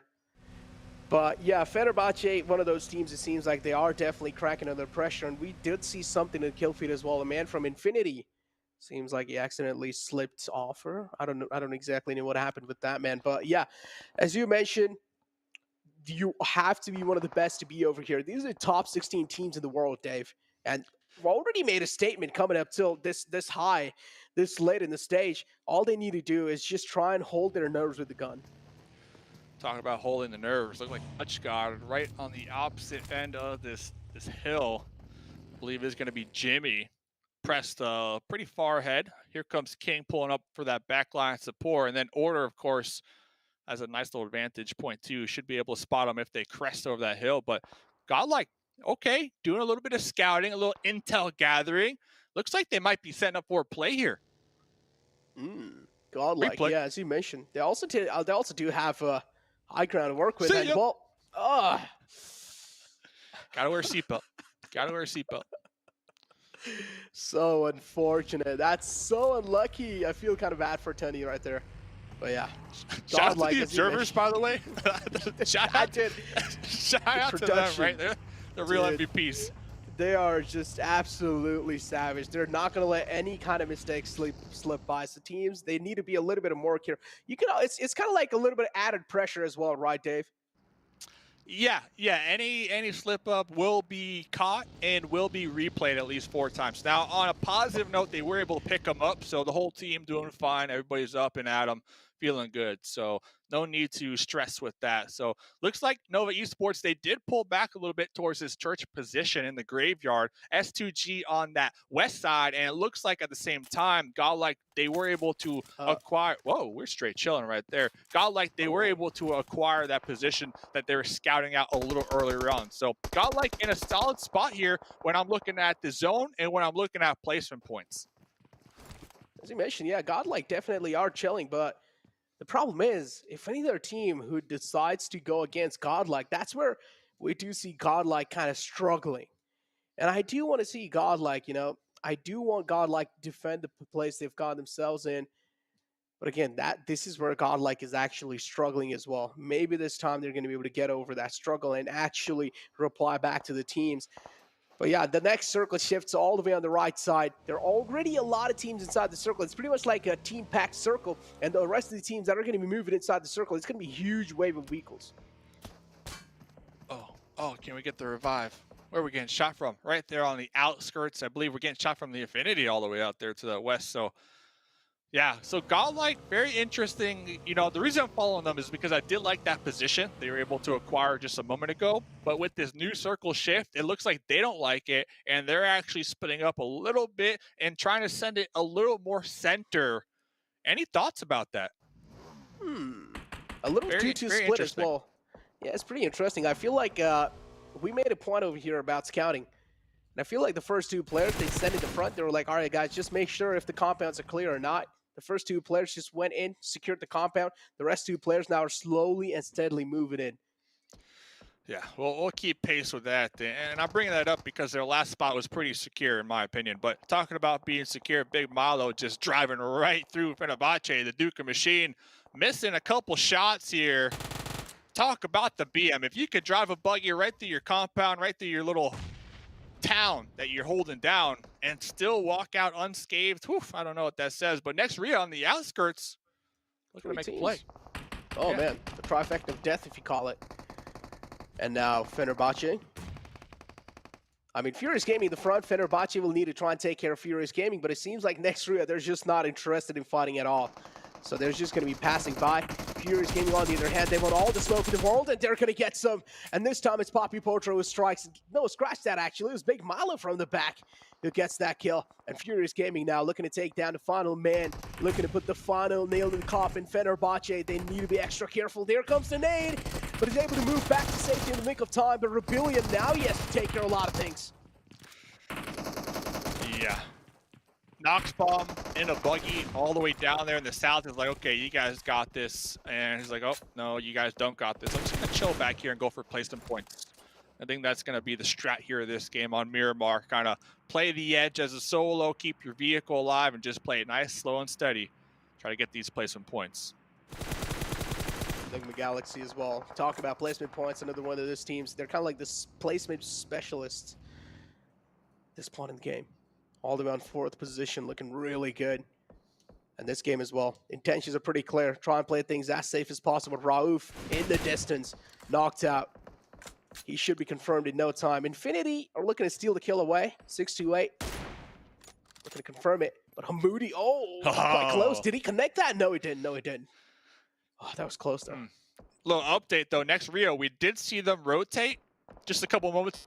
They lost 3 teammates. So next zone does pop up. Okay, so the rotate, the new position that GodLike were able to acquire paying off big time. I like it too because you got Nova down to the south, and there's a main road that a couple teams they might actually utilize to kind of drive through, maybe YOLO send it to this new circle. Because I'm looking at the west side, I'm counting like 4 to 5 different teams that need to reposition now. So GodLike and Nova can kind of work in tandem and really play gatekeepers to all those squads trying to make their way into this new circle. But if you talk about team having the prime positioning, it has to be the Xavier. All 4 players alive right in the center of the zone as well. A7 looking pretty decent, but the problem is there is a little road dividing the circle into 2 halves. And the half as well is not equally divided. So the problem is if the circle shifts away from A7 on the left side, this is where troubles is going to start knocking A7's door. Let's see, Furious Gaming, they're going to be forced to defend. Scream going to be opening up a couple shots on the truck, trying to get the vehicle explosion. Going for that reload. Not able to get behind the cover in time. Oh, but he finds one though. As you mentioned, the trade is there instantly. Infinity down 2 men. Furious Gaming looking to inflict a little bit more pain, without a doubt. Those 30 bullets of pain being felt by the signature in 416. But Trick is in over here with the SCAR-L. Tony always playing that off angle too. You got to keep tabs on Tony. Always playing that off angle, looking for that sneaky angle. But over here, Nova just running across the open terrain. Paraboy, Molly in hand, slash M249. Okay, King, looking to make though. some plays. But King, though, just saving the day for Nova. Even though Jimmy was knocked out, but King on the left side, just saving the day for his team. No, I felt like that was it. I felt like days for Nova were numbered in that previous game, but finally they were able to make it out alive in Viscous. But yeah, for now, Infinity on the move as well. Went through quite a lot in the past, so now they do not want to deal with anything else. So they're just going to be maintaining that social distancing. Trying to see, can Nova pick up Jimmy? Because if so, you got Paraboy and Jimmy both with the M249, the light machine gun, and I wouldn't want to run into that team. Let's just say that, especially on Miramar with so much open terrain for you to just kind of drive by. An M249 is the perfect weapon to kind of get those vehicle explosions. As you mentioned, yeah, M249 with just a huge magazine in the gun. But now over here we have H2G charging up a Nova. I don't know if this is a good idea or not. Kelsey being found in here because the M249. The bullets just never stop raining. I love it when we talk about something and then a moment later, boom, right there on the screen. Let's see though, Order. Can Order get the defense because King is down? Timber, Rip7 going to be working together as a unit, as a duo, trying to capitalize on this, trying to get some limb points. Oh, the grenade on the Jimmy. Oh, there we go. The nades from the side of H2G. H2G looking to prove Nova unparalleled. Timber making the push happen on the left. Order's position still not known. Or maybe it is now. Timber being found. A huge knockout from Order. But guess what? This time it's Noah. Proving H2G unparalleled. H2G knocked out the game. Order. Order is just dominating here today, man. Was receiving some shots after that. The third party from out there in the distance did pop a smoke. Going to be popping another one. Might be able to pick up Jimmy just in time. 7 limb points for Nova Esports right now. Wow. Oh, man, they're just going all in. Guns blazing. They just don't care at this point. They just want those kills. They're out for blood. They're hungry. They are staying hungry, and they're ready to devour. Infinity on the left side as well. I'm seeing, even though they don't really have the man number to work with, they're still trying their best to get a couple of kills before they get taken out the game. So, gotta say, a valiant effort from their side. Still super impressed with Nova Esports. They were able to get the pickup. Now they did pop over into that. Ooh, we'll get back to that, into that bike. They're gonna be repositioning, but Damon over here laying down a lot of fire on 4 rivals. Damon Gaming having a clear high ground, a little bit of advantage as well, but no, the problem is the wall of death is moving in. 4 rivals trying their best to take a full advantage of that situation, but Damon Gaming are just a little too good in these situations. 4 is knocked out, but Sung is the man who's not going to let a fallen man behind. Who's that? Who's that showing up? Who's knocking at the door, Damon? It's Nova, Jimmy and Order showing up once again. This team, although they only have a duo, they are not afraid to get involved, and I love it. Show a little head, show a little head. Just a little glimmer. No. And then Jimmy holding down Don Wall with the M249 on the opposite end right here. Man. Nade. This might just be $1 million nade if he connects. If it does, but not enough damage to take out a man. Sung in the front trying to take out the man, but no. Instead, it's the huge clip size of M249. Just the bullets don't stop raining. But Diamond Gaming able to try things out and able to take out Jimmy. This leaves Order all by his lonesome. And Order as well now trying to play things a little safe. Instead, going for those placement points. Looked like Order was possibly sent into that shack where they knew there was going to be an enemy there. Driving right past it. Now Don Wall going to be popping up, trying to get these grenades. That little window. Kudor popping out with the UMP, saying, "This is my shack." Done. Oh, they didn't get the push in. Kudor next Ruya still alive. DXavier saving the day for next Ruya. Oh my God. He doesn't realize how lucky he is right now. Kudor, barely survives that. But yeah, still gotta give props to that man. Even though he was a solo survivor, he was doing a great job holding that shack down, making sure he wasn't really being taken out that easily. Na'Vi though, looking to take the fallen man back up, looking to give the fallen man a hand, but is that going to be a possibility? That's the question. Na'Vi all the way on the edge of the zone. They have a lot of pressure. They do. And Kudor not lucky enough though. That shack no longer in play with the new circle ship. So that push that we saw from Order, it paid off big time because Order was able to pick up a nice little spot right there on the edge. So we got a couple solos here, then a couple teams with 4 up. One of those teams with 4 up, in particular, Alpha 7, 5 elim points so far. Is this the Alpha 7 game that we've been waiting for? Oh man, look at that. DXavier having the best compound in the world, just raining down death and destruction, just peppering bullets all the way in the front. Whoever peeks out, DXavier is not going to spare them. Now Na'Vi as well, it's going to be the next wave of an enemy for them. But Stalwart Esports, what happened? What? How did they just get taken out like that? 4 rivals somehow survive. Oh man, let's see though. Let's see if another solo can make a play. I see Order having to defend their spot from A7. Looks like they weren't able to. So these solos, they are playing spoiler right now in this lobby. Oh, they are. They indeed are. But GodLike shack is getting compromised by Na'Vi, and they realize this is their only chance to stay alive in the game. This nade might just blow up the Weekle, and if it does, that's it. That's going to be it for Kitsune. But he moves back to the nick of time, moves back to safety. Kitsune spots out Zcon in the front, but a little too oblivious about Kitsune in the front. From behind, too. 6 elim points and all that chaos. Look at DXavier. They have been big chilling right here. They got these broken walls to work with. They got these compounds that they go to the second story, get some sight lines. Now Furious rolling up in the bus with Uzis locked and loaded right within grenade range here of A7. Oh, this is A7's chance to take on some enemy hills. Furious Gaming taken down quite low, and I feel like that's going to be it. And yes, it is. Getting eliminated on 5th place with 7 elim points. Looking still pretty decent. Kitsune was the only man left alive for Na'Vi as well. He's been taken care of right now. DXavier, as I mentioned, they still have one of the best compounds in the zone. If they're able to hold it off successfully, that's going to be such a good thing. 4-4 situation, top 2 teams alive, A7 versus DXavier. This is A7's game. A7 got this, man. They got this. This team, 2nd place league stage, PMGC West, 4th place finals, 1st place PMPL, 1st place PMPL Brazil. Dude. This is their time. This is their time to reclaim that spot. Jump up these leaderboards already with 9 elim points. Carrillo, Senatexa, Mafioso, some of the best players from the West.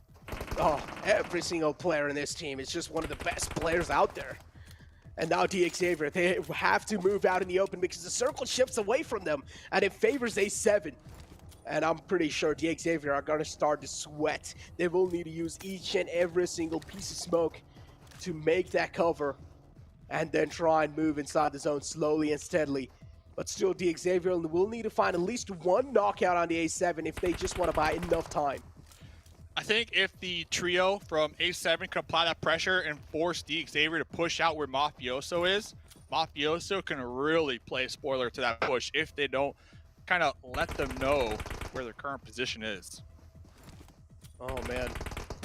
Yeah, Mafioso's angle is huge, though. That's my point. Yeah. It's a huge angle. Mafioso's angle. And he should make sure that his position is not being compromised as well. Mafioso still, I'm pretty sure Mafioso's position is known or not. I don't exactly know. But yeah, Mafioso is trying his best to play it, like, things as safe as possible. But here comes the push, and as you mentioned, yeah, Mafioso trying his best to stall this push. Not only that, Mafioso can get so much intel from that little baby hill. Relay that back, and here comes the beginning of the engagement. Lamborghini down. Oh, Lamborghini down, a huge force knockout to open a lot of things up. Another man taken down quite low as well. Duck barely survives on a sliver of health. And he's prone down. He's a little snake in the map of Miramar. Deserty snake. But yeah, he's 7. They're just playing this so safe, and they're playing this perfectly. They have this Rich to work with. They have the zone favoring them as well. The Xavier, they're hurt. Exactly. A7 playing this one nice and slow. They have the zone to work with. They could taste the chicken dinner. It's within their grasp. They don't want to let this one, they don't want to throw it. D Xavier, they have this bus to work with. That cover looks like a Molly going to get tossed out. Rebo, though, was knocked out. Oh, no. D Xavier, we're burning alive over here. We are burning to a crisp. Oh, here we go. Man falls on top of the flames. Now it's all down to Frankie. He's taking a lot of bullets. It's just complete destruction being rained down onto Frankie. So many bullets to handle. And now Duck trying his best to work as a meat shield for Frankie, but not enough. Frankie barely survives, though, still on a sliver of health. Has this little dip to work with. But again, his position's compromised. All these sights of A7 are locked onto Frankie. There's no way he's going to be able to make it out alive, but still he finds one. Frankie is just putting in the work right now. Senetexa going for a reset revive. Rebo popping his boost. Frankie, it's up to you. Can Frankie clutch it out? Oh, no. No. Out in the open, taking a lot of shots. And yup, A7, they just clean it up and proving D Xavier unparalleled. Hats off to Frankie, though. I'm not gonna lie. Frankie was putting in some work. Frankie was getting these knocks. Alpha 7, they had the numbers advantage towards the end, but they kept getting traded back and forth. But Alpha 7, let's go! PMGC West representing Brazil, getting their first winner chicken dinner here of the Grand Finals. 13 elim points. So not only did they get the 15 points for the chicken, but almost enough elim points to make it count as 2 chickens. So this one game in particular, it is going to just shoot them up the overall leaderboard. This is great for them. So ladies and gentlemen, that was Miramar. One more game to go. Don't go anywhere because we got the analysts hitting you with some knowledge. Well, I will tell you this, we're not going to hit you with it because that can be illegal and we could be sued, but we're going to drop some knowledge bombs on you, which is also probably illegal if we drop bombs on you. But either way, Alpha 7, let's talk about them. I don't know where I'm going with this, but I don't have to know where I'm going with this because I have these 2 lovely gentlemen to my side with Maximum and the 7 Rules Gaming, as we're going to be talking. You know what? I'll take it. Okay. Yeah, Max, let's just let 7 talk about this for the next 5 minutes. Go ahead, 7. Hold on, I'm waiting for the shot. Alpha 7, baby. Alpha 7. We've been talking about it. We were talking about Carrillo. He was scouting way too far away from his team, and I felt like they were a lot more compact, and this style works a lot more perfect for them. It's getting choked up. I was getting really emotional. I was just so right excited now. for them. I was just so excited. Although I didn't, one thing I didn't like is I didn't like that ending. I feel like Mafioso should have been able to at least knock a lot more players. They put themselves in a situation where I'm not used to out of them. They're usually a little bit more dominant, and I didn't get a chance to see that out of them. Now, another thing, I feel like I'm flipping the script here because usually I talk about this with Navi, but I would like to see a little bit more consistency in regards to momentum carrying. Alpha 7 is usually really good. Yesterday, they weren't able to carry the momentum from their win. I think they got the win, and they ended up with the 10th place. So hopefully today, it'll be a different story for Alpha 7. Yeah, I'm super happy to see actually D Xavier taking up that 2nd place in terms of overall points. He get himself a total of 18. That the strongest compound in that position, could have potentially got himself that chicken dinner. Frankie had a very nice attempt, but the only 2 teams that really could have been a threat to the position of D Xavier, in my opinion, were Damwon and Nova. They were trying to come in from La Bandita, but because they were so intertwined on top of each other, that was not an opportunity. But as you go there, talking about Frankie being up there with the stats, 3 eliminations apiece for his team and 40% team contribution. Really impressive stuff from him. A clutch, that would have been insane if he could get it, but not quite enough at the end. He almost did, and with Frankie now, this is the 2nd time we kind of see him clutching up in regards to getting some extra elims for his team, right? Yeah. Earlier, we saw him in a match. I think he ended up with 5 elims, and we've been talking about how much DX needs those elims. This is one of those teams that, in regards to comparison to some of the other teams that were closer to them, they were lacking big time. Exactly. So they're able to jump up on that a little bit, and the overall rankings is going to be able to switch up. And Nova still remaining in that first place with 1 single chicken dinner, but they're starting to create a big point lead right now. And with Alpha 7, I think this is a major story. Alpha 7, I think before that last game, they were in 10th place. For them to be able to jump up to 4th place is going to be huge, and it's going to be a bigger confidence boost for this team. This is a team that I know they can affect their mentality when it comes to not being able to do certain things. With this win, hopefully, this is the confidence boost that they need. Thing is, there's still quite a gap though between them and first place. Nova with the 11 eliminations in that last match, I think it was. 7 eliminations, but 10th position, which is still insane. Backwards. 10 eliminations. 10 eliminations, but 7th numbers, position. you know. But the fact is, we saw Order and Jimmy. My boy Jim, as a 2-man squad pushing out, like we saw the M249, they were able to do some serious damage to multiple teams there. And we just kind of show again and reinforce the idea that Paraboy isn't the linchpin of the team. Everyone can be extremely strong. We saw Jim do it there. We saw Order do it as well. This is such a dominating team, and they're only lengthening that lead even further against the second place. Yeah, I think Jimmy is the one. I have to call him Jim. I wish I could call him Jim. But I think Jimmy is the one that I was missing out on seeing go for these aggressive plays. Right, with the M249, he had a really good attempt at some point in time. It got a little bit tricky towards the end, but now we're seeing everyone at some point in time perform in this tournament for the side of Nova. And we said it. I even talked to Octay earlier, and they said we want to keep the trophy home. Maybe it's nice and hot. It's cozy. Okay, let's leave it where it is. Yep. And they want to try and take the back-to-back trophy here. With Nova, I have seen them be a little bit more aggressive. I mean, earlier in Sanhok, we saw a completely different playing style from them. They were playing more of the edge circle. I think this is a Nova I'm actually enjoying. They're being a lot more aggressive. It doesn't matter which team it is. It doesn't matter what stage of the map we're on. They want to get those elims, and they want to get any points that they can. I mean, it seems like that's the change from day 1 to day 2. They were really quiet in day 1, but day 2, they're being very loud. They're looking for fights. They're looking for those opportunities. And I mean, when you're picking up this many eliminations, when there's only 2 of you left alive, like this is the true dominance of what Nova has to show us. Yeah, just shows the overall availabilities of their playstyle. They can go passive, they can play central, they can play edge, any type of playstyle. If they just train enough for it, they'll make it work at some point. Let's go back to Alpha 7 though. Because that's you. I was waiting for No, I'm going to talk about them because I don't think you touched on it, though. You might have, and I might have just had a brain fart and didn't listen.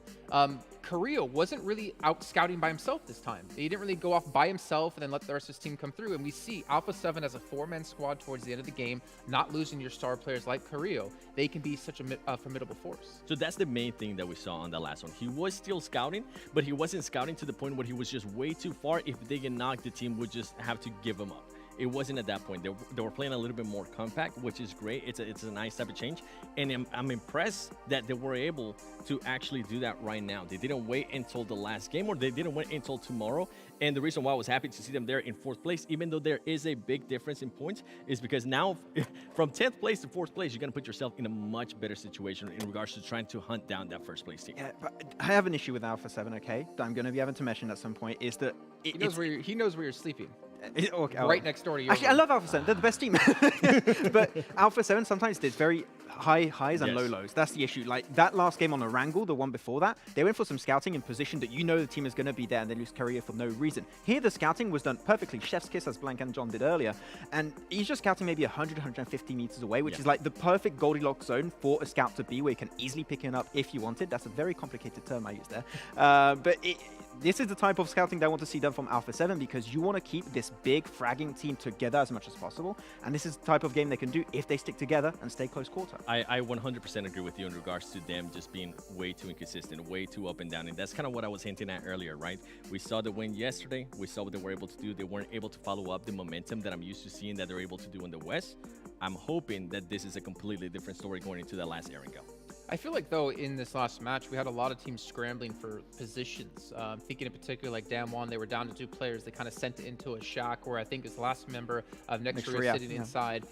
We saw something similar happen with Stalwart Esports. They ran into Pinburu, if I'm not mistaken, who ended up dying to him. Like, there was a lot of like last second, oh, we need to just get into the zone. Let's just send it to a position and hope no one's there. And a lot of the teams that got into the zone early were able to capitalize off that. That's the main issue, I would say, with these circles, right, Seven, is do you have so little position to play from? Only thing you have is those gitoons, you know, very famous gitoons to play from, where you got to try and take those positions. It's the French word for shack.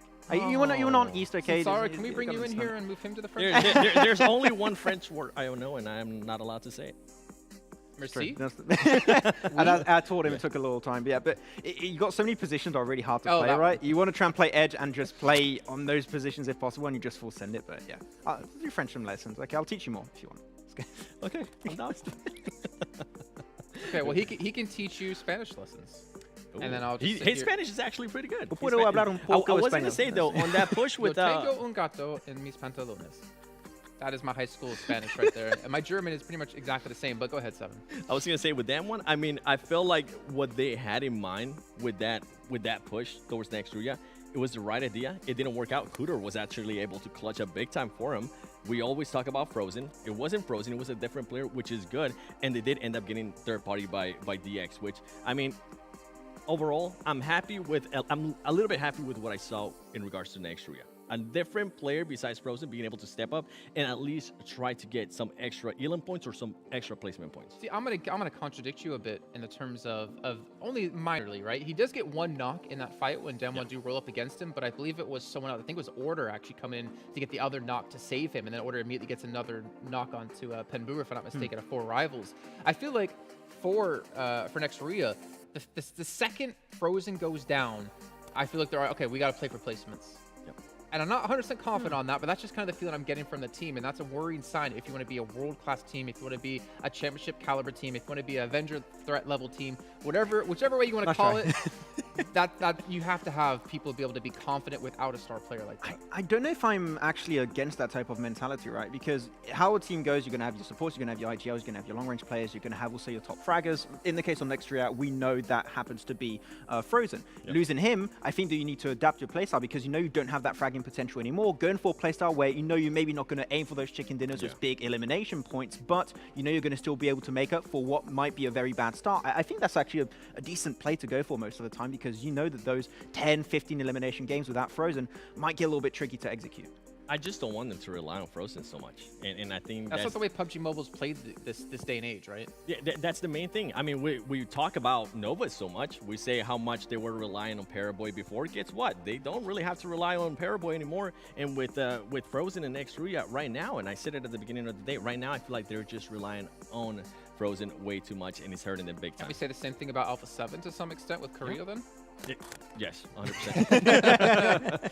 I mean, it is unfortunate for some teams, but the fact is, even if Frozen is the only standout player for the team, next Ruya are still sitting top 4 here. They're still sitting in so much money, and they are doing it in their first big global event as well. So it's even more impressive to see that. And again, gets me more excited going forward into the future. And speaking of the future, we have a recap coming up here for Alpha 7, obviously how they made their way around the map. And I definitely want to keep a close eye on Carrillo here, just to see his transitions and how he was scouting, in particular staying in that Goldilocks zone, as Max talked about. Yeah, that's the main thing that we're going to be looking at here. Just obviously, they're going to do their split right off the bat, right? let me put on my glasses here real quick. La cobreria. Yeah. But then, as you can see there, Carrillo, early on, right? He's still doing that long scout, but then they were able to readjust their max towards the end. Now they're staying a lot more compact. Yeah. Usually, you don't really see this compact out of it Alpha 7. You see like him go out as like a little tentacle just to gather information, and the rest of the team comes with like right after in the beginning. And I'm wondering if you're gonna see it more just stick together as a grouping. Squid Game, yes, they're playing it right now. But exactly, we're talking about how close they're playing. Red light, stop. Green light. They're holding it. Okay. It's green light. Okay, they could on move. No, not going to go. But yeah, exactly. And phase 1 is the moment where you can actually go for these elongated, scouts most of the time. So that's okay for Carrillo to do so. But when you get towards that late game, they know exactly how the terrain plays. And we talked about it with this type of finish.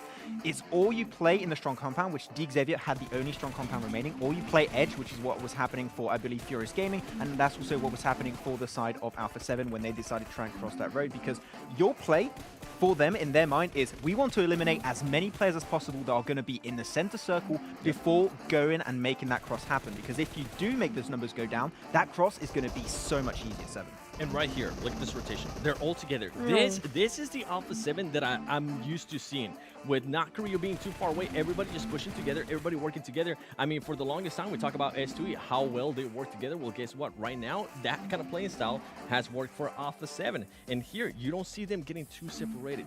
On the, I was going to contradict you a little bit there on the early stages. I feel like it has backfired to them. Sending out Korea early on, especially in the last Erangel, it backfired with Navi. So I'm hoping they will still be able to adjust that. And right here, I was really hoping Mafioso will be able to do a little bit more damage. I feel like it was too soon to give out where he was. Yeah, they didn't actually fully set the trap. I feel like if he would have waited a little bit longer, if we would have been a little bit more patient, he might have been able to set that trap. I do really like that Mafioso actually was playing with the M24 when Xavier was still in the compound, trying to find those peaks, potentially hit a headshot. The moment they get to the mid-range, he switches over to the M4. He wants to try and make those numbers go down, get some damage in onto Xavier, which worked out for some time, but unfortunately did lose his life towards the end, and it was Senatexa and Revo able to try and close that one off. And Senatexa proved time and time again he can close off these games on Miramar, and he made it happen here once again. To give some more credit there to the players from DX, I love the Molotov usage that they well did, especially with Mafioso. It forced Mafioso to back down and try to get a different angle, which is going to leave him more exposed if he tried to get any illims on them. You know what I'm a little bit sad though about, and I mentioned this before, about missing seeing Creo be as dominant as he was back in loops, but I'm also missing that, all right, we knocked one player, it's full send into him kind of style. Because that's what defined loops for me back then, and we see them get a knock, right? They have the advantage. They have a 4-on-3 or a 4-on-2 if I'm not mistaken, or maybe a 3-on-2, and they still restrain themselves. And obviously that might just be them growing and maturing as a team, but I still miss that style of, okay, we got one person down, let's just full send it, let's just wipe them out and overwhelm them, because that brute force that teams can show you really gets in your head and messes with you. But you guys, we are going to be heading to a break yet again. We do have our last match coming up in just a few moments time though, so don't go anywhere. We're going to find out who will come out on top at the end of day 2 shortly.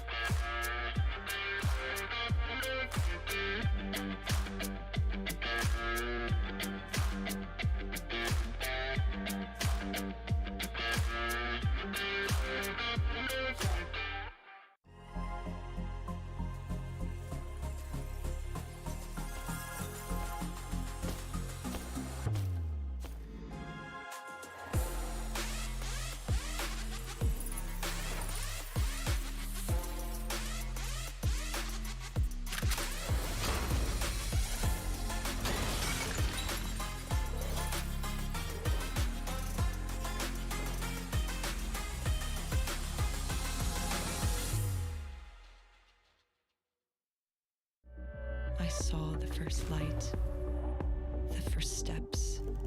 Now I see much more. I capture Earth in all its beauty. I see action, I see drama, and I see it in the finest detail.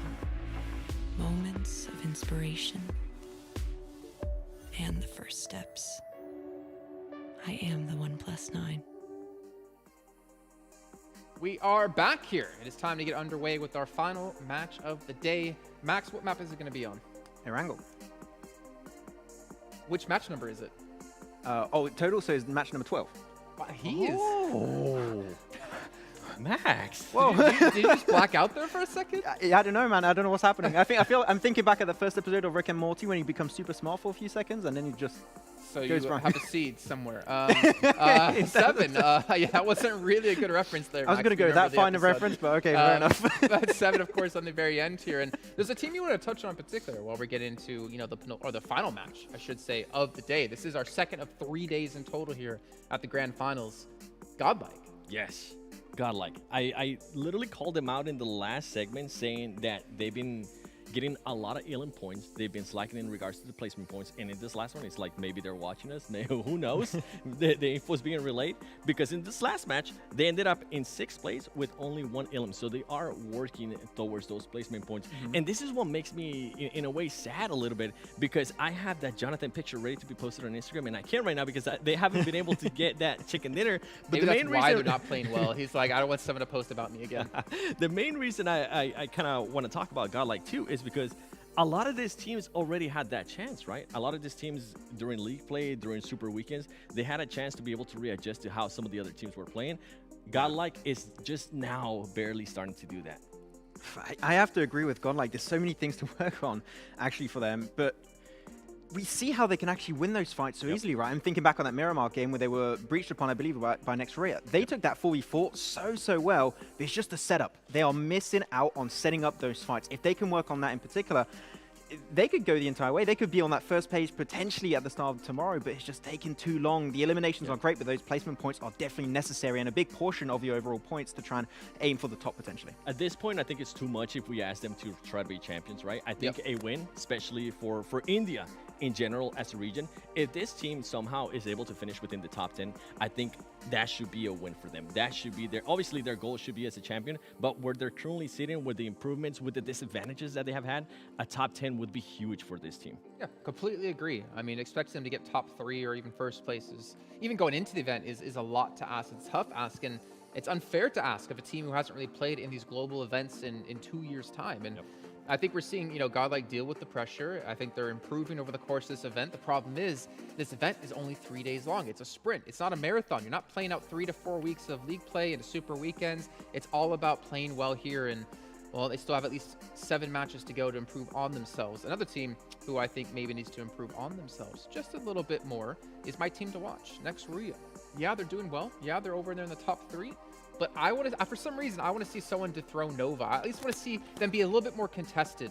And I want to see them grow as a team in general, not just to rely on a player like Frozen to really step up. Okay, I'm going to go with mine then. I want Nova to have an even bigger lead, and I'm going to go with Nova because I've been trying to pick all day teams that I want to see improve. Well, I'm going to go with a team that's been doing great and has a really good track record, so I'm going safe here.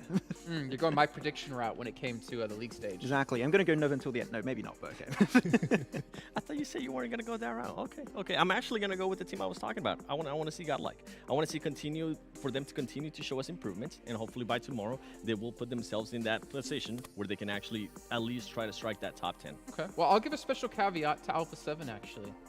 I want to see how they use Carrillo again here. I know it's not Miramar, it's Erangel, but I want to see if they continue to go that style that worked out for them. Will be good. And can they carry that momentum, right? Are we finally going to see the Alpha 7 that I'm used to seeing over there in the West? Well, the worst case could be they win the last match, and then they go out 16th place here in the next match. But ladies and gentlemen, we're going to jump into our final match here now of our second day of play, and we're going to throw it on none other to our most handsome gentleman here, one wearing a suit and one having a fantastic mustache. It's Mustache Dave and Nectar. Oh, man, here we go. The final game of day 2, Dave.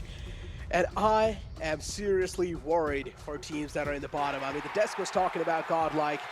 And even if they do get to top 10, that's going to be quite huge for them as the disadvantages they had in the past as well. And they're trying their best to improve, but even the desk mentioned they just don't have enough days. You only have 3 days to play over here, so not really a lot of time to improvise. But going inside the final game, Dave, which is the team that are you going to be looking out for? Hey, what up, GM. So last game of the evening, day number 2, grand finals. I am kind of with 7 from the desk right there, kind of in agreement, kind of on that same page, that same vibe. Alpha 7 Esports, it has to be the team. This is a team that I know for a fact just thrives on momentum. And last game, a ton of elim points. A nice amount of points for that winner, steamy, delicious chicken dinner. I think coming into this last game of the evening, they are going to be feeling good and playing confident. And a confident Alpha 7 is a team that everybody, even if you are Nova Esports at the top with 145 points, it's a team that you need to watch out for.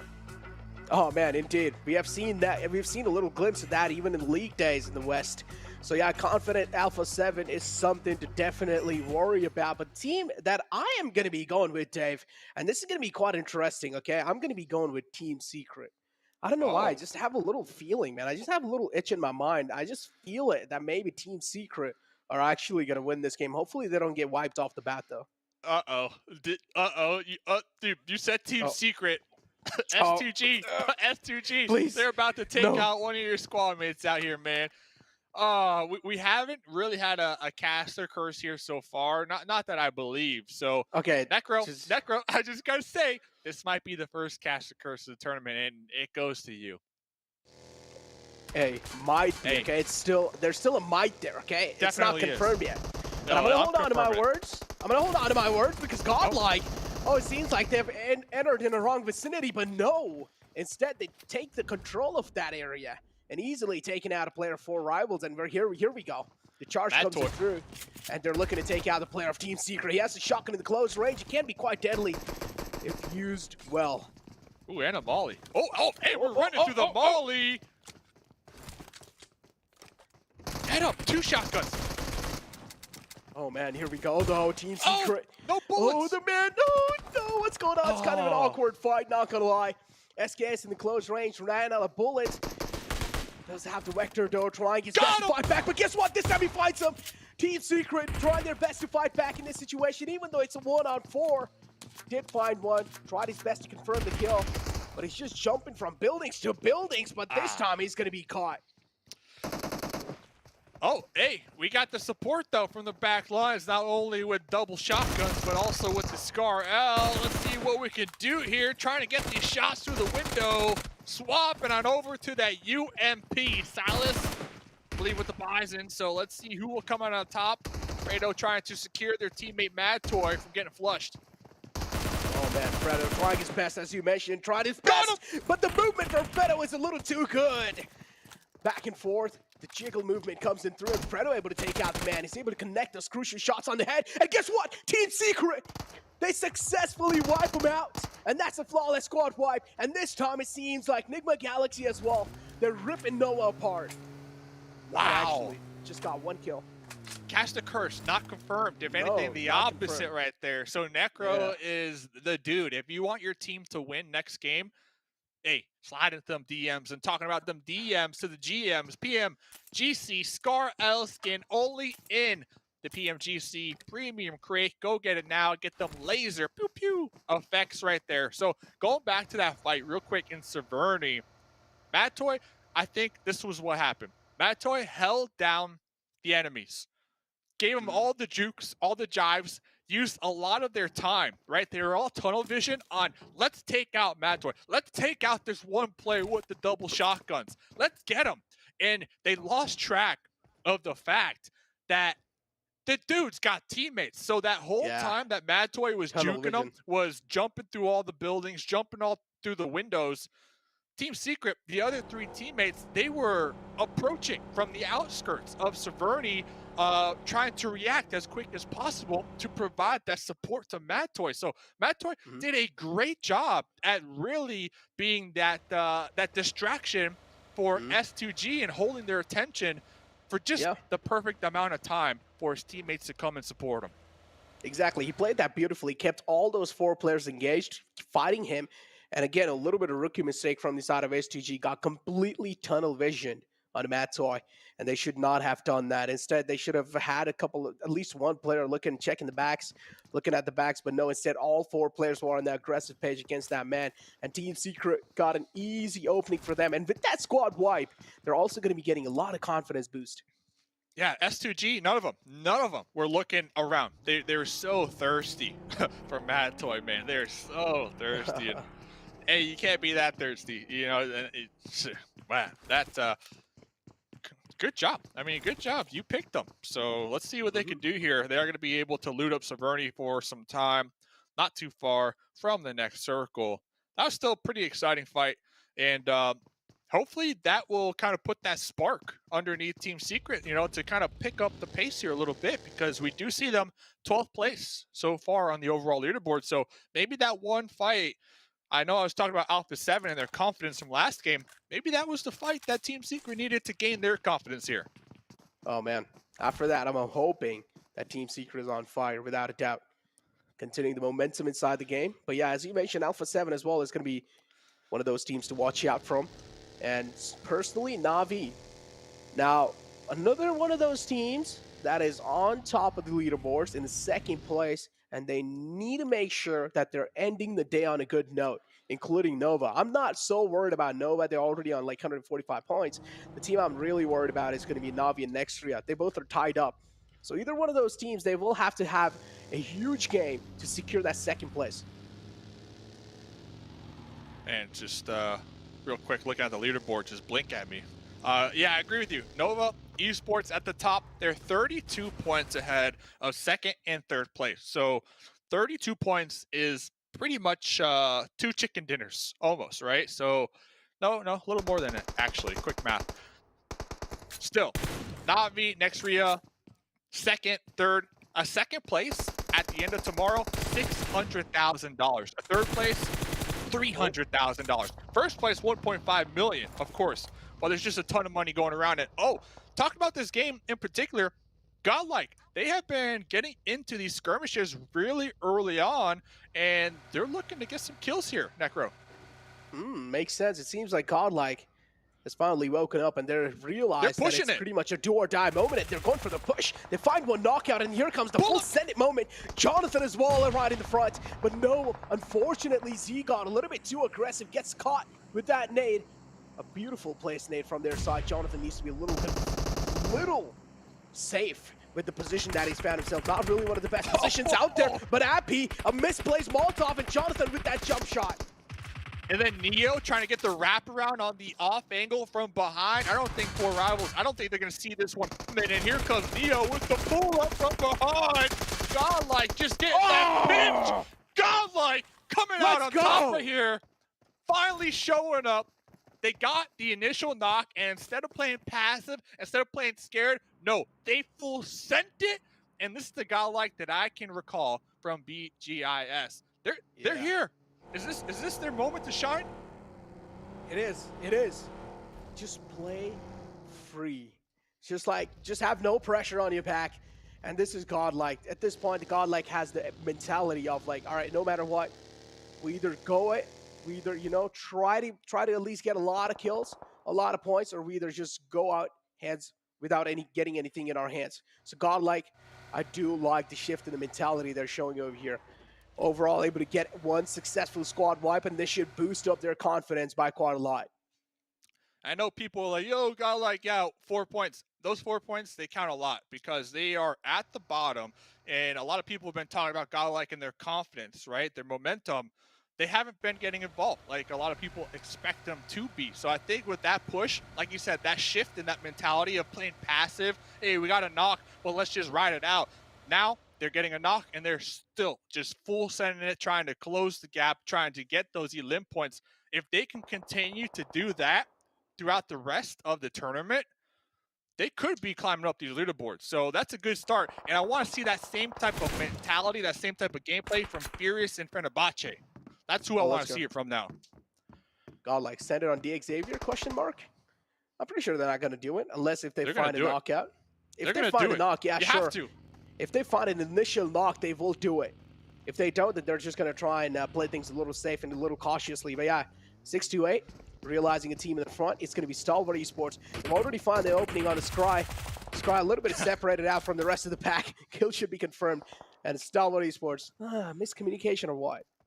You know what I want to see there? I want to see the pan or the punch out. We haven't really seen that here so far. The pan or the punch out. That's when you know things are getting spicy. And I know for a fact that tomorrow, usually on the last day, that these players, they get extra spicy, extra crispy, and you start to see those pans and those punch outs. So looking forward to that. But yeah, S2G, 4 rivals, 2 teams already taking out this game. Pika though, Pika's just been on the bolty all day long. Every time we saw them, they got it in their hands. So you like to see them. You like to see them hitting shots. And one quick note on GodLike, they did lose the squad mate though, so they are down just 3. Yeah, that's gonna set them back a little bit. They lost Z-God in that previous fight, but yeah, Clutch God able to clutch out the final moment. That meant quite a lot for GodLike. And overall, yeah, Pika on that bolt action, making a lot of work happen. Yeah, he's been doing that all day, and he's able to crack some skulls open as well. I do want to see those replays, without a doubt. But yeah, now we have Infinity kind of next to the bridge lines. They do realize another team in the front. It's going to be 628. And actually got Sunny all by himself over here. They might get sandwiched. Nigma Galaxy, I see out there coming in through farm, to the south of farm, out there to the west. So Infinity, they might get sandwiched, so hopefully they are keeping tabs on everybody around them. Oh, yeah, here comes Nigma Galaxy actually pulling up. Look at Mela, though. It's just, Mela is like, all right, see ya. And he just whips out of that compound. He's like, all right, you guys can have the control of this compound.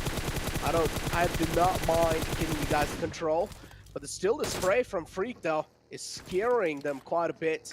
I do want to see where the next circle shift's going to be, because it's going to be deciding quite a lot of teams' fate. Because you can see on the north side near prison, so many teams stacked up next to each other. Circle shifts right in the center next to Ruya found themselves in luck. I've never seen anybody pop in a dossier quicker and just haul on out of there in my life. So Nigma Galaxy, so they have a couple options to work with. Looks like they're going to be pulling back, playing that west edge here. Very smart play. Oh, but over here next, Ruya. Okay, let's see though. Can they successfully defend this push? Oh, can they? That's the question as well. That's what I'm wondering. Kudor, though, takes 2 and instead gets traded out instantly. Sung, the only man left alive in the front, actually scratched out. He's the only man left alive for the team. Has a lot of burden on his shoulder, and he needs to carry his team, at least get a decent amount of placement points in that one. Vector in the close range is definitely going to be shred, and they need to play this one out a little safe, but instead, the push from next Ruya is just a little too difficult to handle, and he falls down. Yeah, numbers advantage at the end of the day after that push. Looks like next Ruya, they are going to be dead center with that compound now. Down the hill, right above them is going to be Nova Esports, #1 team in the lobby as of right now. A lot of teams looking for a compound in the center. Stalwart Esports, Xavier, even GodLike up there towards the north. But then on the opposite end, you got some squads playing the edge. Alpha 7, they were in Milta Power. They were forced to push out with this new circle shift. And now it looks like they might be clashing with Furious. Just maybe down there in the south. It might be. A7, yeah, A7 as well, gotta say. The amount of distance they've traveled, dropped in Northern Georgia Pool, rotated all the way from north, and now all the way from right side, and they're over here down south next to Furious Gaming. That's quite a lot of distance, Dave. Yeah, no luck, right? No luck with these circle shifts after that wide rotate, that play, that call. And on the opposite end of this circle, Navi, all the way up there towards the north, trying to flex out and really catch their zone dominance up here and scout it out, get the intel. Navi's been playing this one nice and slow.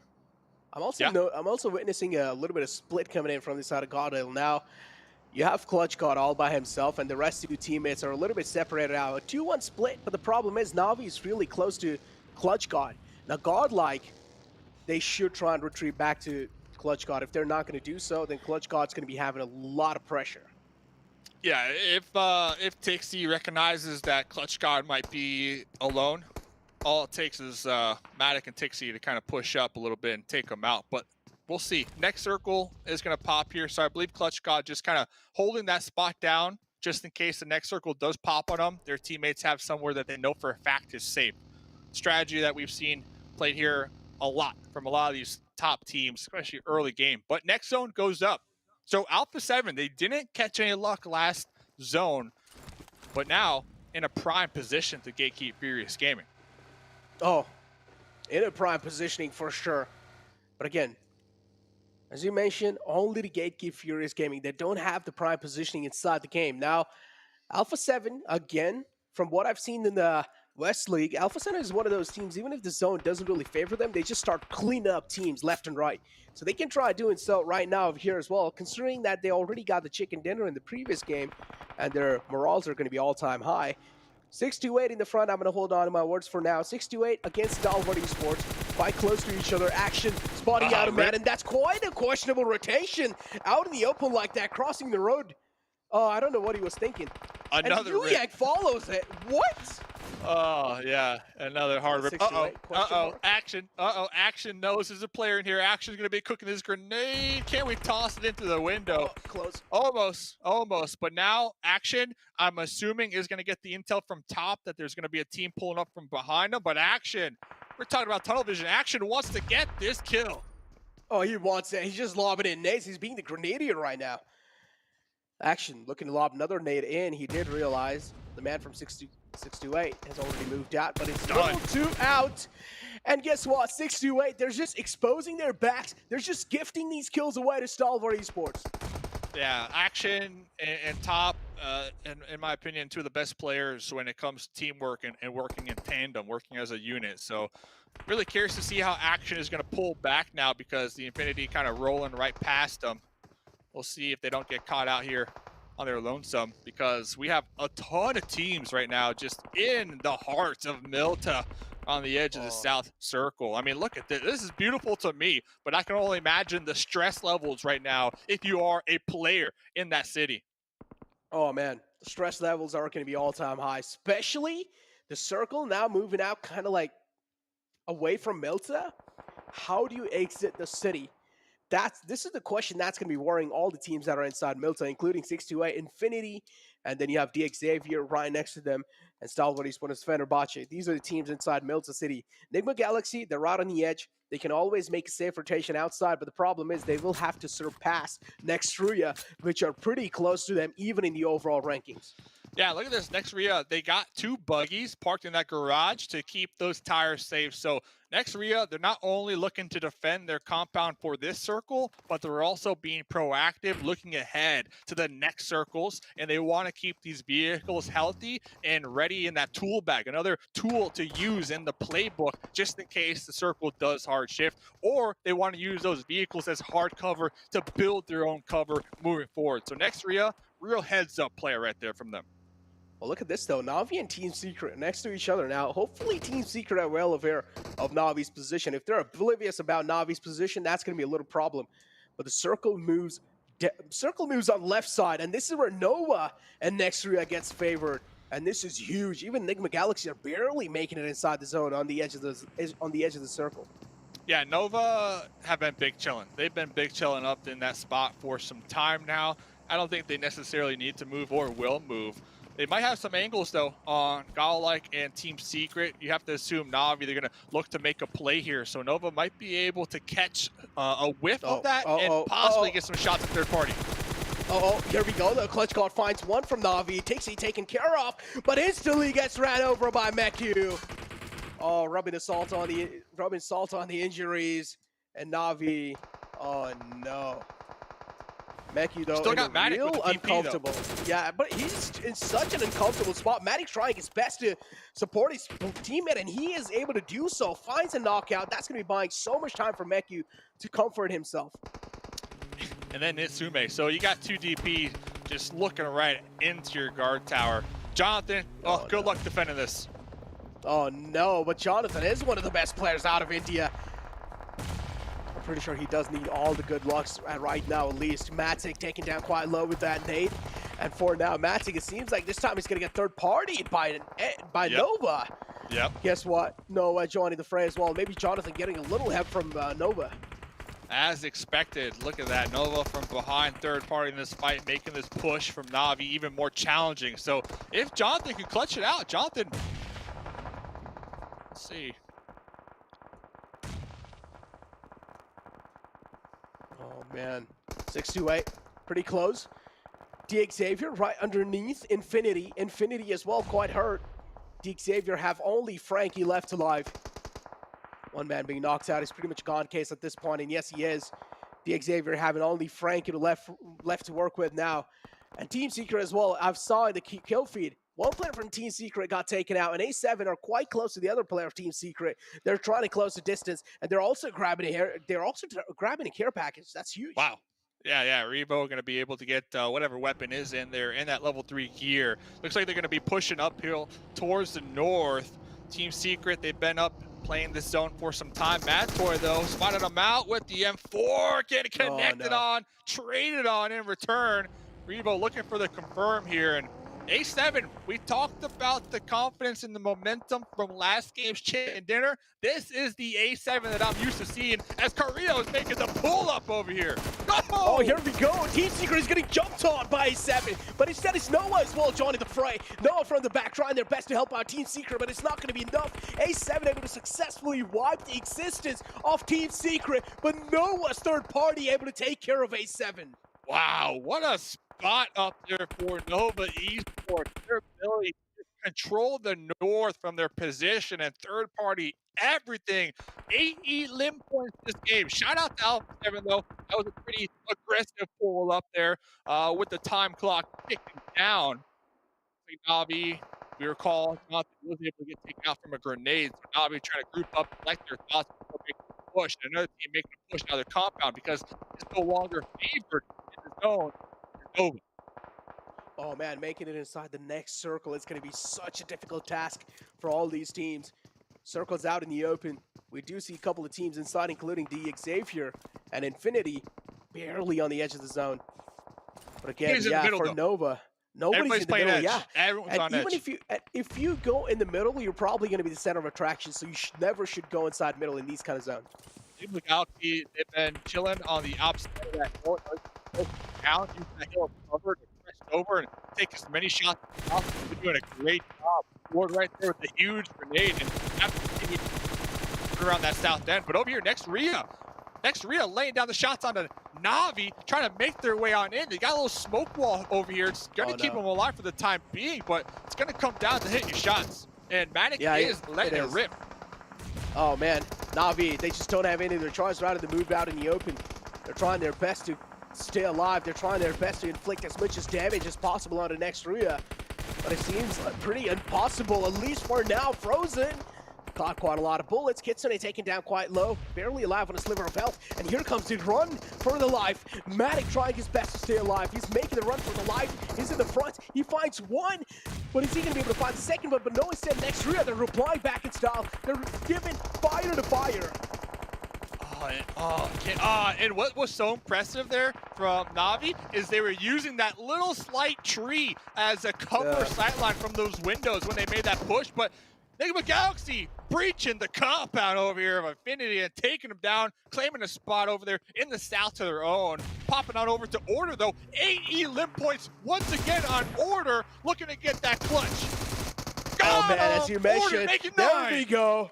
There we go. Noah just able to breach inside the circle. No matter which team you are, if you're going to try to gatekeep Noah, this is what's going to happen to you. But now, on the other hand, next Ruya, a little separation coming out from their side, and that's why the separated man got taken out. And if you talk about Nigma Galaxy, they're looking so good. But the circle shifts out in the open in Nomad's land. Each and every single team will need to make out in the open. And how are they going to be doing so? Because they've already burned through a lot of utilities, to be honest. Yeah, Nigma Galaxy 2 is the only squad with 4 up here. So looks like they're going to continue to sweep the south here. Looks like they're going to be pushing through 628, trying to take them out before moving forward. And that's exactly what they need to do down here in the south. Man, 8 elim points for Nigma Galaxy.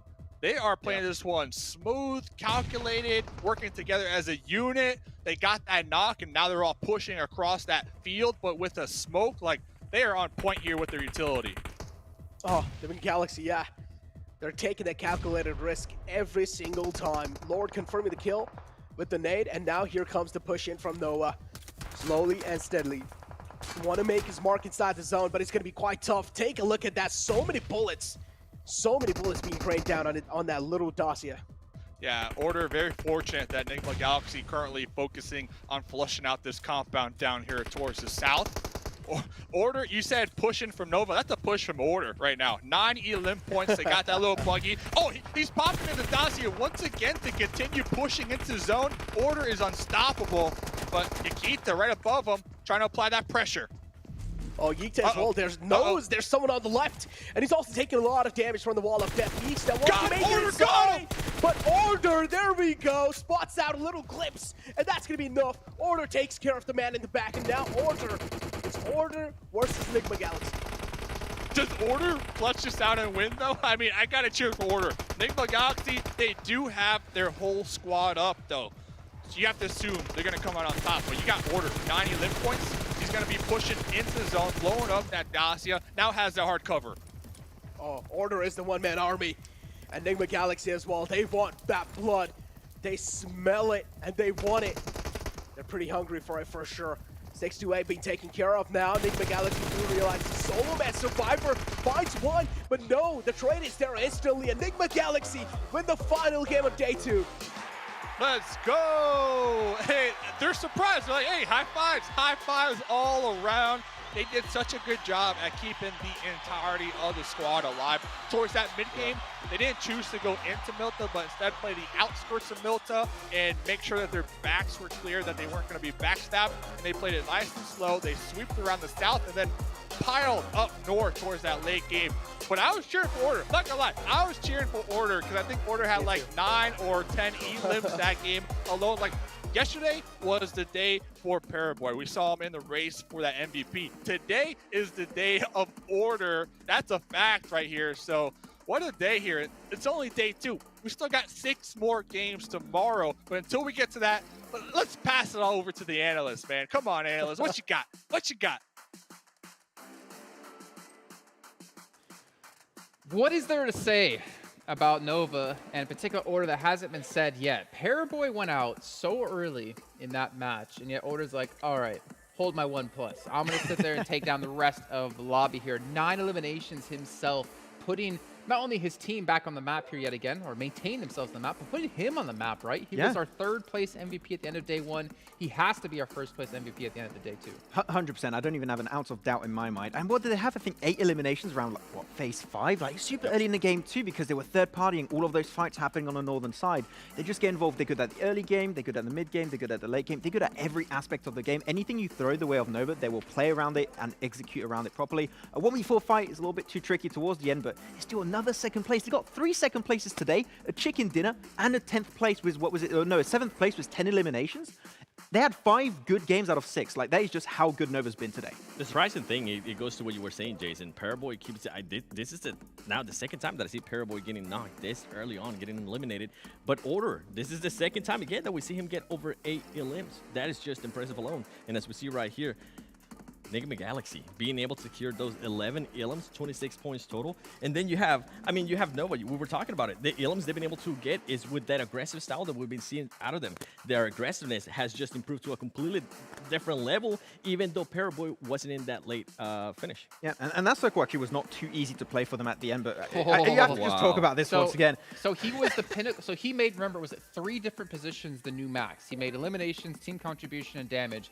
And here he makes it Survival the time. elims the new one. Yeah. Survival time's not there just yet. Isn't it? Contribution is almost there at the very end, and so is damage. He had 1,200 damage in the game earlier on. This man is single-handedly changing the face of what an MVP in a match is. Can we say yes? New superstar? Oh. Yes. No. Yeah. Let's make it. I say yes. I say yes too. He's been the MVP of the whole event so far, for me, to be honest. Yep. I'd say new superstar for sure. This is a player that a lot more people are going to be keeping an eye on him. And then we have Nusi from Infinity. Finally, I know you guys have been wanting to talk about him for a minute. Over 1,000 damage. What is that, Max? That's a friend. I just well, did that. the weird thing is, right, is that ever since Max has started to wear glasses on broadcast, Order's been pumping numbers. Coincidence? I think not. 1,100 damage. He's put up over 2,300 damage in 2 matches out of 6 today. I just saw it last second. I gotta give him a shout out. Dokun Machine. Fenerbahçe. Finally, we got something out of that team, and it is a player that especially on the West, we were talking for a long time, and then we have Klashkat here with at least 3 Illins.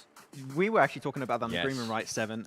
We have had a really, really good fight early on versus, I believe it was 4 rivals, right? Yes. They went for 2-2 split, and we were so happy, Jason, we're in the Green Room. We're like, they're actually going for a split. They're scouting a position before going for a breach. I want to see more of that tomorrow. I don't want that to be just a one-time thing. Do it in the 6 games tomorrow. I would be so happy. And the best part is that the 2-2 split, they decided to readjust. They were both coming gosh. north, right? One of the other players decided to move down south. So it was a great... We'll talk about it a little bit more. But yeah, I know what you guys are looking 45 at. points in the lead. They can have 2 0-point games and basically still be ahead of next Ruya.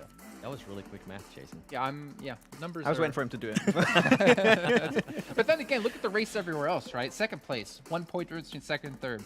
A 4-point difference between third and fourth. A 13-point difference between fourth and fifth. We're still seeing the potential for so many changes to happen here, but that first place position, I feel like Nova this time, they're really making a statement.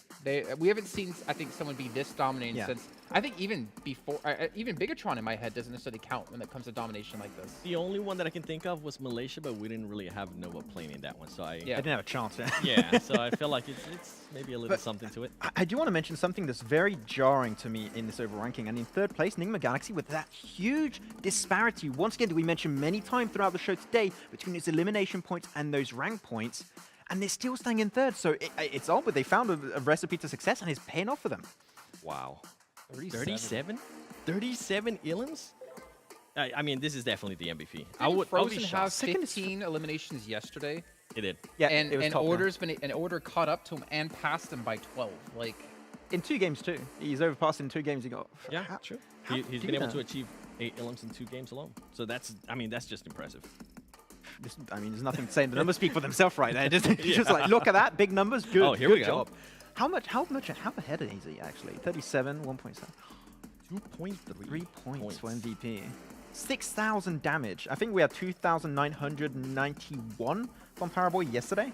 And the fact he's almost just over doubled that from Order's side is just... Well, it's also cumulative, let's be fair. Yes, it is. But also it is a ridiculous amount of damage he's able to put up. But we are seeing a couple of new names here, I think, on the top 5. We are, and I'm glad you mentioned them, especially DX Frankie. I mean, we saw what he's been able to do today. Definitely having a standing day for himself. And then with Navi being able to adjust, being able to carry momentous, they allow Miku to at least put himself in that contention as well, Max. Yeah, exactly. I'm really happy with how Navi's been able to adapt their playstyle. I think just like GodLike, they've been able to approach it a little bit better with how they've been scouting and everything. Is really good to see. It's kind of a shame because we have seen so many teams step up today and improve their consistency. Navi definitely going to be one of those. But the fact is, Nova have been just so good today that everything else doesn't matter compared to how well they've been playing. They've been consistent throughout the entire event so far. They've been even better today than they were yesterday. And the lead that they're building up, the fact is they have a couple of games in hand now where they could just not place well. They could go out early and still be ahead of everyone else. Just to repeat for those at the back of the class, 3 second places, 1 chicken dinner, and 1 7th place was 10 eliminations. You can't beat that. It's just so good of a... I mean, okay, technically you can beat that, but is it likely? Not really. So they have 47 limbs, and doesn't Order have, like, was it 35 of those? How many limbs did he have? You're right. You're right. 35. It's around 35. I mean, I guess technically... Wait, is this just from today, I think this though? is just from today. This might just be from today. But still, it goes to show the amazing day that he had alone today. I mean, Frozen, we're talking about what an amazing player he was yesterday. We're hyping him up, and Order was like, no. Hold up a second. Let me just go out there and get at least 35 limbs. Hold my chip, my SIM card for Singtel, real quick. Hold my cucumbers they put over my eyes while I'm getting pampered at the Fairmont. He got his Manny and Petty. Yeah, he's getting ready to go, man. And the question is, who can stop Nova?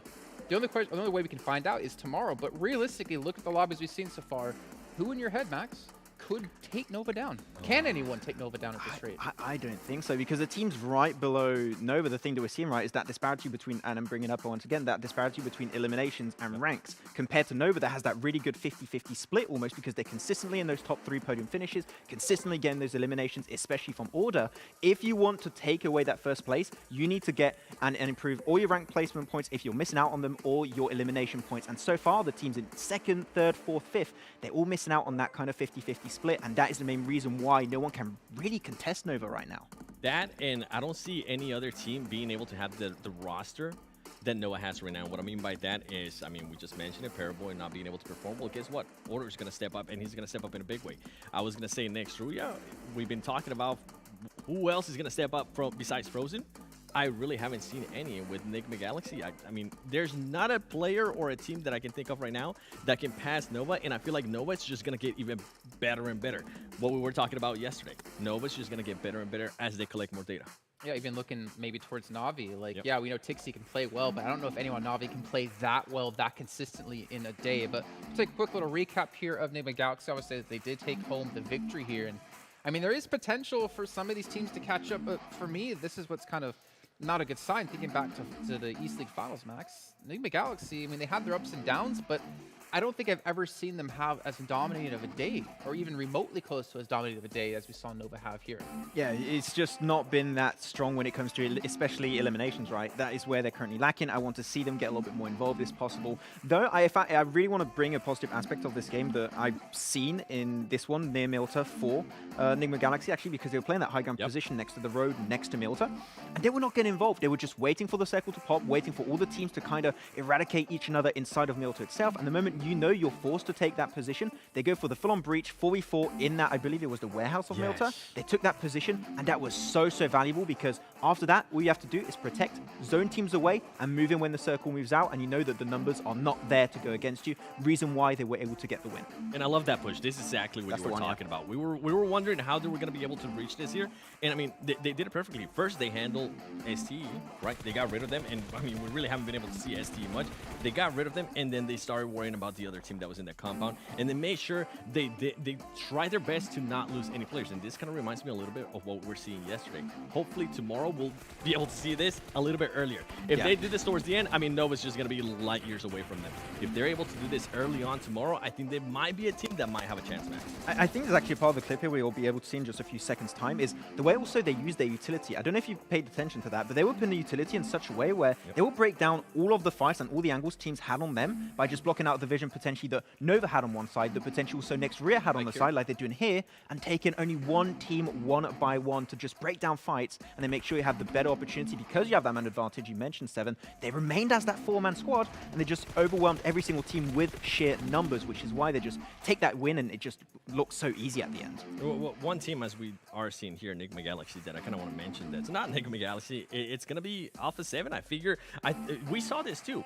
We thought that we're going to have a much better chance. They have 4 players alive, and for some reason, even on the location that they were, they decided to kind of play bumper cars in a way. They decided to just try to run over the players when they had the numbers. I wish they would have just readjusted to that. Yes, you had Nova possibly being able to third party you, but you can't play like that. You can get away with it in the West, and this goes back to what I was saying earlier. There's stuff here that you cannot get away with, especially with this East teams. And the question now comes, not only do you have to play really well tomorrow, you either A, have to hope Nova play bad, or you have to hope B, you can beat Nova and then continue on in that match and pick up a lot of points. The thing is, Nova have to lose early in these matches, right? If you go head-to-head against them, you shouldn't be escaping with all 4 players left alive, meaning it's going to be even more difficult. But let's head over to an interview here before we close off the day. Hello everyone, this is post-game interview. I'm Karina, welcome back. And all of today's games have been played. It was so exciting. And now I want to interview our players. He is also the MVP of this round. Hello, Order. Hello, 大家好。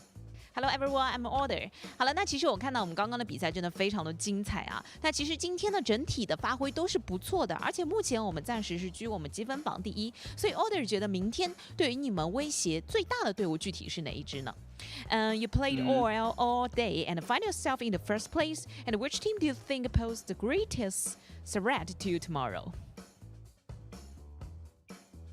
是自己吧，就是我们不管敌人打的有多好，我们就是把自己打好就行，就是自己不坏师傅的话就行。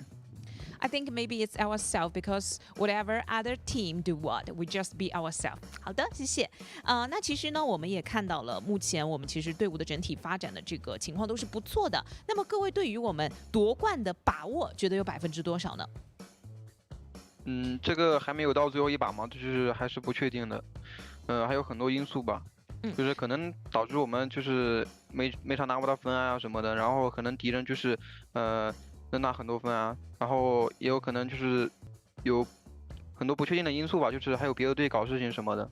好。I asked her, what do you think your chances of winning the championship are right now? And he says he is not sure because other team is also very good on this competition. 好的，非常谢谢 Order。那最后呢，可不可以跟我们支持你的各位粉丝们说 ？Could you say something to your fans? 跟他们说啥？就感谢一下大家，其实就是可以了。感谢大家的支持。谢谢，就是很多国外的粉丝啊什么的，就是，其实我经常看油管的视频的，就是看到很多粉丝在夸我什么的，就是谢谢大家的，就是夸赞。好，谢谢。Thank you so much to my fans from foreign and from abroad. I also I often to see the YouTube and see my fans. Thank you so much for your support. 好的，谢谢 Order， 谢谢。And thank you so much for our audience. Thank you for your watching and see you tomorrow. Bye.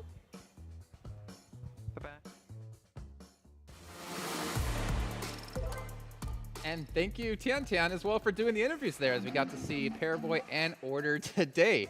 As we saw Order there, you know, being a little bit modest about what are the chances to win tomorrow. And I think I heard like maybe a mistranslation. Seven, did you catch it? There was. He said that they're not sure about the chances. You know what he really meant to say? Oh, that check's hidden already? 1.5 million? Oh, they cashed it. Oh, that's right. That's right. Yeah. I mean, and I even called it too when she was asking the question. We're kidding, by the way. What's going to be? Yeah. Just to clarify. What was your biggest threat? I mean, it comes down to themselves. There's no other team that I can personally see right now, unless we see something completely crazy tomorrow on the first map.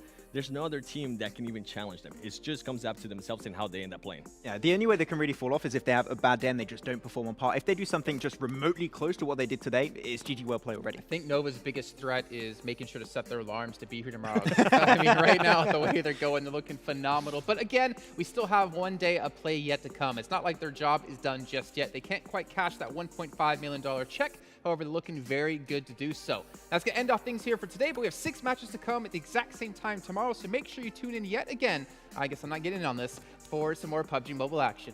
You had your chance. Oh man.